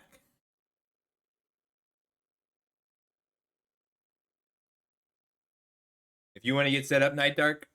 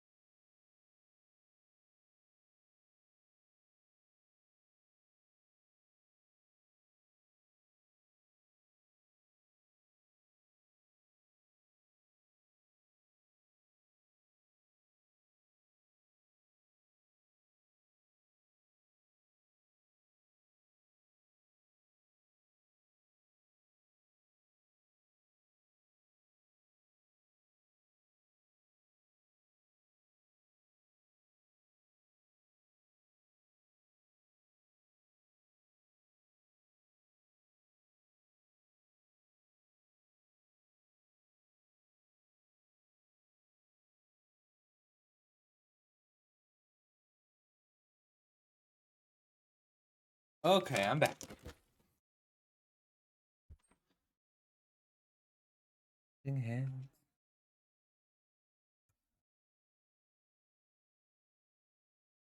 Well, we're doing. I mean, a We have mistake. You can talk here. Yes, sir. This guy just lost. All right, wonderful. We're gonna do Night Dark.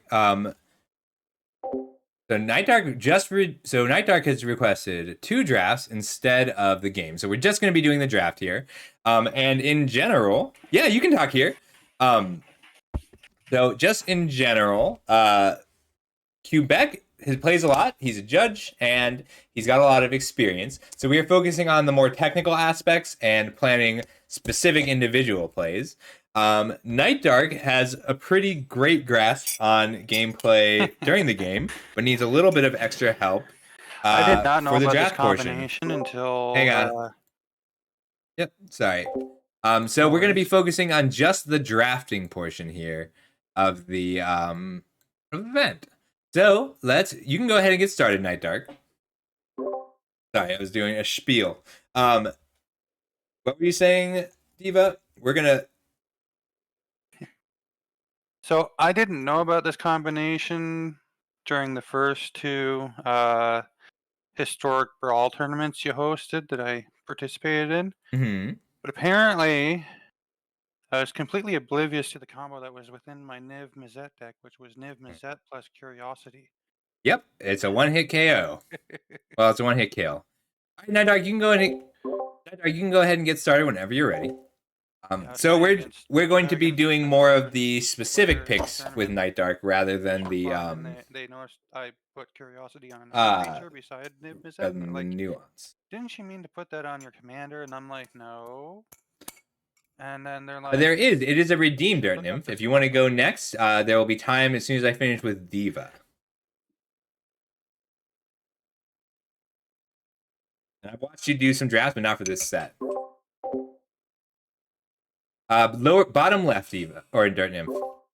All right, so here we can sort of decide how we want to go. So Streetwise Negotiator is a flexible pick. Harried Artisan is very aggressive. And that black-red Stormclaw Rager is just a nice way to generate value. So we can build around that. And if we take the Stormclaw Rager, we are forcing black-red, which I don't like forcing. I like getting it when it's open. This is just a solid pack. Let's see. C Double is probably the most flexible card. That's your rare on the top left. Just having that at instant speed is very nice. I think that's the pick on power level. A Nostalgia. Oh, so I think you always take Gigantha in this because it's relatively easy to make work. And it's just a free 5/5 that you always get to play. But it goes counter to C Double. You can't play them together. It's so powerful, though. a free 5/5. It's a little bit tougher. Portent Tracker is nice. We are not running the C Double if Gigantha is our companion. All right. So Night Dark, would you rather run the Gigantha as your companion or just have it in your deck? Because if you want to make it your companion, we'll draft accordingly. All right. In that case, let's take that Invasion of Kaladesh and see if we can table that battle from before. Card's just solid. Ooh. So there's a lot of blue cards in this pack.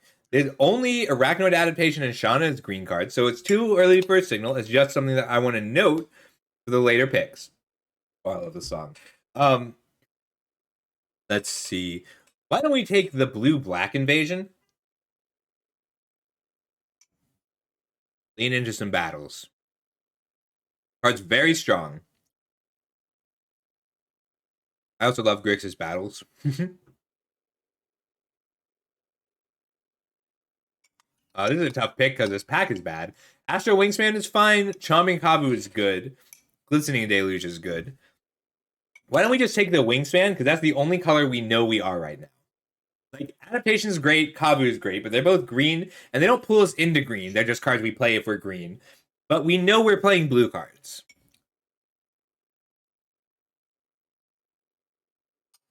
So in terms of like how this set tends to play out, ooh, I do love the Moloch. That card is very strong. The other option would be to take that Expedition Lookout, again, because blue is the only color we know that we're in. So for everybody else, the way I tend to draft this set is rather than commit hard to an archetype, I commit hard to a color, just with the first color, and then I stay flexible on the other ones. So Expedition Lookout is into that strategy, or we can be brave and commit a little harder with that Moloch. Because the Moloch is the most powerful card in the pack. And the Expedition Lookout might just barely make the cut. But let's take the Lookout and try and play into that Invasion of Amonkhet a little bit. The blue card, that card. So that card attacks down battles. Ooh. I think Preening Champion is actually the better card here. So let's take that Preening Champion. But we're a little sad about passing that green card, which we would have taken if we had taken the a really late Invasion of Pyrulia. I think we take Invasion of Pyrulia because every other person at the table has seen that card. We're not really running red. Red is dry. Take that Thornwood Falls, the land on the right.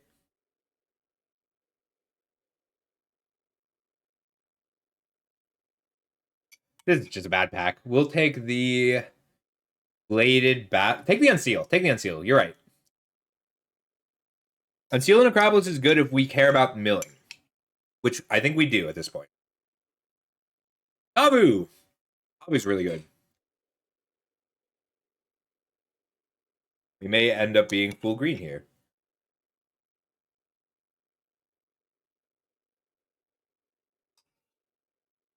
Kraken! Love the Kraken when we have some battles.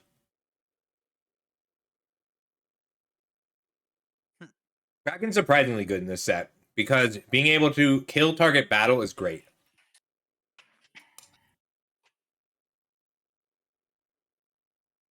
That adaptation came back around. Awesome.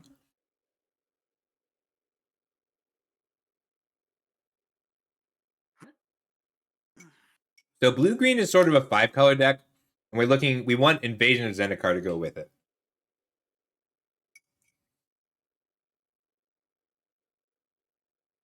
That card's not playable, unfortunately.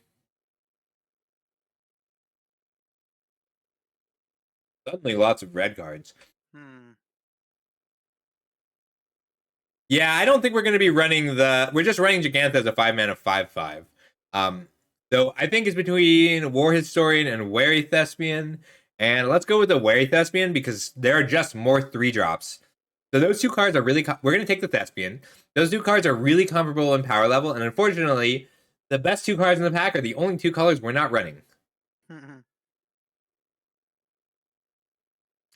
Ooh, take that Captive Weird. Awesome. Card's so good.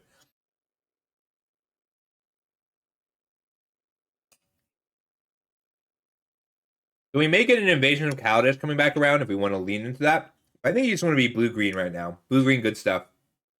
We can splash black or red based on whatever else we end up in.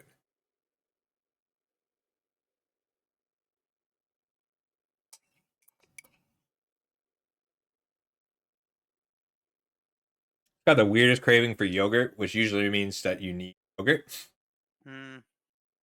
You'll play. I think Preening Champion is... Oh, that Kenris Spellspear is so good. But I do think it's Preening Champion. You're just a little sad about passing the Spellspear. It could also be Invasion of Eldraine. But I think it's Preening Champion. That card's so good. Let's see. We have a Corruption of Tawashi. We have a Rada. And an Artistic Refusal.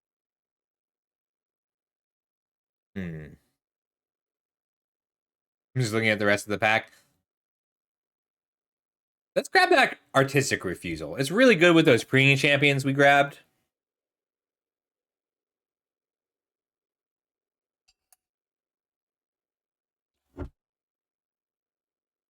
Ooh, this is a much harder pick. Temporal Cleansing or the Copperhoof Crusher.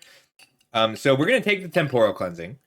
But if we had an invasion of Zendikar, we would be really happy to take that Crusher.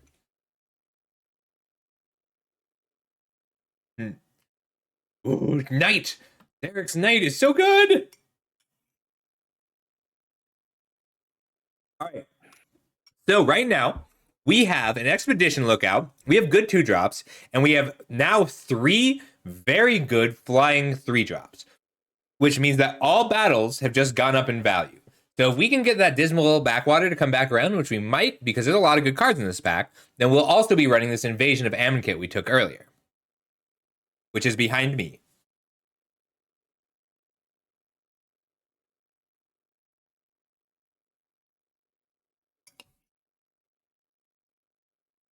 Ooh, let's just take the Jungle Hollow, because that lets us splash that Invasion of Amonkhet, the land.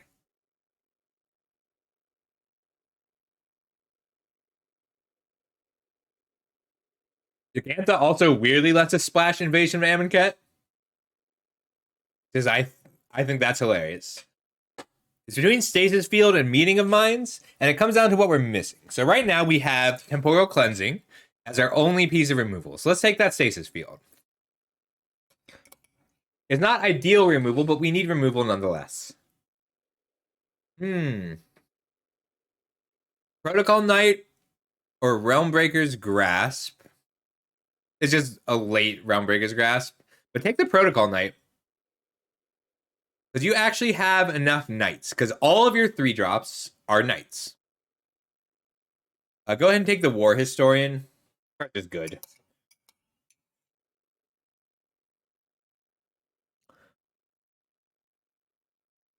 Tempted to take that Tiller of Flesh just because it's late. But take the Bloodfell Caves. So this is... You're accepting that there's nothing in this pack you can really play. And that there are potential cards you could open that will make you want that Bloodfell Caves. Arachnoid Adaptation is great for you here.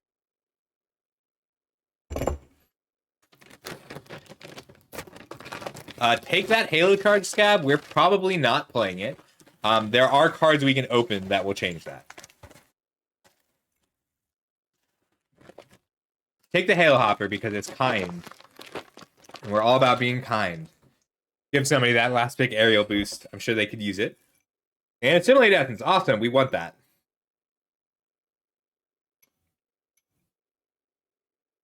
Ooh. Invasion of Mercadia is quite good. Go with your rare. I think we just want the Protocol Knight, though. Weird pack. Or we could take the Artistic Refusal, but I like the Protocol Knight here. Alright, so Finn is the better card here. But you can play Omnath by tapping Gigantha.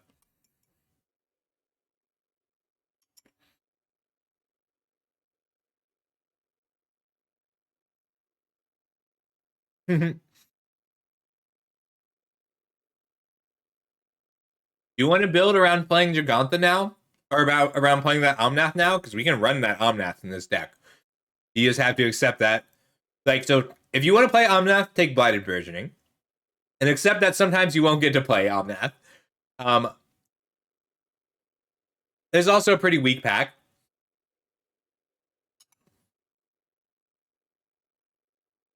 Take the Blighted Versioning. Let's play Omnath. It's going to be great.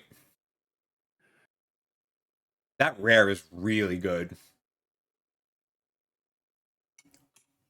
And I think you're already splashing black. Blade Master is also solid, but I think you just want to take that rare.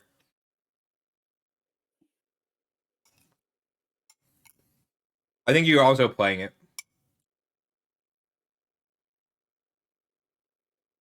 You back? No, I'm so sorry. I'll make it up to you. We can do another coaching session sometime.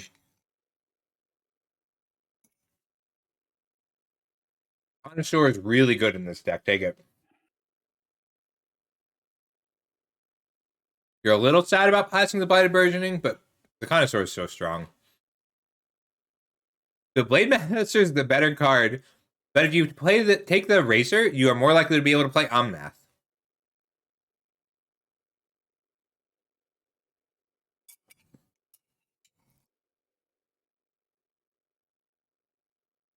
Let's just take that Skittering Surveyor so we can play Omnath.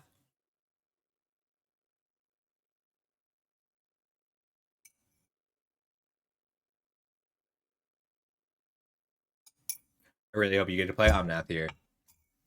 All right, let's take the Disturbing Conversion over on the left.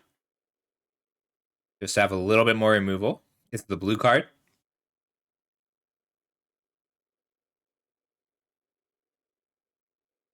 Lots of black cards suddenly available. I'm trying to see if we can splash that Shatter the Source. I think we just take the Escort. Now that you have some more cards that are worth picking up with the green card. Freewheeler is sweet, but it's a little hard to play. Thin Tabled! That's a surprise. That card's just good because 2-mana 1/3s are good. We make that fan work. The Herd Beast is not quite good enough. Take Wrath, but you're probably not playing it.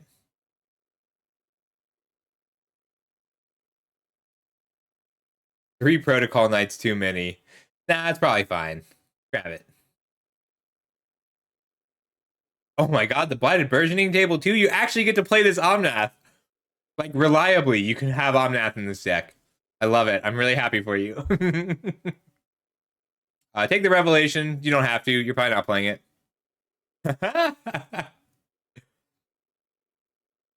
Dirt Nymph, if you're close on coaching, I'll let you redeem later if you want coaching today or tomorrow. Today and tomorrow are days I'm setting aside for that. All right, get in the Invasion of Kaladesh out. You're running all three of your tap lands, both Blighted Burgeonings and the Skittering Surveyor. I love that card. It's just not the deck for it.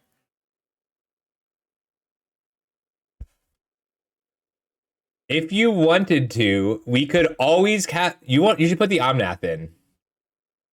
You can run Omnath and Gigantha and just always have Omnath mana on turn 6 because Gigantha taps to cast Omnath.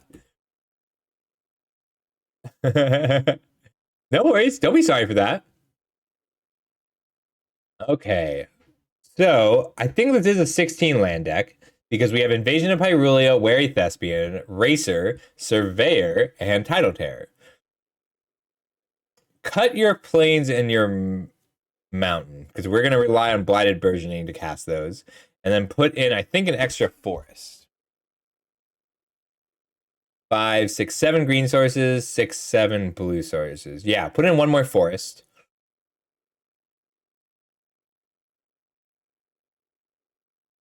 And we're relying on Gigantha or Blighted Burgeoning or Flywheel Racers to cast those.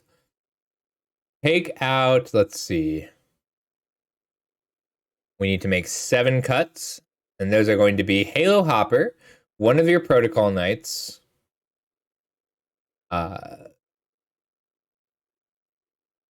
Let's take out both. Can you see how many knights you have? Because if it's only 4 now, so click the bars. So that puts us at 4 knights. So take out the other Protocol Knight. And I love C double. It's too bad. Without C double, we could run Jocantha as the companion, but that card's just so good. Because it's instant speed. So if your opponent attacks you with something big, you can make something bigger, or even just like a chomping Kabu at instant speed is so good. No, leave in the C double. I'm just lamenting the fact that Gigantha is not your companion now. But no, it's fine to not have it as your companion. Okay, what's next? Take out War Historian. It's just your worst 3. I think we take out the Skittering Surveyor too. It just doesn't quite do enough. And it hurts a little in a deck like this. All right. Let's take out... How much removal do we have? We have Assimilate Essence, Disturbing Conversion, Stasis Field. We're a little too low on removal to take out your Pump spell. Got a good chunk of creatures, a good late game. Take out Wildwood Escort.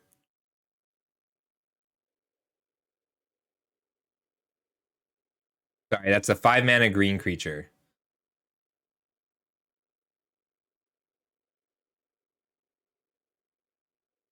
The last cut is hard. Let's take out the Expedition Lookout. I think we have enough choose without it.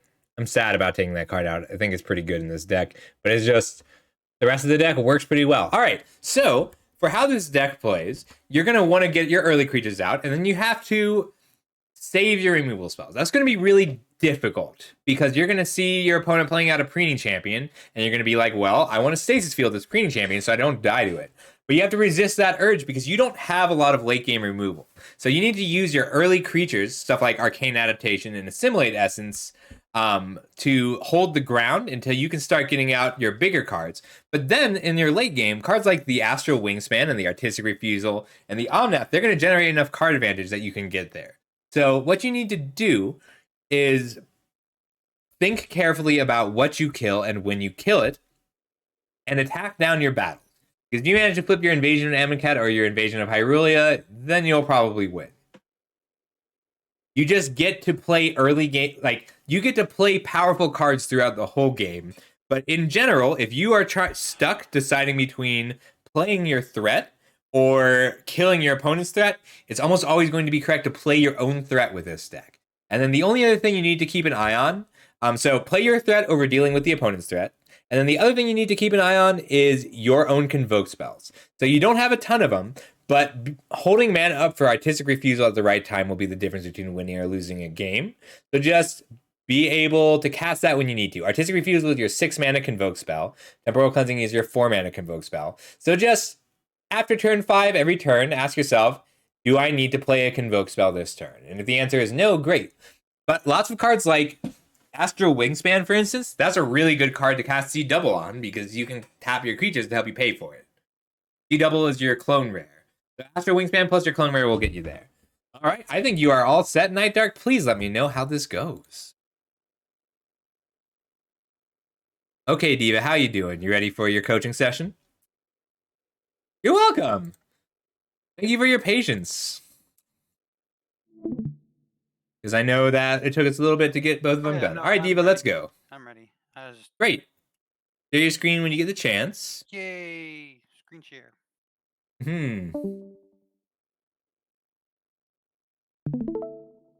Oh, I missed a Dwebble? What? How did I miss a Dwebble? A what? A Dwebble. A Pokemon. A Dwebble was here. Ah, adorable. Tragic. Hang on, I think I have your Fujitex still on here. Sure, maybe. Let me just double check. No, I don't still have it. I lost a lot of stuff with the update, but that's okay. Do you want it? Yeah, you can send it my way really quick. Okay. Let's see. Yeah, this is a weird one. It is what it is. That would be great, Dirt Nymph. If you want to gift, if you gift somebody a sub, I will coach you. And yes, you can definitely record and stream. Cool. You know what? Use this one for now. Someone sent it to me. It is AI art, but it is close enough to my OC that I think it's okay. I can send you my OC. I need your Fujitech link if you have it set up. Oh shit, my bad. No worries. Yes. Otherwise, we don't have to worry about it right now. We can set it up for the next time. I have Fuji open, so. Oh, great. I No always have worries. it open. Sorry about that. So everybody, Diva is about to do. Or, hang on. You good? Yeah. Sorry, I just wanted to make sure I got this right. So we're about to do some coaching. Yay! I suck at making decks, but if it wasn't for that, That'll do, Dirt Nymph. You can go next. No, thank you so much. That's really sweet. You'll go right after Diva. We're gonna do the draft in 2 games. yay! Cool. So Oh, great. Premier Draft March of the Machine. If you get to choose. So if you'd rather do a different set, let me know. I just have to mentally prepare a bit. So I haven't seen any of your draft logs, and I haven't seen you draft. I've only seen you play Brawl. Do you have anything you want to work on specifically? If you just want general tips, I can help with that. I have an idea on how to play. I just suck at making decks and playing draft. And So you want direct pick assistance. Yes, I can do that. Yes, please. And I can tell you the best card to pick each pack. What is your Brawl commander, for your favorite one? My Brawl commander? Well, that's a silly question to ask. You're asking the Trickster Bard Dragonkin here. What is your favorite Brawl commander? Niv. All right, great. So you want blue-red or 5-color Niv? Well, if I do Niv, I do blue-red, but I can do any color. I mean, I played life gain all the time, so you know. No, I got you. I want to know your preferences and your play style because I have an idea, but favorites are helpful. We're gonna look for something. Mono green before. I've played white black life gain. I've played everything. So we're gonna look to get you something streamlined and tempo oriented. We can do that. Okay. Go ahead. You can go ahead and start. Cool. Also, I'm a cheap bastard, so I'm using coins, not gems. That's not cheap. That's normal. whatever resource you have is good to draft with. Sweet. Let's hope the pack is good. If you'd rather, I can tell you the picks here, and then we can do it again without playing the games. All right. So I'd go with Stoke the Flames or Fairy Mastermind here. Stoke the Flames is the better card, but if you think you want to literally play with Fairy Mastermind in your Niv deck and you don't already have one, you can take the Fairy Mastermind. Oh, Fairy Mastermind. Top left. So that's your rare. That's the World Championship card. Oh yeah, that is good. Being able to draw. It's pretty good. Stoke is better, but Fairy Mastermind is a great first pick, and you do see it's really good in the Niv deck. They're both good in the Niv deck, but one's uncommon. Yeah. Fuck. So, take the Mastermind. Play it in Niv. Okay. You'll be fine. All right. I am a trickster, so I do like my blues and reds. I also love that card. It's really well designed. Yeah.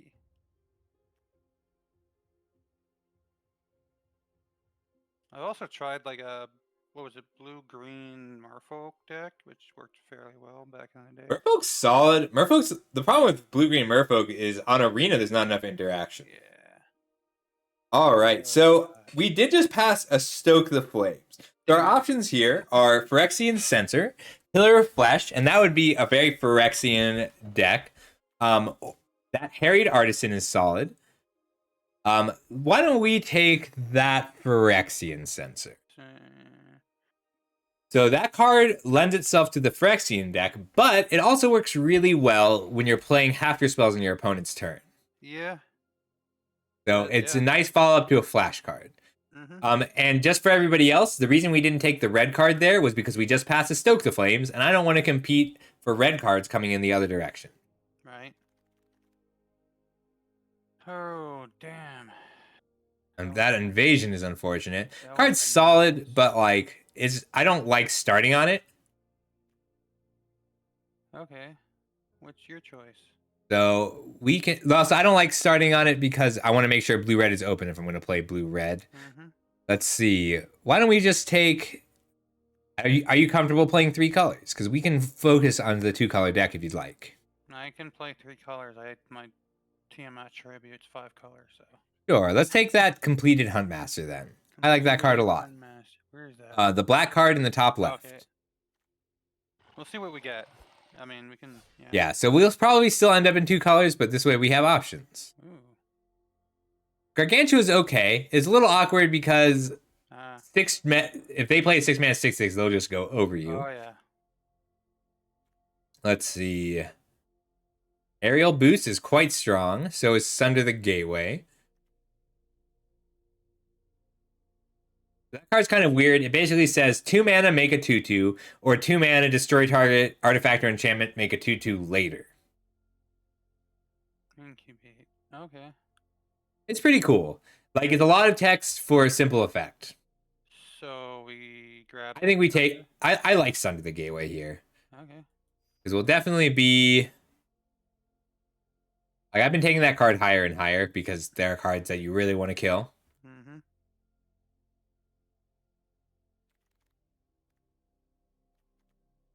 Well, that's What a green. weak pack. Yeah, I was gonna say green, but eh.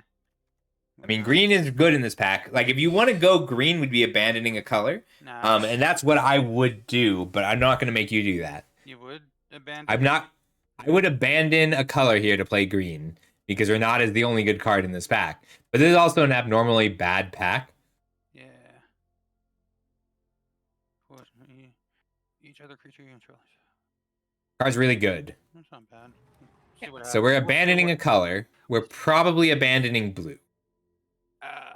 Okay. But we're going to see what the next card we get is. Yeah. Usually the first pack is like room to play around. Second pack is usually, you know, kind of figure out where you're going. And the third pack is like you've decided. And that's, you're just looking for cards to offer. Oh, what is this pack? City on Fire is in this pack? There's no green cards suddenly? Alright. We can switch fully into that deck if you'd like, because that card's really good and really fun to play with. Yeah. Okay, so I guess we're doing. Alright.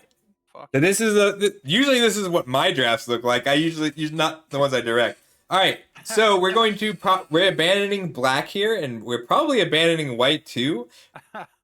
And we're gonna look for Rouse Reinforcements and Sculpted Sorcerers and Preening Champion. Okay. And I will point all of those out. City on Fire is just so much fun. It's 8 mana, holy shit. Oh, yeah. It's got Convoke. Yeah. So yes, it is 8 mana. Oh, look at that. Oh, look at that. Okay. Are we taking that too? Yes, we are. Yes, Troy, we did just pick City on Fire, pick 6 and pick 7.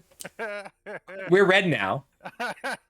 Yeah, this reminds me back in the day of playing. I can't remember the card. It looked like a trebuchet was red, and whenever Rouse Reinforcements. Whenever a creature of like power 2 or less did damage, it did an extra damage to the opponent. Pretty good. Take that red card on the right. All the way, the rightmost red card. Rouse Reinforcement. So that is key to your Convoke deck, which you are now the Convoke deck. Okay. Yeah, I kind of figured. City of Fire. Damn. Yeah, so now what we're looking for is tokens and burn spells. So things that make tokens and things that make burn spells, and we will go into whichever color gives us the most of those. Cool. That's easy for me to figure out. Now I know what plan we're going with. Invasion of Urgamon is actually not bad for this style of deck.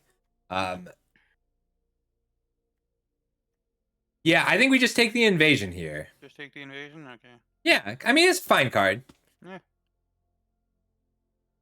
Ooh, this is a little tougher. The Banesplitter is not very good. Jury is very good. Jury? Far left card. Yeah. Ooh. That card's just good even if you're not sacrificing permanents. If it just pings something when it dies, it's still fine. Yeah. Alright, so it looks like we're going to not play any of our first 3 picks and look to be Jund. Red, green, black. If we see the exception to that is there's a card called Preening Champion, which we take that black bladed battle fan there. Left one. Okay, there we go. So that card's pretty weird. It's only good in this deck, but it's very good in this deck. Depth card is pretty good here. Really? Yes. So what is good because the cards we're looking to pair with it are cards that put a +1/+1 counter on it when they come into play. Okay. And also, it attacks for 15 if you have a City on Fire. Yeah. Like. Yeah. Right.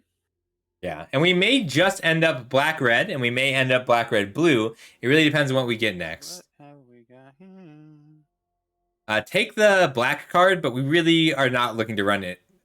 Like, we probably are not running any of these cards. Well, Unseal. Take the black card. Aerial Boost is really good, but we're looking to play these cities on fire, and white weirdly does not make a lot of tokens in this set.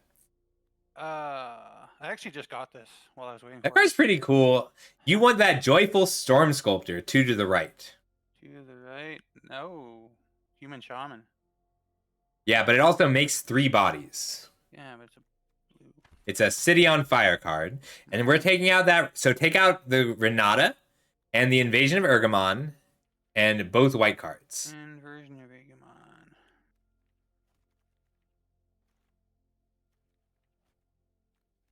Invasion of Agamon. So we're not using the invasion? No. But that was a pretty late pick, so that's okay. Okay. So we're going to be black-red with a little bit of blue. Mm-hmm. We might still be blue-red with a little bit of black, but we need to be red. Want to bet we'll find another city on fire? No. I want to hope. I'd love to see another city on fire. Mm. Oh, that Quintorius is really tempting. What is this table?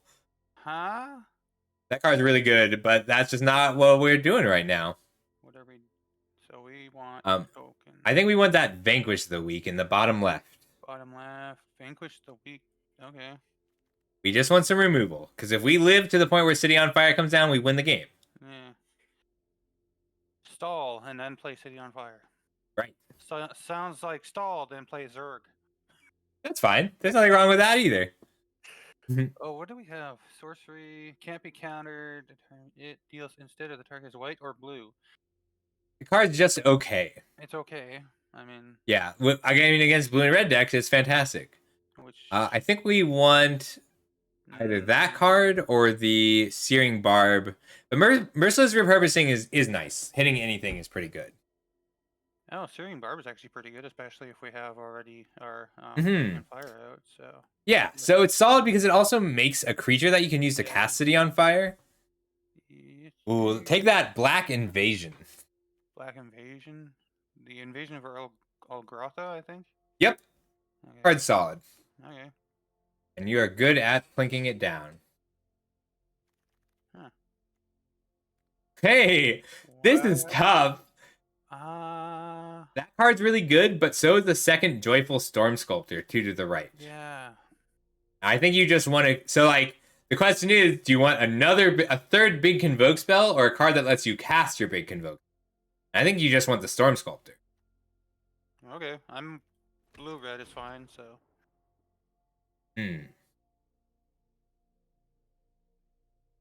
I still find it funny that fucking Fairy Mastermind is sitting there by himself. He is, but like that card's fine just in the late game. Yeah. That's true, Troy.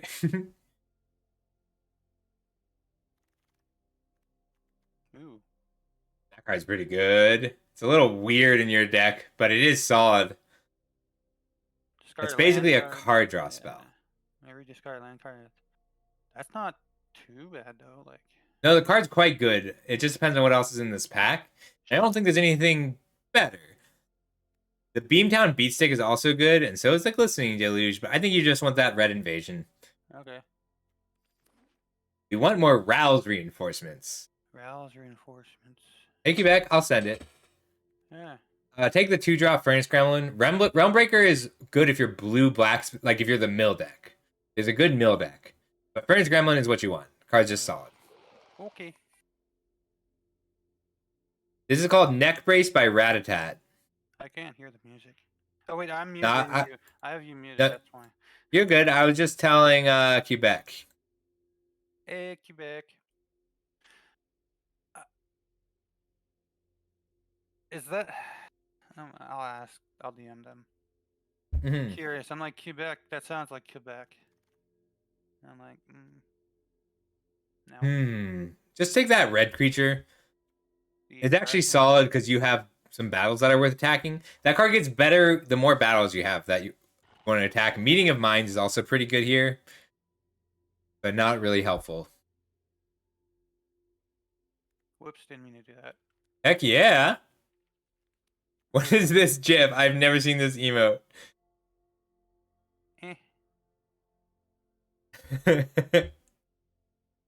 Waiting on other players.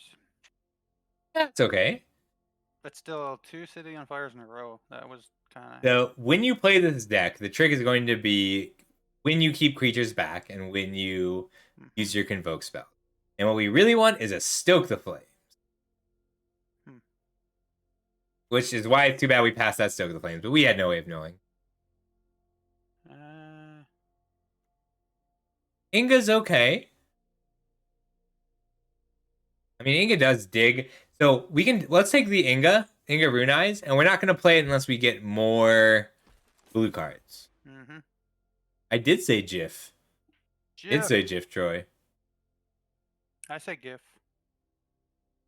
I listened to the creator of the GIF, who told us it was GIF. Take Beams Down Beat Stick. Mm-hmm. So the reason that card is good is because there are cards that you turn treasures into real cards. So like that card, take the fan. That card. Okay. So that card's solid because it protects a creature for a combat, Nice. but then it sticks around and scroll. If you look down at the card underneath that right now, completed Huntmaster. So what you can do is protect a creature and then turn it into a 3/3. Take that failed conversion. Just Failed conversion. the black card in the middle. I. That card's reasonable removal. Did it give it to me? Yes. It did. And I think you take Okay. a failed conversion again. Like we're looking to play better removal than that, but like we'll play it. It's still fine. I mean, besides a land, I'm pretty sure. Hey Duo, thank you Duo. Oh, look what I got. That card's pretty good. I like the Traumatic Revelation. Well, Oh, what just happened? What'd you pick? nothing. It says pack. You 3, picked pick 1. Jungle Hollow. Look, How did I? Son of a whore. that's okay. We didn't get to see the rest of the pack. That's weird. Okay. It says pack 3, pick 1, so I don't even know what the fuck. Whatever. That's okay. Oh joy. There's let's see. Let's take that Invasion of Amonkhet. I think that card's really good. Invasion of Amonkhet. Where the fuck do you see that? Second from the left. Ah. We're actually Like we're gonna play it. Okay. We want some render inerts and some more early creatures and some fixing. Alright. We've got Ichor Shade or Gloomfang Mauler. I think we just want the... I really like the first Gloomfang Mauler. Let's grab that. I'm grabbing the Gloomfang? Okay. Yep.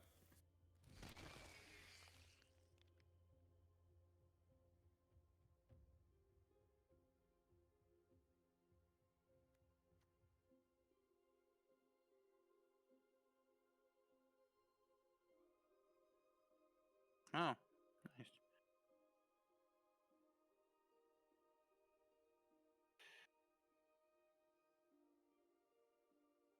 Rip. Yeah, rip.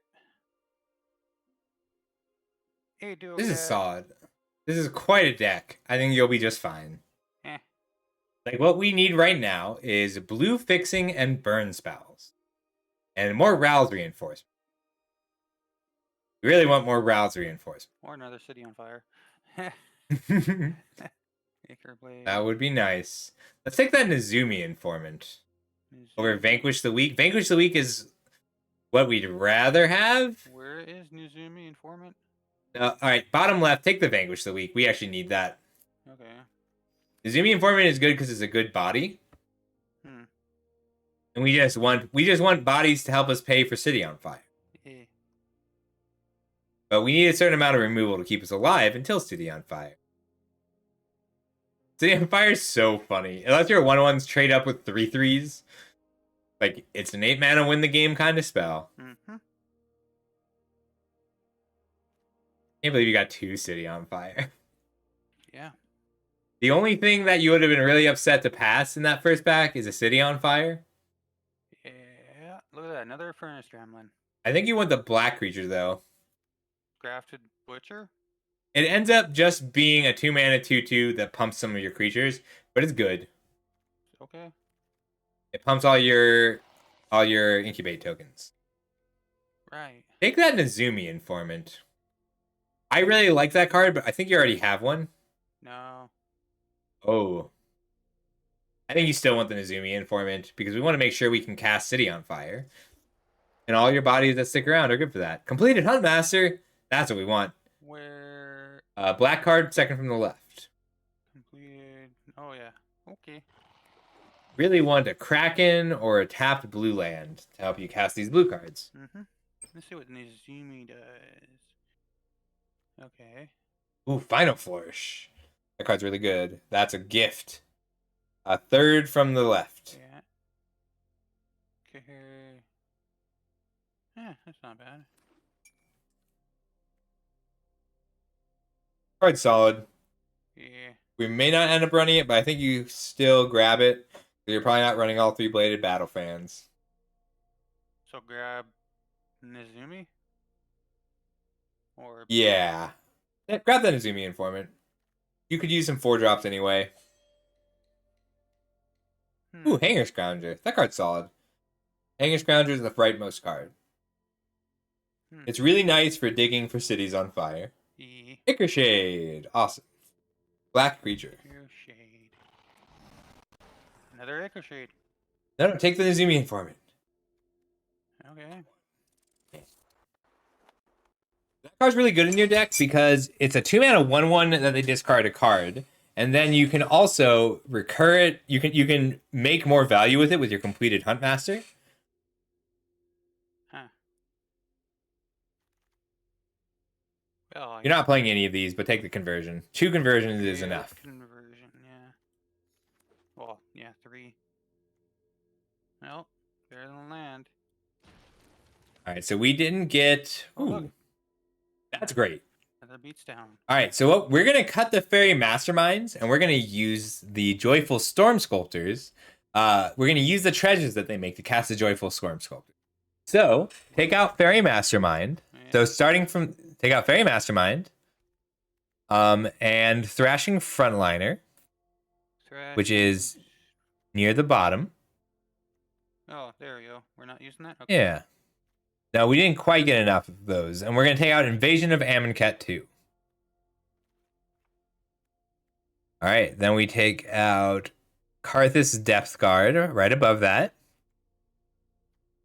Huh. Come on. All right. You can just click it. There. Fuck. Let's see. What's up? All right. We're going to take out 2 of the failed conversions. 2 of them. Okay. Yeah. Yeah, they're pretty. We just have to make some cuts. Yeah.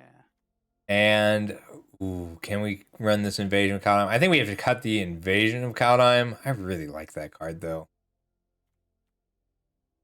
All right, cut the Invasion of Kaldheim. Cut 1 island. Where is Invasion of Kaldheim? The 4-mana card. Yeah. That card. And 1 island. And 1 island. Just 1. And we'll be on 16 lands with a Gloomfey Mauler and 2 Beat Sticks. That's okay. How do I add another one?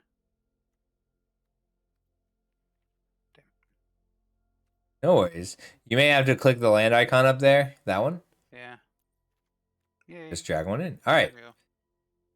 It's a little greedy, but I do like being a little greedy. Uh-huh. All right. Let's take out... doesn't feel right to cut Grafted Butcher. Cut the Traumatic Revelation in the 2-drop slot. Over on the left. Over on the left. Traumatic Revelation.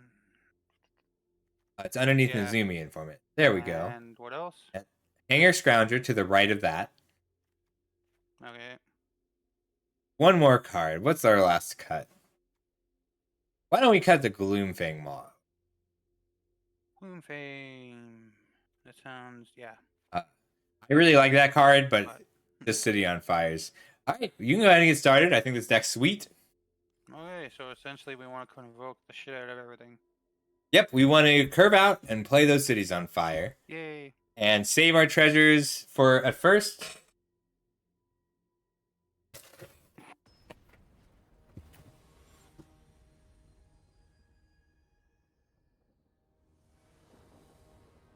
You got this. Ooh, but can we keep this? We can almost keep this. Let's throw it back. We just need black source and a red source. Oof. I think we go to 5. Get this win anyway. Great. Let's keep it. Put back.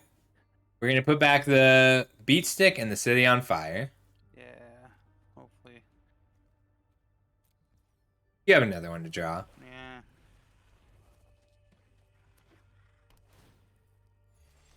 Yeah, Trade. All right, now all we need to do is draw a mountain. Well, that's just not. Why would I watch that? We're gonna draw the mountain. Final flourish that. Alright.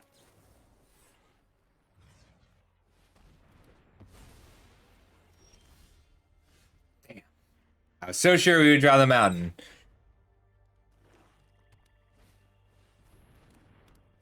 I don't know what this card does.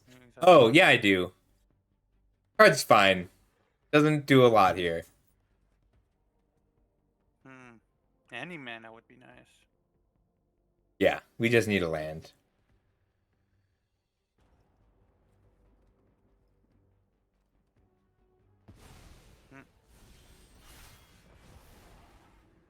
We pass.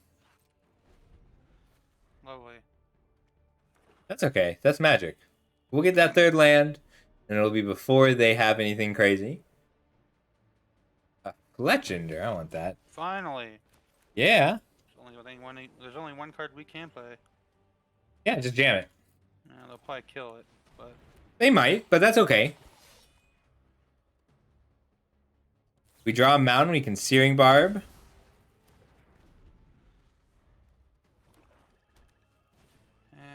except that won't kill it. That's okay. It's just a 3/4. Land. Well, that's both our islands. So let's draw a mountain. Well, damn. Yeah, that is probably game. So I won't count this one because we just mulligan too many times. Well, there's that. Yeah, go for it. I mean, there's nothing. We can else. still win with a city on fire. Yeah. Because a mountain into joyful storm sculptor, that's an immediately city on fire. So if we go mountain, city on fire, actually that's lethal. Storm sculptor's cool like that. Did they discard? They did. They pitched to Yeah, planes. they pitched the planes. So we have 4 turns to draw mountain and city on fire. That's doable. Well, there's the mountain. Here's the mountain. Get that storm sculptor out there. Storm Sculptor. If they counter it, they counter it. Yeah. But if they kill it, that's fine. This card is you're totally fine with them spending a removal spell on it. You're upset if they kill it. They're gonna kill it. That's fine, because you still have your bodies. Yeah. And you can get in for 1. Might as Can I well. read that Light Shield Array? Their enchantment up there. Creatures you control. They don't give themselves hexproof. Alright, city on fire off the top. And then we win. What are the odds? 1 in 30.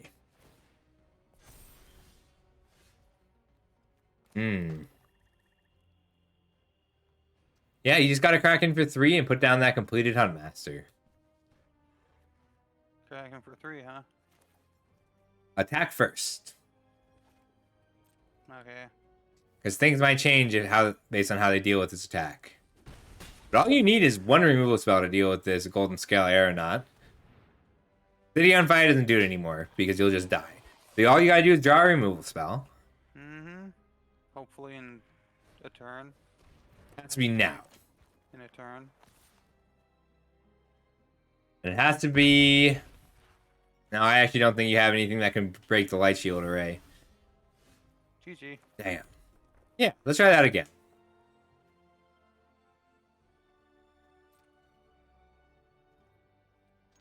Fuck it.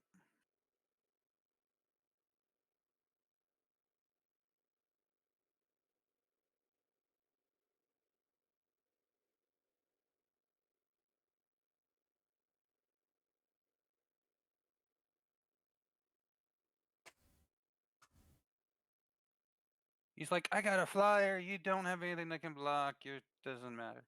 Yeah, they know. You can just scoop. Yeah. Yay. Alright, that one didn't count. Let's go again. And it still only counts as 1. No. Gimli.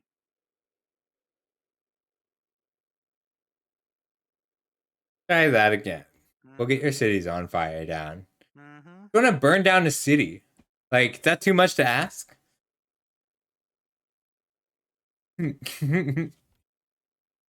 Maybe. We did start with one, I think, in one of our hands. We did, but we had to put it back because that card cost 8 mana and we only got to keep 5 cards. Mm-hmm. Just want to try not to do 3 colors because usually this happens. You don't get the mana you need. I mean, you didn't get your second color that game. We didn't have red. All right, we keep this. We have 2 colors. We have a Jury and a Rouse Reinforcements. This is a great hand.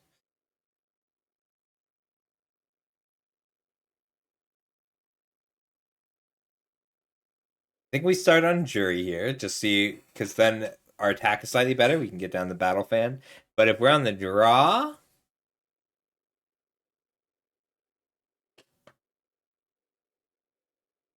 I like your dragon pet. Thank you. Ooh, nice. Furnace Gamble, Gremlin.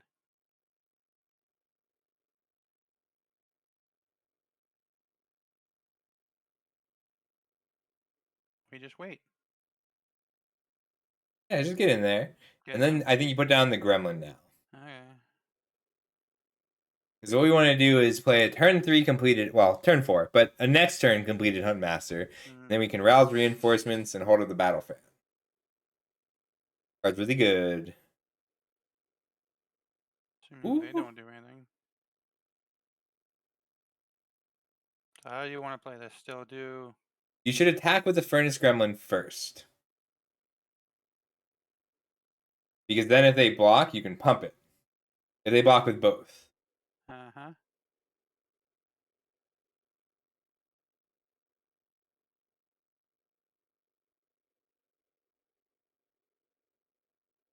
Probably just going to take it. This is kind of cheating. I have a fucking Mythic level player coaching me and telling me what's probably a good idea to do.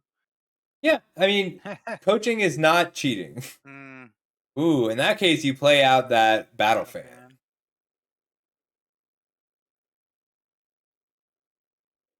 GG. Alright, and then you should move the bladed battle fan over to the Jury. And that way, if they do happen to kill everything or wipe the board, you get to shoot for 2. Maybe it's still better on the Gremlin, but whatever the Gremlin makes is probably getting sacked to the Huntmaster anyway. So you didn't have the Huntmaster, we'd probably leave the fan on the Gremlin. Because what you care about is the rectangle, not the power of the rectangle. How would we sacrifice the gremlin, though? Are we... the Huntmaster is how... Ah, yes. We're planning ahead a bit. Mm. I am always considering board wipes out, Dirt Nymph. There's really scary board wipes in this set, and there's a lot of them. Well, there's so many scary board wipes. Still putting down the Huntmaster? Yeah, just put down the Huntmaster and pass. Like, you are assembling an engine which they are not going to be able to beat.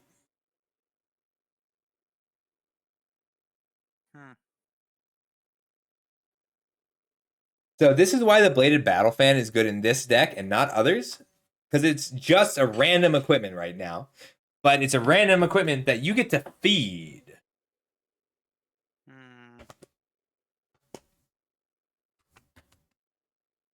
That's not good. No, you got this. Just play the Informant and grind them out. Informant and grind them out? What? Yeah, play the Informant and pass the turn. Okay. They're going to cry. Or they're going to wipe the board. But don't think about that. Don't think about the board wipe. You can just pass. So, that Jury, when it dies, gets to kill something. Yeah. And being able to sacrifice it whenever you want is awesome. Now, the issue is I wouldn't recognize when the best time is to sacrifice it. Well, that's why I'm here. So... Alright, we're going to put the Huntmaster in front of Thalia. In front of Thalia, okay. Yep. Shit, no! No, you're okay, you're okay. So pass the blockers. Huntmaster in front of Thalia. And put Jury in front of Quende. And then just sack Jury, right? You're going to do nothing unless they do something. But we're assuming that they're going to do something. Well, they got double strike. So... They do have double strike, but they don't have trample. So... Pass? Watch. Pass. Alright. And now deal the 2 damage to Thalia. Thalia, okay. You could also hit the Quende if you wanted to. Yep, and then just pass. Okay. Because you already had a blocker in front of Quinn. It doesn't have Yeah. trample. Atris! This is one of my favorite cards of all time. So it basically says they divide 3 cards into a face down. You divide the piles. So let it resolve. Mm-hmm. No, this is So they're going to turn... They turn over 3 cards. Resolve. Ooh. Should I be a dick? I think you should put both lands face down. How does that show? Drag them up. Love this card. So he's gonna have a choice. He's gonna be like, I'm trying to hide 2 really good cards, so he gets picked monster, or what is he gonna do? He's got to decide. I love this card. It makes so many interesting... All right, end step. Activate that completed Huntmaster. Oh, never mind. Shit, my bad. No worries. I thought it was just... Yeah. All good. So... I think you just play out the Rouse reinforcements. Okay. Cats. That was my bad. No worries. I could have put Lady Battlefan up, but... That's fair. But I was planning to sack it. Alright. Ooh. Oof. Not this again. That's okay. They're going to get their Kraken, but that's okay because they can already cast anything. So that battle that they're about to flip, that card is scary on turn 4. On turn 9, it matters a lot less. Letting them play their whole hand out is not such a big deal when they don't have very many cards in their hand. That's fine. I can't do anything about that, can I? No. No big deal. Just be sure to activate the Huntmaster this turn.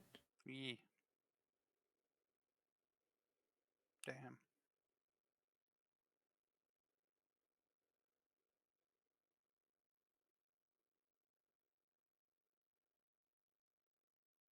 That's the other thing we were going to talk about, Duskin. All right, be sure to activate Huntmaster. Do it now.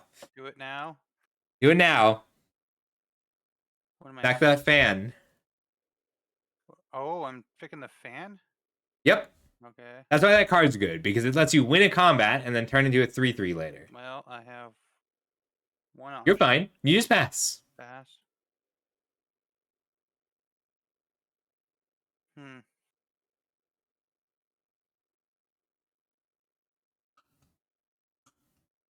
And on their end step, we're going to sack the Informant to the Huntmaster. Okay. We're going to flip your other Incubate token.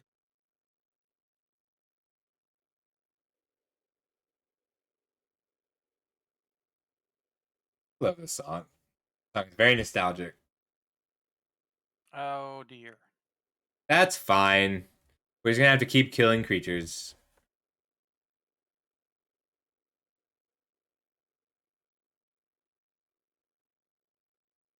They're busting through for 6. That's okay. Mm-hmm.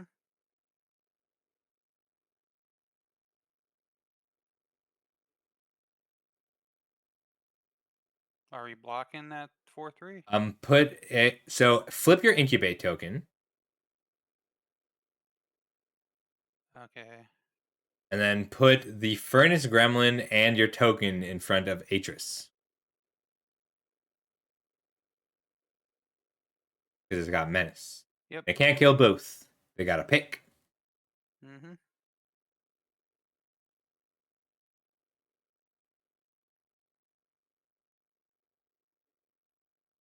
Like at this stage, you have a bit of an engine going. So we're just going to kill everything we can for a while. Okay. So we're still sacking the Informant? Yep.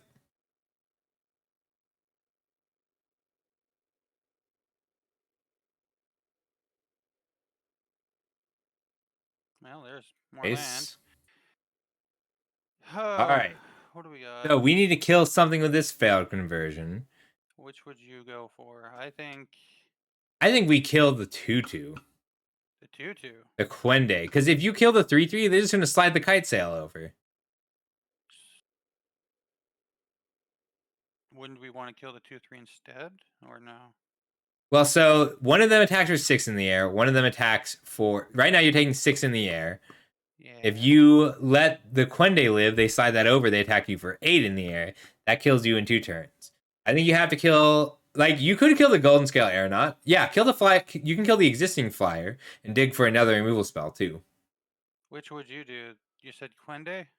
I would do Quende, but you can do the Aeronaut. I think that's pretty reasonable because you do have good removal spells to dig for to hit Quende. But either way, you're dead in 3 turns of flyers. Ooh, hang on. Definitely get rid of the island. I'm trying to see if we have well. I'm sorry. No, you're okay. I was like, we were running out of time, so Yeah, sorry. no worries. We needed the island for the sculptor if we wanted to. All right. No attacks. We don't have attacks. Okay. That went a little badly. I'm sorry. That was No, that's okay. I'm sorry. it's a I should new have been deck, clear. so I'm still figuring out how I want All everything good. played. But 5, 6, 8. oh, he can make it a fly. Oh, right. Son of a whore. That's why you Okay, said you get still rid have of the it. same. You still have the same number of turns. Yeah. 5, 6, 7, 8 mana. We'll die if we play the city on fire. Who will die? We will die if we play city on fire this turn. So don't play it. So don't play it because we're taking 6 in the air. And we need Alright. at least 3 blockers. Go ahead and play out the freewheeler.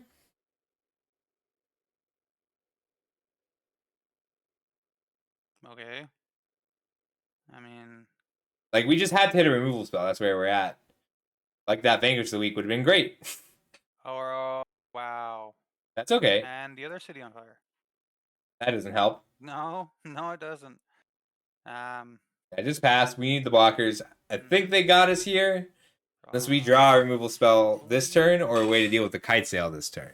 I don't think we have that. We'll see.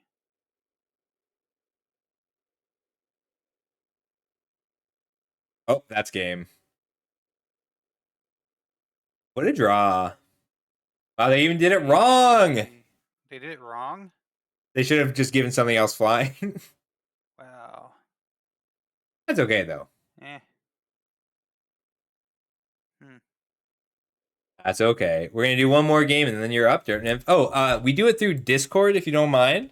If you want to do it through your Discord, that's okay, though. You may have to join if you haven't already. They have me. Yay.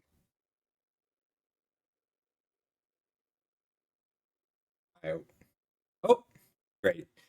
So we're going to do one more game, and then you're up. You're on deck. One more game, and well. Oh, you may have to react to the rules. Just react saying you read the rules. There's like 5 of them. Then you'll be able to join.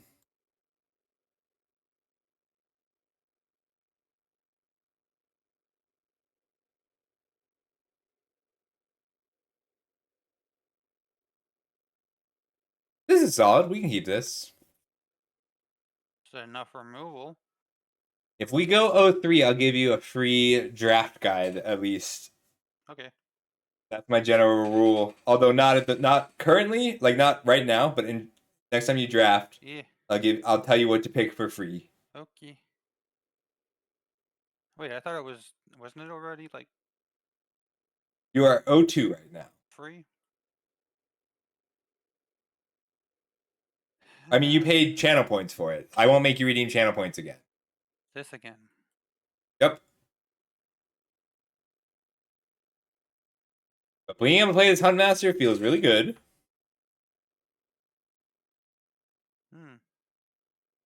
Yeah, just play out the Huntmaster. And then cool. If they don't destroy it, we have the Bladed Battle Fan to protect it, I guess. Right. And we can protect it and make a 3/3 at the same time. Mm-hmm. And we definitely got a good start on mana. We got 5, so it's not like we're screwed for mana. They're doing 3 colors as well. Doing green, red, That's so cool. White. What did they got? They have errata. That's okay. We're just going to play the mountain and pass. Play the mountain and pass. Meh. Sequencing here is a little important. So they'll attack, then we block, then we battle fan. Oh, nice.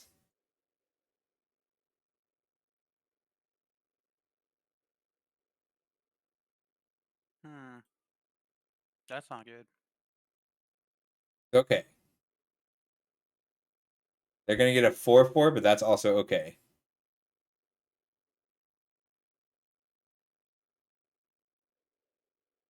All right, so you're going to block Rada. Block Rada? Okay. Block Rada. And then Final Flourish without the kicker, just to give it -2/-2. Okay. What a curve. Yeah. Battle, Rada, haste, attack the battle. All right, no, just pass. Just pass. Okay. Just pass, because you're a 2/3 and they're a 2/2. They get the battle, which sucks.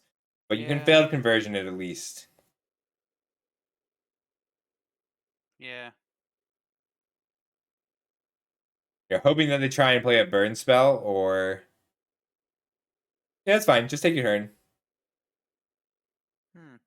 And then you can fail conversion. And surveil. All right, and we have a little time to surveil. What do we want here? Let's keep Jury and get rid of that freewheeler. Yeah. Okay. And then next turn, we can Bladed Battle, we can Jury and Furnace Gremlin and Battle Fan. And now attack, because you're not going to be blocking. Yeah, no. Yeah, for Flurry and Battle Fan.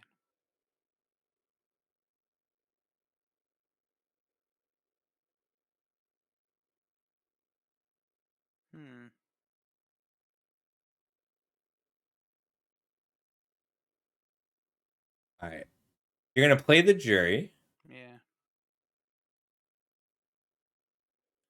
And the Gremlin. Yeah. And hold off on Bladed Battle Fan until next. And hold off on the fan. Can I attack? Though, or no? You attack.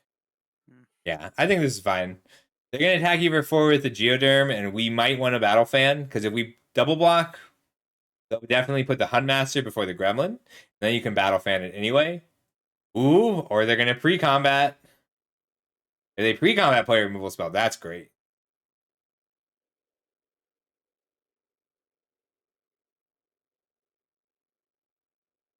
If they have an instant, let's see if we can figure out what that is.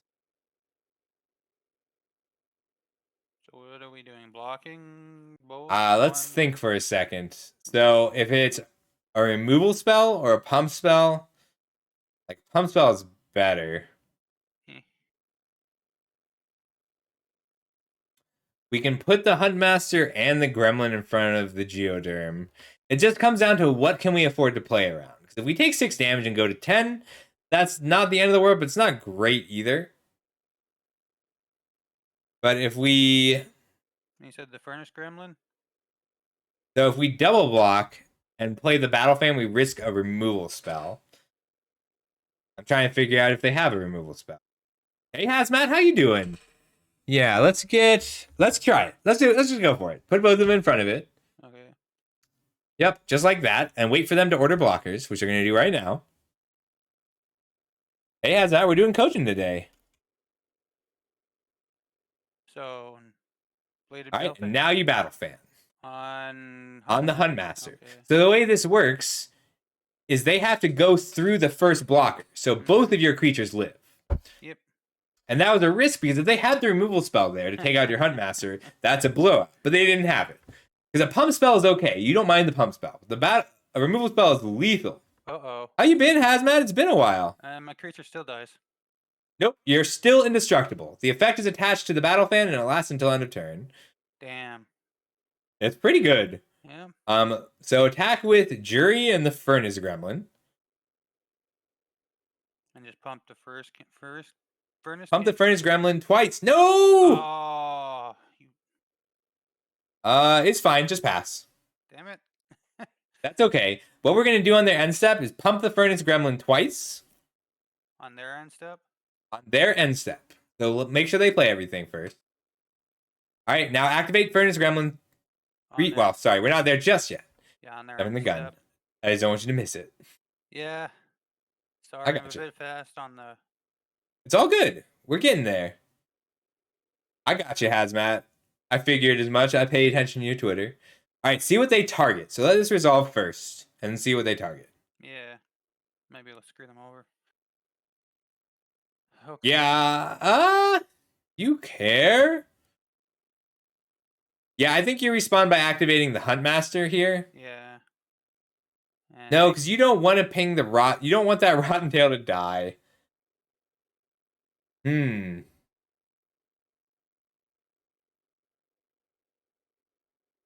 Cancel. Okay. Let that happen. All right. Activate Furnace Gremlin 3 times.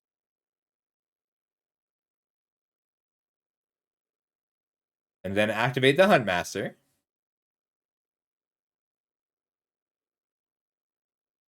Yeah, that was my All right, bad. now you have. Ooh. All right, so flip one of the flip the bigger one, the 4/4, and then play the invasion, taking out the Sky Warden. Flyer? Yeah, take out the flyer, And now and then both at the battle.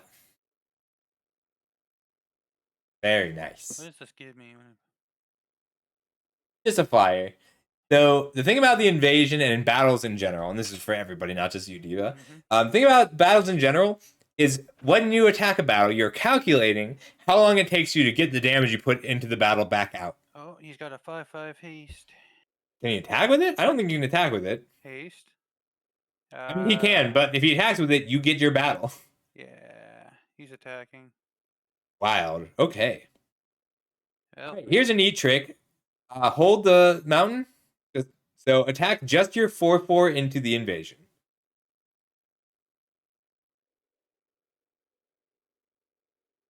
And then pass. So you put 8 damage into this battle. So that means that this Grandmother Singer has to attack 3 times for that to be worth it. All right, just pass. Okay. That's So what we're going to do, we're going to, so like, because you had to attack it down, right?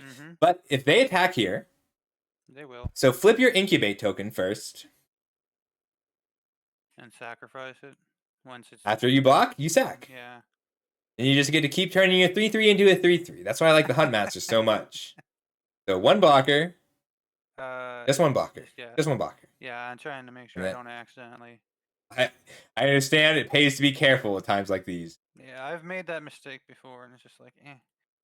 So I can essentially, as long as they have only one attacker, I get to be fuck you pretty much. Yep, you get the blanket. That reminds me of the fucking what was it? The cat in the oven combo, black cat. That's actually pretty accurate. Yeah. Oh fuck. Do I make this a creature? Transform? Yeah, sure. Why not? It saved you some mana. Ooh. That's useful. Just hold it for later. Hit it for later, because they don't. Yeah, have... just keep attacking. Just get in for 7 and hold back your 3/3 and your 2/2. And my 2/2. Hold back your 2/3 and your 3/3 and attack with your flyer and your 4/4. Okay. And now you've got lethal in 3 turns. Yay. 7, 10, 12. You can hit for 10 next turn. Really, you want to get an island for this Joyful Storm Sculptor.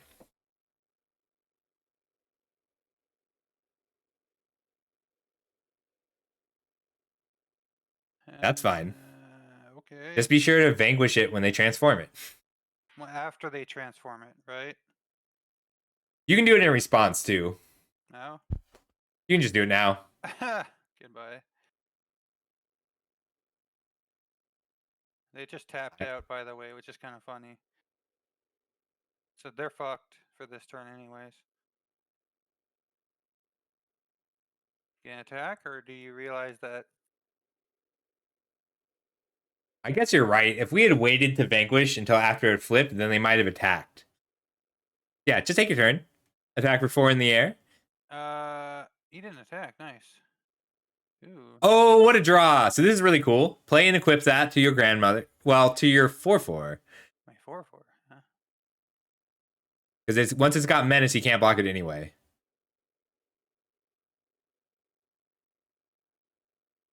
Nice. Sorry, slide it over. Play it. Slide it over to your other 4-4. I was not clear. Sorry. There you go. No, that's great. A mistake that doesn't cost you the game is the best kind of mistake. There you go. And So they have one card, so yeah, and just pass. So if they wipe the board here, great. You can untap and play a Storm Sculptor. But otherwise, you can turn a treasure into an incubate token every turn for the rest of the game. nice. That is dirty. Very well done. That's a hard deck to play, and you did really well, Diva. Mm-hmm. All right, good game. Dirt Nymph, I'm going to go grab some water, and then we can do your session too. Be right back. Okay. Nice work. Let's see if I can keep it up. You got this. Let me know how you do, though.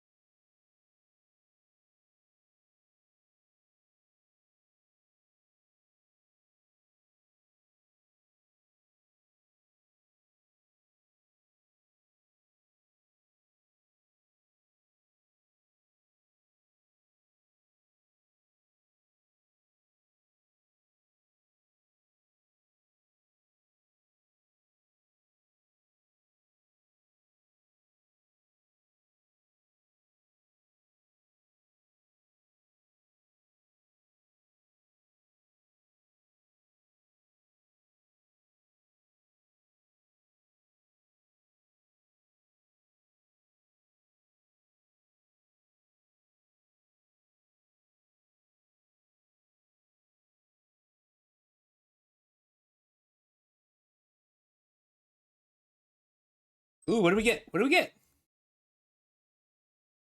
Wait, Troy, when you asked for coaching at 9, did you mean 9 your time or 9 my time?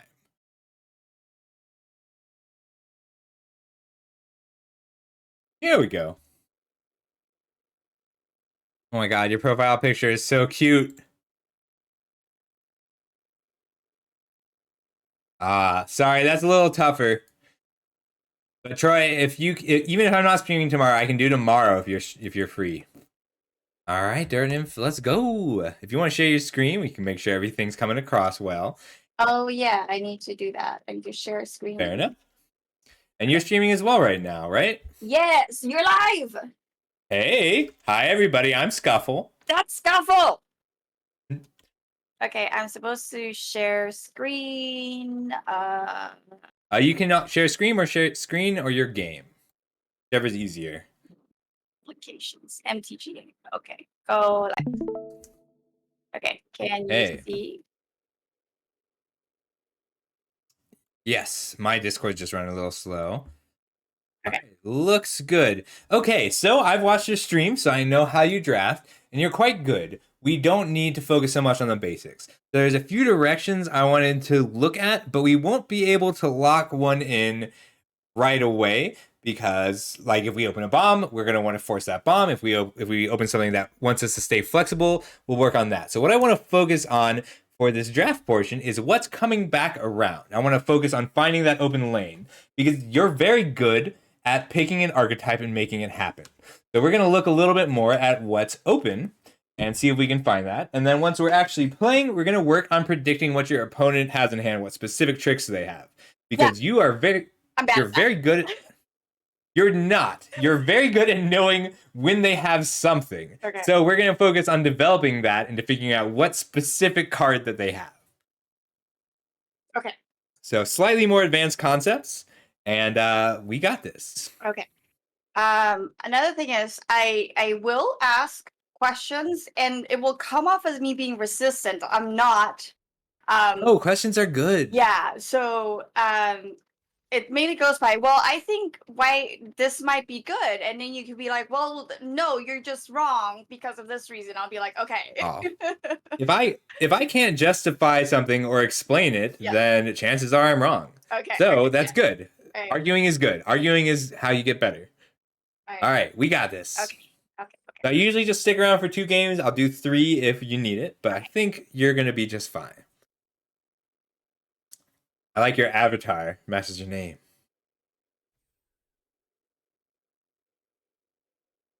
If you want to go next, Troy, I can do that. It's just 9 to 10. Like 9 o'clock is when I have to be done by. I actually have to be done closer to 8, but I can take the pup and then come back, Troy. Okay. Ooh. What is this? Oh, that I card remember is this. Pretty good. I like it. Yeah. It's replaces itself or wipes the board. The other card I'd look at is Invasion of Zendikar, that green battle. Mm-hmm. And what I want to look at is what's coming back around. So if you take that into the fire, you're not getting a red card back out of this pack unless it's Rugged Highlands. Okay.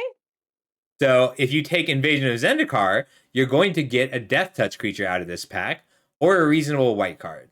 So Into the Fire might be stronger on its surface, but the Invasion of Zendikar is also is as good as Into the Fire.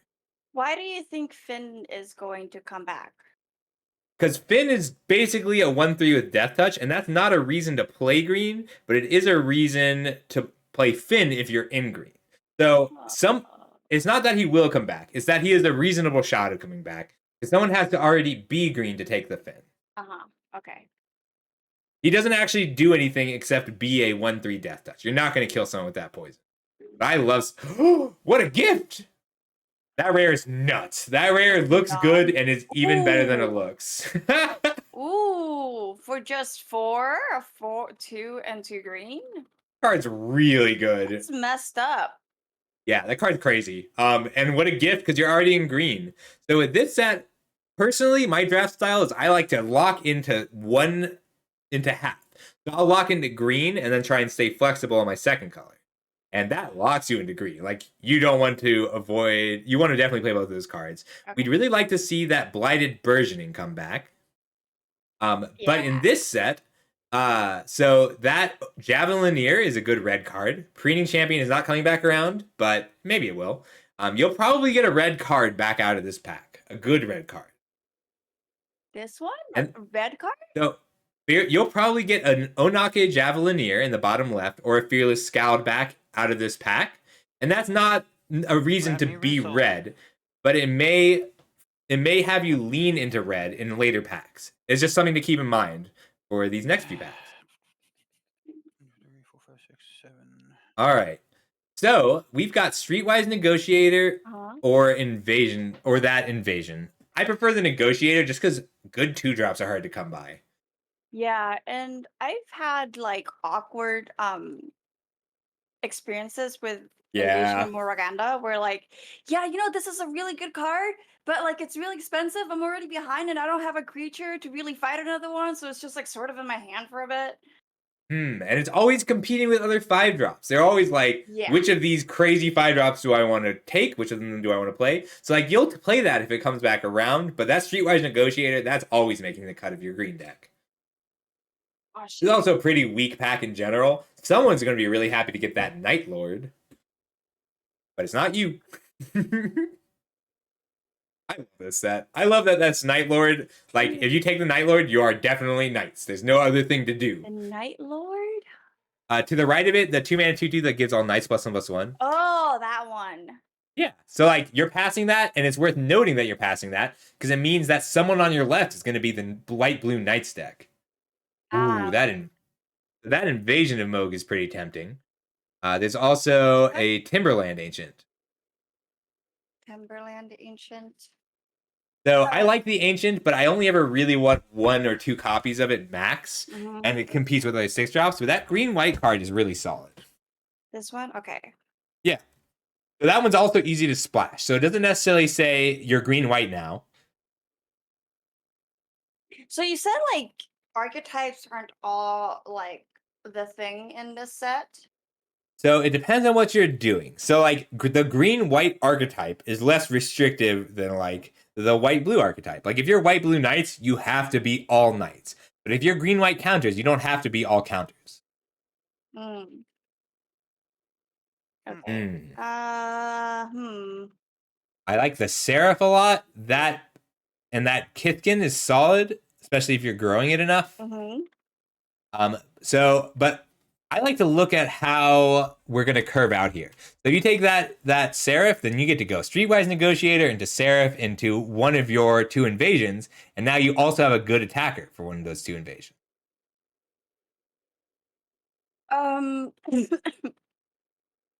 Like, the Billy Ride is solid, but you have to put a lot of work into growing it, and you don't have to put so much work into growing the Seraph. So they have really similar roles. They both take the counters really well, and they both take equipment really well, but one of them requires less work. So I'll take the one with less work, usually. Yeah, I would get the Seraph. I was like, maybe it won't... I like the Kithlin Double Strike. I do too. And I'm like, green tends to put, like, counters on things, so that's pretty good, but it's like, that's still, like, extra work I would have to do, right? Right. Those are 2 premier green removal spells. They're both fantastic. Yeah, I would take the Tandem Takedown. In general, those 2 cards, when you have to make that pick, is going to come down to what your curve is missing. But I will take the Tandem Takedown first, especially if I'm dedicated green. Okay. What's this? I feel... That card's surprisingly good. Is it? So... yeah, so the floor of that card, think of it this way, it deals 4 damage to an attacking creature. So that's your base, but if your opponent is either of those colors, it's destroy target attacking creature, draw a card. Wait. Is it destroy target creature? So it's a 4/2 with... because it blocks. Oh, because it blocks, okay. Yeah, it's a 4/2 that blocks. And ideally you want to get that extra card out of it, but you don't have to get the extra card out of it for that card to be great. Oh, it has flash? That's broken. It has flash. It's so good. Okay. I love that guy. I get it. Card's really good. All right, so here we can sort of lean into another color. I don't think Converter Beast is worth it like Converter Beast is a fine card, but you already have 3 4-drops, and it's worse than all 3 of your 4-drops. You could take that Invasion of Eldraine or the Inga, and lean into splashing another color. That card's just good because land? It's good. You can take the land. Lando. Commit to green-white. I like it. Well, we don't have to. We could still stay open. I like So that. I Let's tend stay to- open. Yeah. I tend to like the lands. There's that Finn. Hey. Wow. So that's great because you get to look around and say, okay, I have green. Green is mine. Mhm. And you might be fighting for other colors, but you're not fighting for green. Yes. That means that whatever random bomb you open, like if you open a really good green-black or green-blue or green-white card, you're okay dumping some of your other colors. Okay. You know what you're committed to. You know what you're not. This one? Maybe? They're all solid. Like the halberd, I like. I like the first copy of the halberd. The problem with the halberd is like one is enough. Yeah. Same with kite sail. Kite sail is the same deal. One is enough.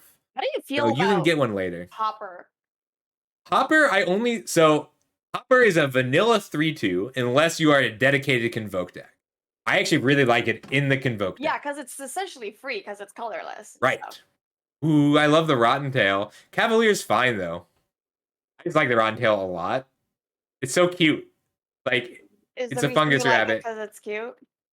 Possibly. It's also quite good.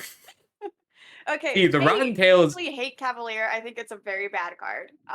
Yeah, like the Cavalier, that's why I like says it much, because like the Cavalier is definitely a Knights card. So why is the Rotten Tail good? Because it's not good in a vacuum. It's good in the it does a little bit of everything. I take the scroll shift here. Yeah. Like you don't have anything currently that works with it, but you could easily grab something. Yeah, so the Rotten Tail's not good enough. I was looking like, what can I blink, right? What has an ECP? Yeah. Yeah, you don't have a lot yet. Yeah, you can take the Aeronaut. Like, the Aeronaut isn't the 5-drop you want, but it's a 5-drop that you'll play. That's a weirdly late Quenda. The guy who is... Someone at this table is dedicated Knights, and they should have taken the Quenda. Yeah, someone grabbed that blue. Oh, look at that. Ooh, that card's really good. So, all right, well, I was actually about to reference that in relation to that Placid Rotten Tail as why that card is good. This is such a good pack. Wow. Dude, right? Yeah, I think you take the rare. That 5-mana 5/5 is good too. What a pack. Dang. Okay. So, I think it's the Zealot because you have some good backup cards and you have a Placid Rotten Tail. So this one, the Dust Legion? Yeah. So looking at this pack, like, what is your analysis? Like, what do you think is going to come back, isn't, etc., and why? So let's say that there's another green player at the table. They're going to take that rare, and the second green player is going to take that Herbology Instructor. But I don't think there's that many green players. There are at least 2 other white players, and they're going to take the Intercessor and the Removal Spell. And you're going to get one of the good green cards back. Ooh, this is tough. Renat is the best card in the pack by a lot. Yeah, especially because we will probably have a lot of green devotion. Right. And just pumping everything that you play for the rest of the game is pretty good. The argument against it is that you just have a lot of 4s, but you have a lot of 4s that you're okay playing after turn 4. So let's see if we can get that Wary Thespian or the second Rotten Tail back. Yeah, this one. Yeah. The Rotten Tail is really good with cards like your Dusk Legion Zealot. And it's good when you have lots of cards like Invasion of Mode, cards that care about having the bodies in play. What? So like the Rotten Tail is a card with flashback, and it's good when you can make both halves worth a whole card. So like when you can make that 1-mana 1/1 with Vigilance worth a card, and the counters you get back from your graveyard worth a card, that's when that card's really good. So like that card is solid. It's a 5-mana 5/5 that turns all creatures that die into forests. Looks like we're not getting all that much green coming around this way. Yeah, but that feels more coincidental because there's only guaranteed 1 green card per pack. So this is very likely all the green cards that were in the pack. Oh, by the way, I if I suddenly just click on something, and I just pick it, it's because my mouse tends to do this double clicking thing that I don't want to do. So if I accidentally grab something, please, it's not me. I gotcha. No worries. Which So is the Fertilized why I Favor. haven't clicked on something yet. The Fertilized Favor is only good if you have a 3-drop and a 6-drop, because you need to win the 3-mana combat and ramp to 6. So you can either take the Fertilized Favor here or the Tranquil Cove, and taking the Tranquil Cove is just making it so that if you open a really good blue card, you can run it. So we are playing predictively. We are playing as if we are preparing to open a bomb. Hey Chuck, how's it going? Like, a lot of people who watch these are like, I cannot believe that you had the mana to play that Galto you opened. It's like, no, it's because I know when I can't use a card out of a pack. Yeah. And I plan accordingly. So here we have 2 blue cards. That one on the right is weird. I haven't gotten to play with it yet, but it feels fragile for a 5-drop, but Cascade's just good. If we have Cascade, mana value 6 or greater, that means we have to start grabbing things that are very expensive. Yes, and I think that we don't have to do that. We can take that Invasion of Vryn. So the Invasion of Vryn is only good if we need card advantage, which currently we do, but we'll be looking for better sources of it. Yeah. Like, we're in pack 2, and I feel like if we were gonna like cast things that were 6 or more, we should have grabbed more ramping, right? Yeah, I really like Tangled Skyline here. Why? Because it's 5 mana, gain 5. It's 5 mana, gain 5 life, and the reach is relevant. Giving everything reach is really relevant. Plus, that incubate token, that's counters. So all of your cards that care about counters and increase the counters and care about counters in play, care about incubate, which I don't think you have the Kami yet. That's what we really want to see, is the 3 mana 1/1 who buffs your counters. Yeah, okay. So, all right, I get that 5 life, and then you essentially get a 5/5 creature for a 4 and a green, and that's amazing. But I don't know how I feel about Phyrexians to control have reach, because what if you don't always have Phyrexians? Well, it does make a Phyrexian, and every incubate token is also a Phyrexian. Okay, so we'll have at least one creature with reach. Right. But really, like, that is a 7 mana 5/5 gain 5 life, which is just fine. And we want to try and get more out of it. But if we can't get more out of it, we won't run it. This card's weird. I don't know how I feel about it. Like, I legitimately do not know how to rate this card yet. It ends up being a 12/12 after like 5 turns. Whenever you cast a spell, so I would have to like put it out for 4, then play 5 spells. So it's kind of expensive to get this 12/12, but I guess it taps for... Yeah, it also ramps. Wary Thespian or Mutagen Connoisseur. We can't quite make the Connoisseur work yet. I think this is better here. Yeah, I like the Thespian. Another one? Another Thespian. Like, you'll play 3 Thespians. Thespian is only bad against the Convoke deck, and the Convoke deck is so hard to get running. Alright, another Rotten Tail or another Thespian? That's going to go with your preference. What do you feel like playing? Let's see. Let's click on this. I think we do take the Rotten Tail. Yeah, okay, yeah. I was like... We've got some good fly. We're just really good with it. Ooh, so take that Temporal Cleansing. So that card is weird because it has Convoke. If you get any of the blue-green creatures, there are creatures that you can pay green mana for but are blue that you can use to cast that cleansing. But I grab this Herd Beast? Take the other cleansing. Okay. You're not playing the Herd Beast. Oh! You just have better 5s. All good. That card is not playable, but take it to show that there's no green cards left in this pack. Oh, we're sending signals. Yeah, you are. You've been sending signals all along, every time you draft. I feel like I'm bad at that. No, if you draft, you're not bad at it. Okay. That pylon, I think, is almost worth splashing. I'm seeing what fixing we have for it. Splashing, you think? Huh. I'm seeing what fixing we have for it. We don't. We just need removal. Oh. And this is a terrible pack. Yeah, take that Shauna. Shauna's really good. The green-white multicolored creature. We grab this one? Yeah, she's really good when you have 1-drops, which you do. Okay, that's true.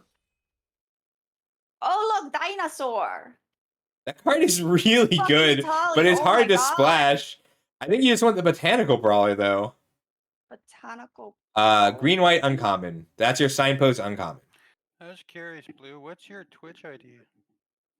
Holly. She's Dirt Nymph. If you're in the stream, we can give her another shout out and you can Oh, click. okay. I see her in chat. Great. Man. I know. If you want a Tolly for your collection, you can take a Tolly. But that No, brawler I'm is not gonna. really good for you. Um. We need removal now. That's what we're digging hard for.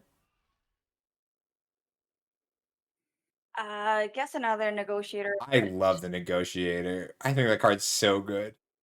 It's just a 2-mana 3/3. Oh, but of note, that Attentive Skywarden, that white creature, that's one of the cards that make Tangled Skyline good. Oh. Because you don't have to pay the mana into flipping it that turn. Oh. And that card is only good in conjunction with those. Okay. But I think you absolutely want the Negotiator because you can put the counters on the Duelist to draw a card. Can you run this Giganta? You lose Glistening Dawn and Renata to play Giganta. That's big losses. Why is Giganta good? She's good because she's a free card. Like, that's it. If she's not your companion, she's just a 5-mana 5/5. But she's one of the easier companions to play. You just can't play her in your deck. Oh yeah, because we have to. You only want her when you can play her as a companion, and then she's great. So, the Blade Master or the Seraph? I think it's the Seraph, and that's not on power level. It's because you have really good 2-drops, and you need some 3-drops. How do you feel about Blade Master? I love it, but I don't like it more than Streetwise Negotiator, and I do like it more than the Wary Thespian, but it's not worth the pick right now. Okay. A life This is just a linker, bad maybe? pack. 2 life linker? That card's okay. You just have better 2s. Otherwise, you could take Stoke just to be mean to the person on your left, but you can't really use much out of this pack. Dope. This thing? Yeah, that's the best red card. Yeah. Ooh, this is tougher. Sandstalker Moloch, Phyrexian Awakening, or Thornwood Falls. Yeah. You might need the Thornwood Falls just to play your removal spells, because you need some removal spells. But that Phyrexian Awakening is so good. So is the Moloch. Well, this is a tough pick. I think it is the land, and that hurts my soul just a teeny bit. Yeah. Like, that is the disciplined good player pick, and I would not often make it. Yeah, me neither. Honestly, if like you weren't here, I'd probably just not do I know. I know how you feel. Coaching makes me pick better. Makes me pick more disciplined. it. You already have 1 scroll shift.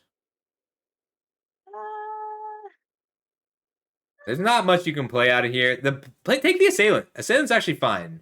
Yeah, I think Assailant is good if you have like the Cosmic Hunger and like Yeah, Demon Takedown. I mean, even just curving into... Ooh, that Sentinel is great. Oh, so is this Invasion of Kamigawa, though. Digital Sentinel or Invasion of Kamigawa are both really good for you here. So that card is good because it flips itself. And you curve out well. So that card is good when you can go 2-drop, 3-drop Invasion. So, okay, I'm just gonna grab the Invasion, not necessarily because I know what I'm doing, but I think I want it because of some card acceleration which we're lacking. Card's just good. I like Atrax's Fall here. Surge of Salvate and take the Aerial Boost, actually. You're a really good deck for Aerial Boost. And what was the other card next to it? The Knight thing? Okay, yeah, and I was thinking of taking the Knight because it's just more reliable in terms of like mana wise, you know, because we're not doing the weird blue thing, but it's sort of like this risk. How do you feel about that? No, I like it. I like the Knight a lot. And it does hurt a little bit, but the thing is you're low on removal. And when you're low on removal, you have to find Skywarden or that Bond Leader might be good enough. Oh, because we're putting counters on things? Probably this one. Yeah, you do care a lot about counters. Grab it. So you're short on removal, and when you're short on removal, then you need to find other ways to win. And I think Gold Scale Aeronaut and Aerial Boosts are a good way to win. I feel like this is a bad card. Hey, Ninja. Yeah. Which card? Aerial Not. It's not the 5-drop you want, but we need to look for ways to punch through to get the win. That's what we're missing right now. We have really good creatures at every point on the curve, but we need our ways to actually close out the game. And Aerial Boost and your 5-mana 3/4 are both really good ways to do that. Eyes of Gataxian is good. Sorry, chatter's telling me that Eyes of Gataxian is quite good. I don't know it's that good because it's a sorcery. Right. It's not good in a vacuum. It's a combo card. So if you have cards like that Attentive Sky Warden, then it's really good.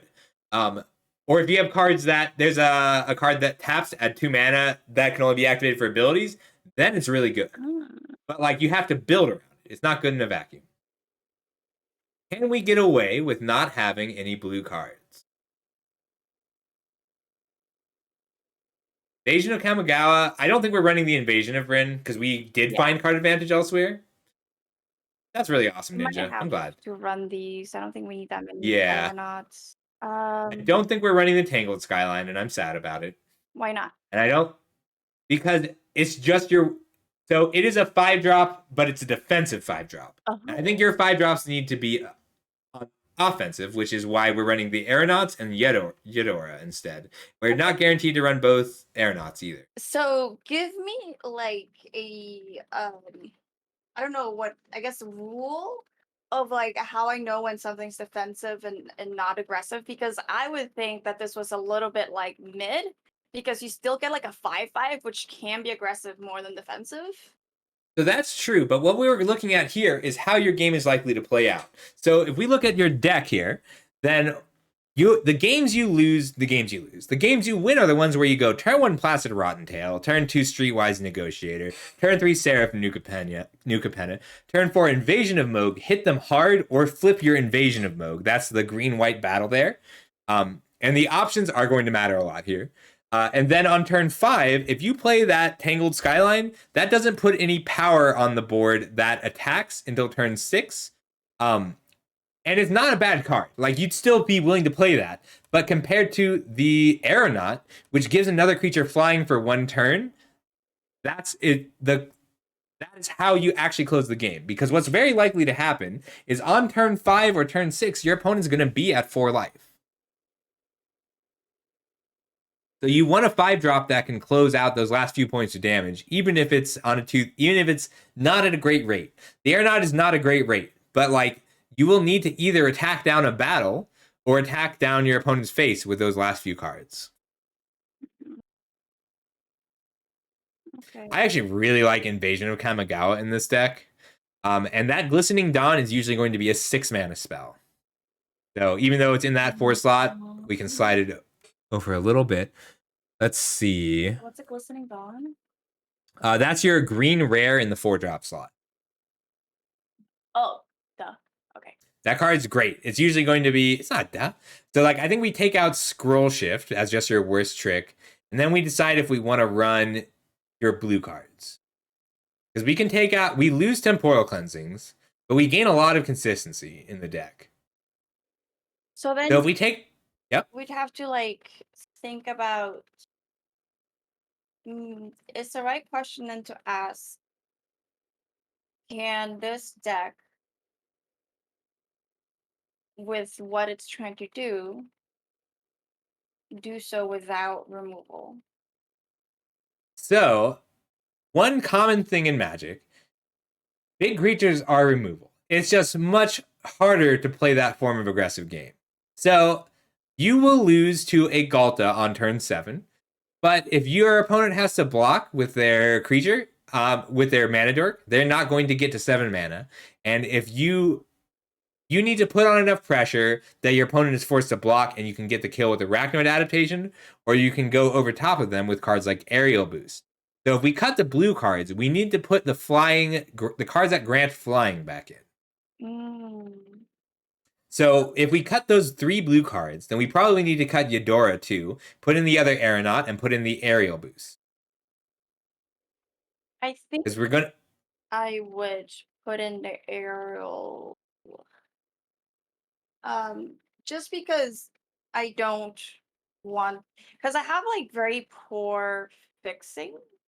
Mm-hmm. I have 2 cards. So you have 2 lands, and you can probably run with this deck another green source or another let's see. You can run a little bit less white. So you can probably run 4 total blue sources without affecting your colors too much. Wait, how would you come to that math? So, because you have the 2 free blue sources. And in general, 2 blue sources is enough to not damage 2 off-color sources in a 17-land deck will not damage your mana severely. More than that will. That percentage actually goes down because you've got Shauna and Botanical Brawler, which means an island will turn off your 2-drops off. So we may need to adjust your mana a little bit to run your blue cards, but Invasion of Zendikar does help. I'm really surprised we didn't see a single piece of colorless fixing. Like, we didn't see a Skittering Surveyor. We saw one 3/2 bike that taps for mana, and we saw one Blind Versioning, but it was in a pack we opened, so we weren't going to take it there. I missed a Blissey? Damn it. only Night Dark noticed the Blissey.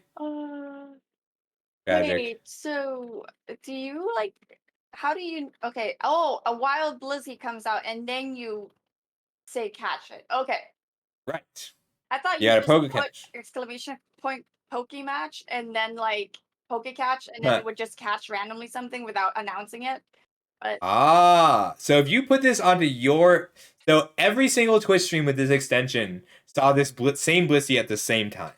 So if you add it, then it'll be the same across different streams.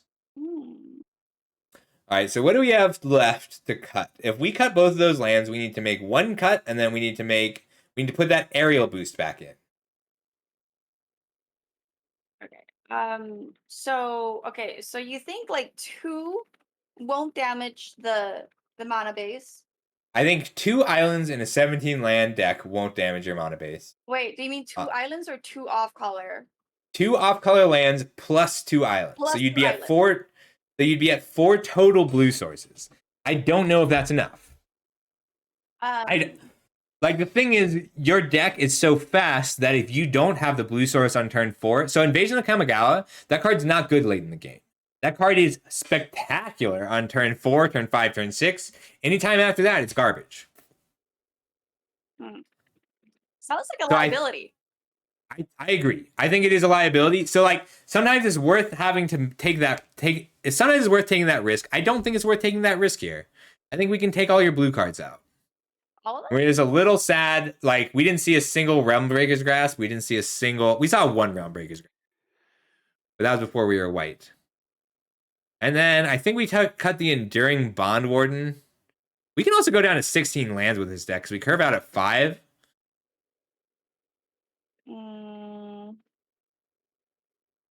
Okay, what was the Enduring Bond thingy though? What is that? Oh, Enduring Bond Warden is over on the left.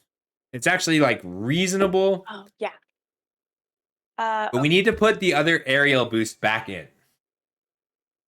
Boosties. Boostin'. Okay, now we have to take something out still though.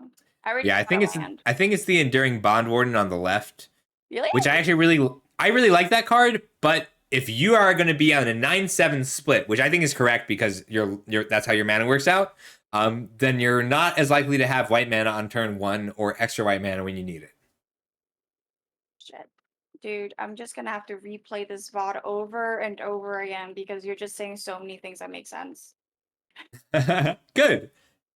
That's good. Okay, I'm glad it makes sense. All right.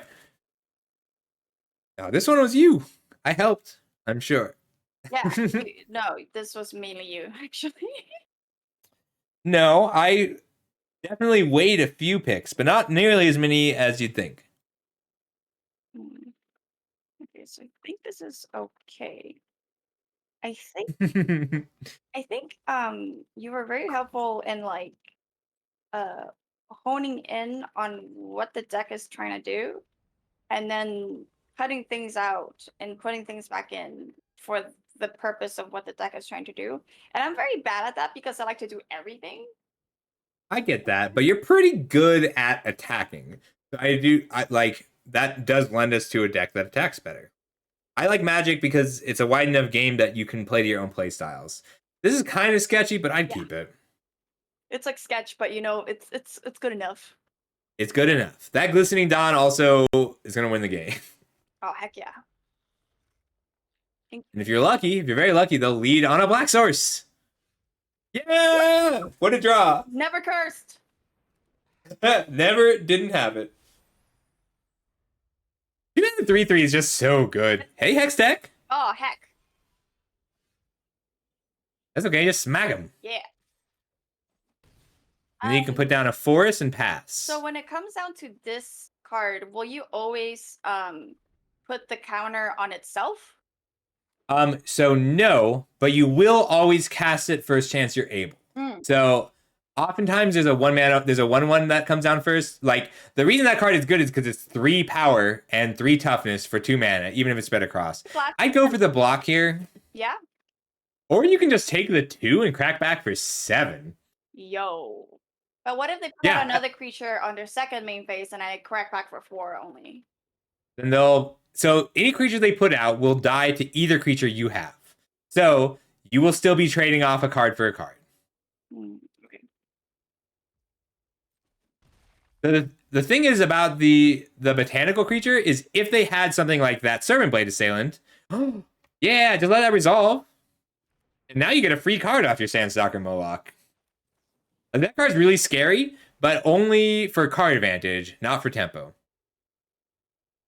All right, what do we do in the next 2 turns? I think you want one of your 2-drops, and I think you want it to be Streetwise Negotiator.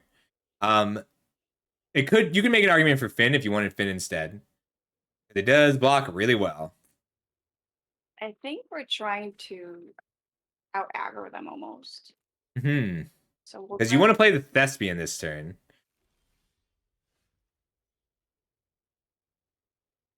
I think you just put the planes and crack.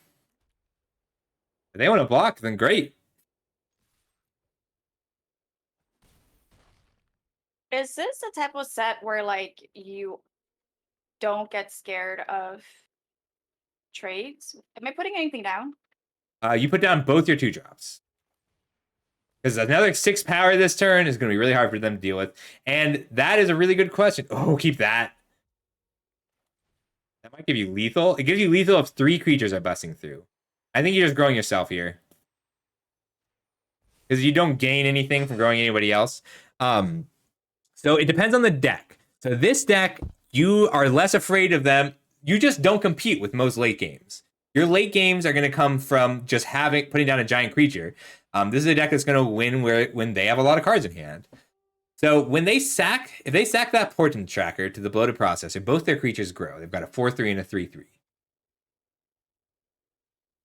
Oh, it has to be a Phyrexian. It's not any creature. That's my bad. So if you grow your team, then Wary Thespian gets blocked by the Brawler. The Moloch gets blocked. I do think you grow your team. I'm just not sure how you attack afterwards. We'll figure it out. I think You we could can put swing out actually. So if you swing out at them, they have to block all 3 creatures. They only have to block 2 creatures, but I think you're still okay with that. Bam. Like you could put 5 damage at the invasion, but I don't even think it's worth it. I think you just smack them. Yeah, just smack them. Smack. Bonk. Deck is very good at attacking. Yeah, That makes a Oh. lot of sense though, Hextech. No! It's okay. You're okay. You're gonna kill some creatures. That's okay. Heck you. They're still taking 4 damage here. And you've got that Glistening Dawn next turn. You do want to play your land. Okay, yes.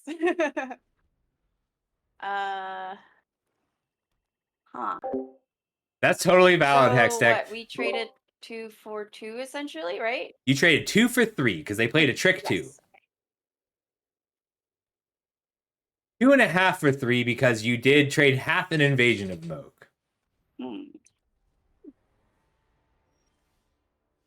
All right, so they can block both, and both their creatures will die.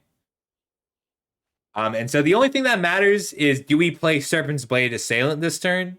And the answer is no, because you don't gain anything from it.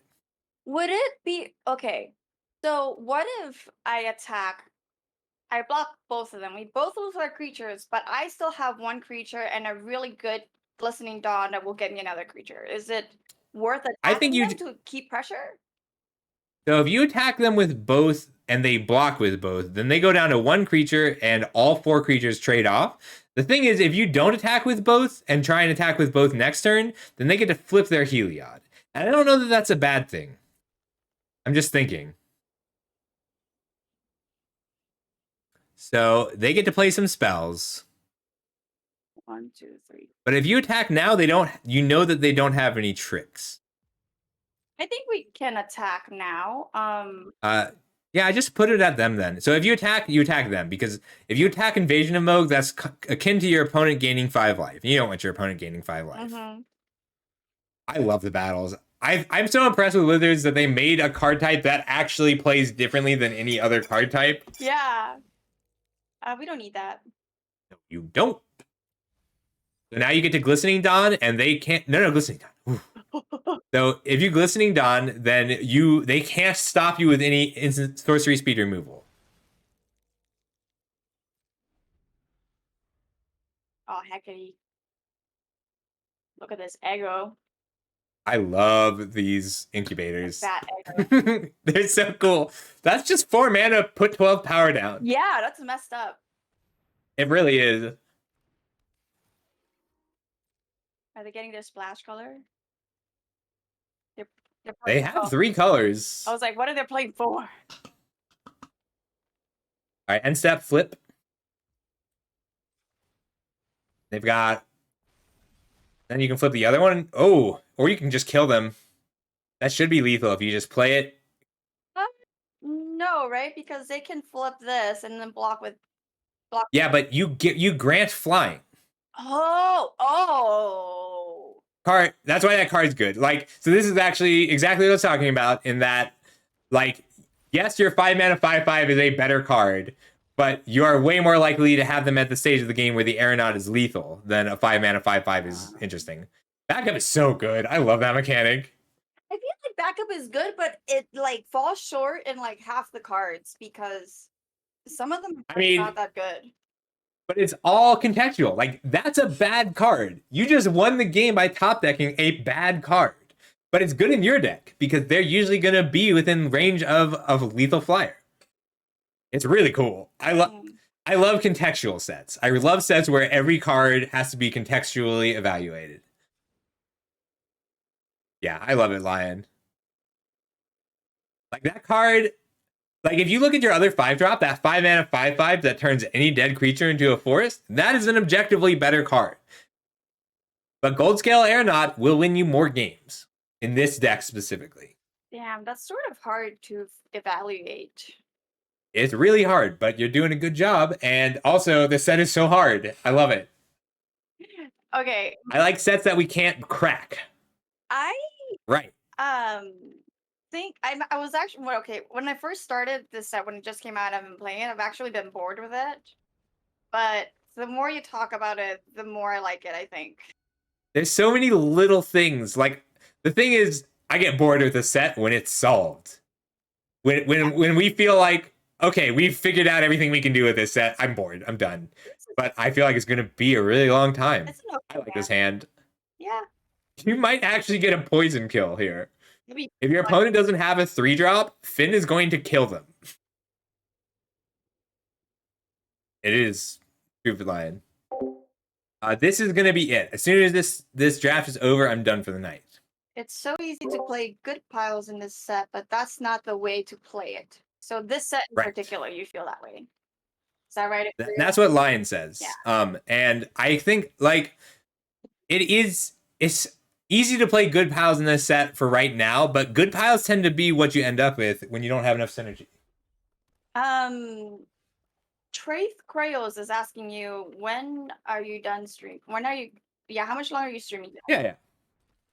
This is it. After this session, I gotta call it a night. I can come back later, but I gotta take the pup and make dinner. Make din. I'm hungry. They attack. Yeah, just crack in.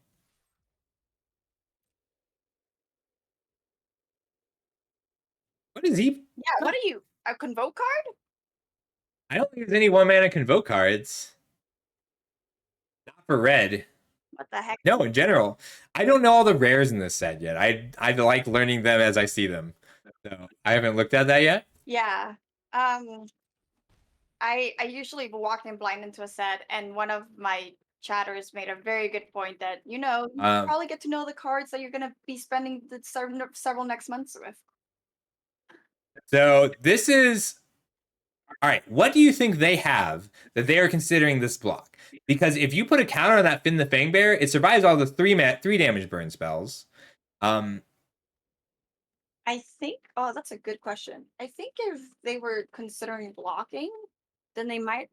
That means they might have a burn spell. They might also have a board wipe. You should put a counter on Finn with that assailant. Because if they're considering blocking, it means they either have the uncommon that gives everything -1/-1, or the saga, the battle that deals 3 to everything. And this survives that and a volcanic interruption. And the thing is, if you could get that Serpent Blade assailant to survive the Pyretic Prankster with the counter, then you'd put it on the assailant. But it still just trades with the Prankster, no matter how they do it. Oh. That's okay. I think you just invade here and then attack it for 2.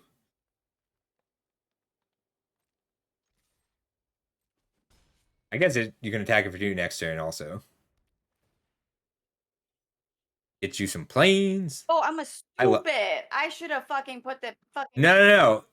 I was wrong. Okay. Because it doesn't change the math at all. So you can take, I think you just take 2 planes. So if you played this Invasion of Zendikar this turn and attacked it for 2, it would have 1 left. But you'd still have to attack it next turn. Oof, that hurts. It's fine. They used the entire turn just to do that. Yep. And then I can put out a bunny. Yeah, you can. You can put out a bunny and you can put a counter on the bunny.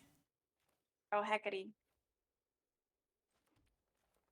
Bun time. Actually, you probably just want to play the Aeronaut as its own 3/3. As its own 3/4, so it can attack down the battle in 1 turn.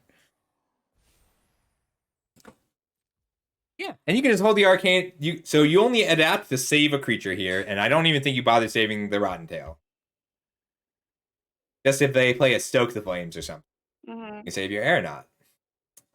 That card is really overperformed. This one? Yeah, just having 1 mana spells has been so good. Yeah. I've definitely had.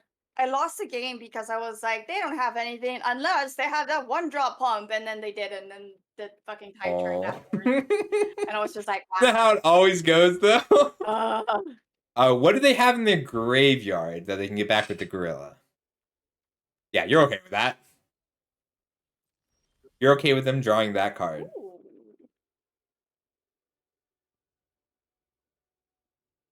So I think you attack the Aeronaut at the Invasion and the Rotten Tail at them.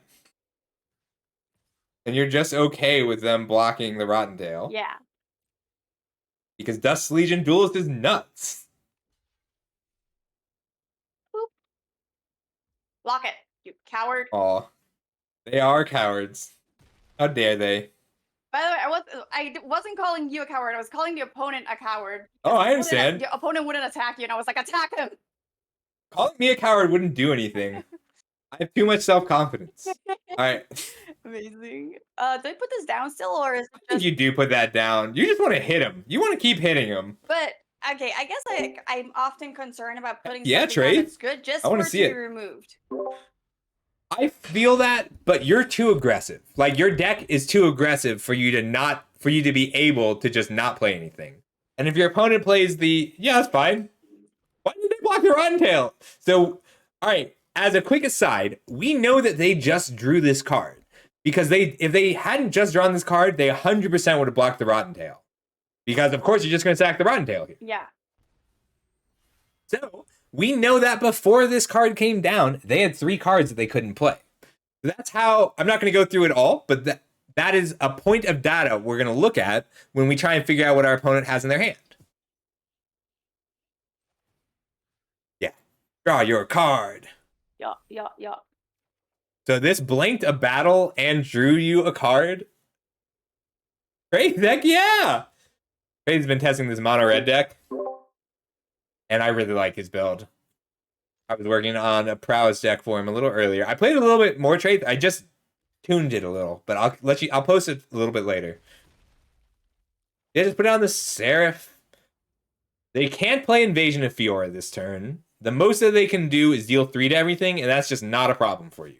You still have lethal. There's no way they put something back on top because they don't have any creatures in their graveyard that would save them. Oh, they're doing it. All right. Does that mean they have no creatures in hand? Is that what's going on? No, it looks like they've just conceded. Oh. Fair enough. Hi, Sharksbox. Hello, hello, Sharksbox. Please stream again. Are you still streaming, Trace? Good game. Oh, Sharksbox. Voice number 2 here is Scuffle Deluxe, a wonderful individual that's really good at this game and also really good at I don't know. I think being a human being as far as. Aw. That's sweet and the kind of leap that I like to hear. Yay. Very nice. I don't think you need me here. I think you can probably handle the rest of this. Can you open up your deck really quick? Yeah. So the trick here is figuring out your pump spells. Like every turn, because your pump spells have to be removal spells, but also try and count how much damage you're dealing this turn and next turn each turn. Because you'll actually be able to do that. Where Thespian Surveil lets you draw your card later. It lets you know what you're about to draw, which means that planning ahead will win you games, because sometimes you'll have 2 aerial boosts in your hand, or an aerial boost and an arrow not, and you'll need to give a creature flying 2 turns in a row to win. And just try and count this turn's damage and next turn's damage each turn of the game, and you'll find some wins that you wouldn't have had otherwise. Okay. Very strong, and you're going to do just fine with this. I hope so. Thank you. Do let me know how it goes, though. I'm going to hilariously fail you. That's okay. You're already 2-0, and as far as I'm concerned, that's perfect. Okay. Here. I have another. Hey, Kokodon. Aw, you're so sweet. Thank you so much. Come by anytime. Oh, and oops. Yeah. So if other people in your channel want some promotion, want some coaching, I'm happy to coach for subs, and it's also just a redeem on my channel. The only reason that I like knowing that people have some experience, some baseline with a set. So like I do want to talk to you if you're going to subscribe to get coaching. But that's just how I make sure that people have that baseline experience, is making it a channel point redeem. But since I know that you have experience and we have specific things to work on, I don't think, like, the things that you need to work on are very advanced and not always something I'm going to be able to provide, because you're doing quite well.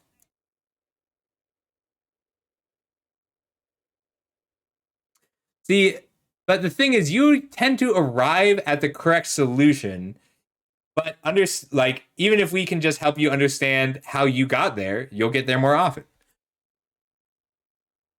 I watch your streams. I know how it is. All right. Nice work. And you're very welcome. Oh, and if you ever want just general draft help, lots of people in my server are always happy to chime in. So just go ahead and post it. All right. Thanks, Dirt Nymph. Good luck. You too. I'm going to go I think I'm going to make curry. All right, everybody. We got to call it there. See you later, Diva. All right, let's see who else. I think Trades is still going. If Trades is still going, I'd really like to help him get to... Really like to help... There we go. I'd really like to help get Traith to affiliate if he's still going. If he's not, we'll go ahead and say hi to Dirt Nymph. Dead Island 2 is being...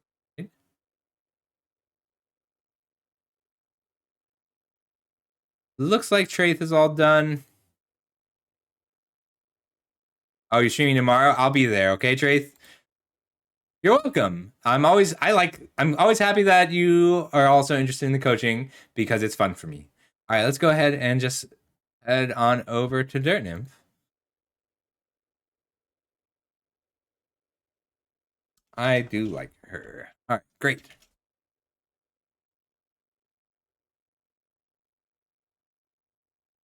All right, everybody, that was lots of fun. I will be back tomorrow. I'm not sure the exact time just yet. I'll post it in the morning as soon as I know. And I am playing Fortnite with my brother tomorrow night. But until then, I will be doing some magic. All right, good night, everybody.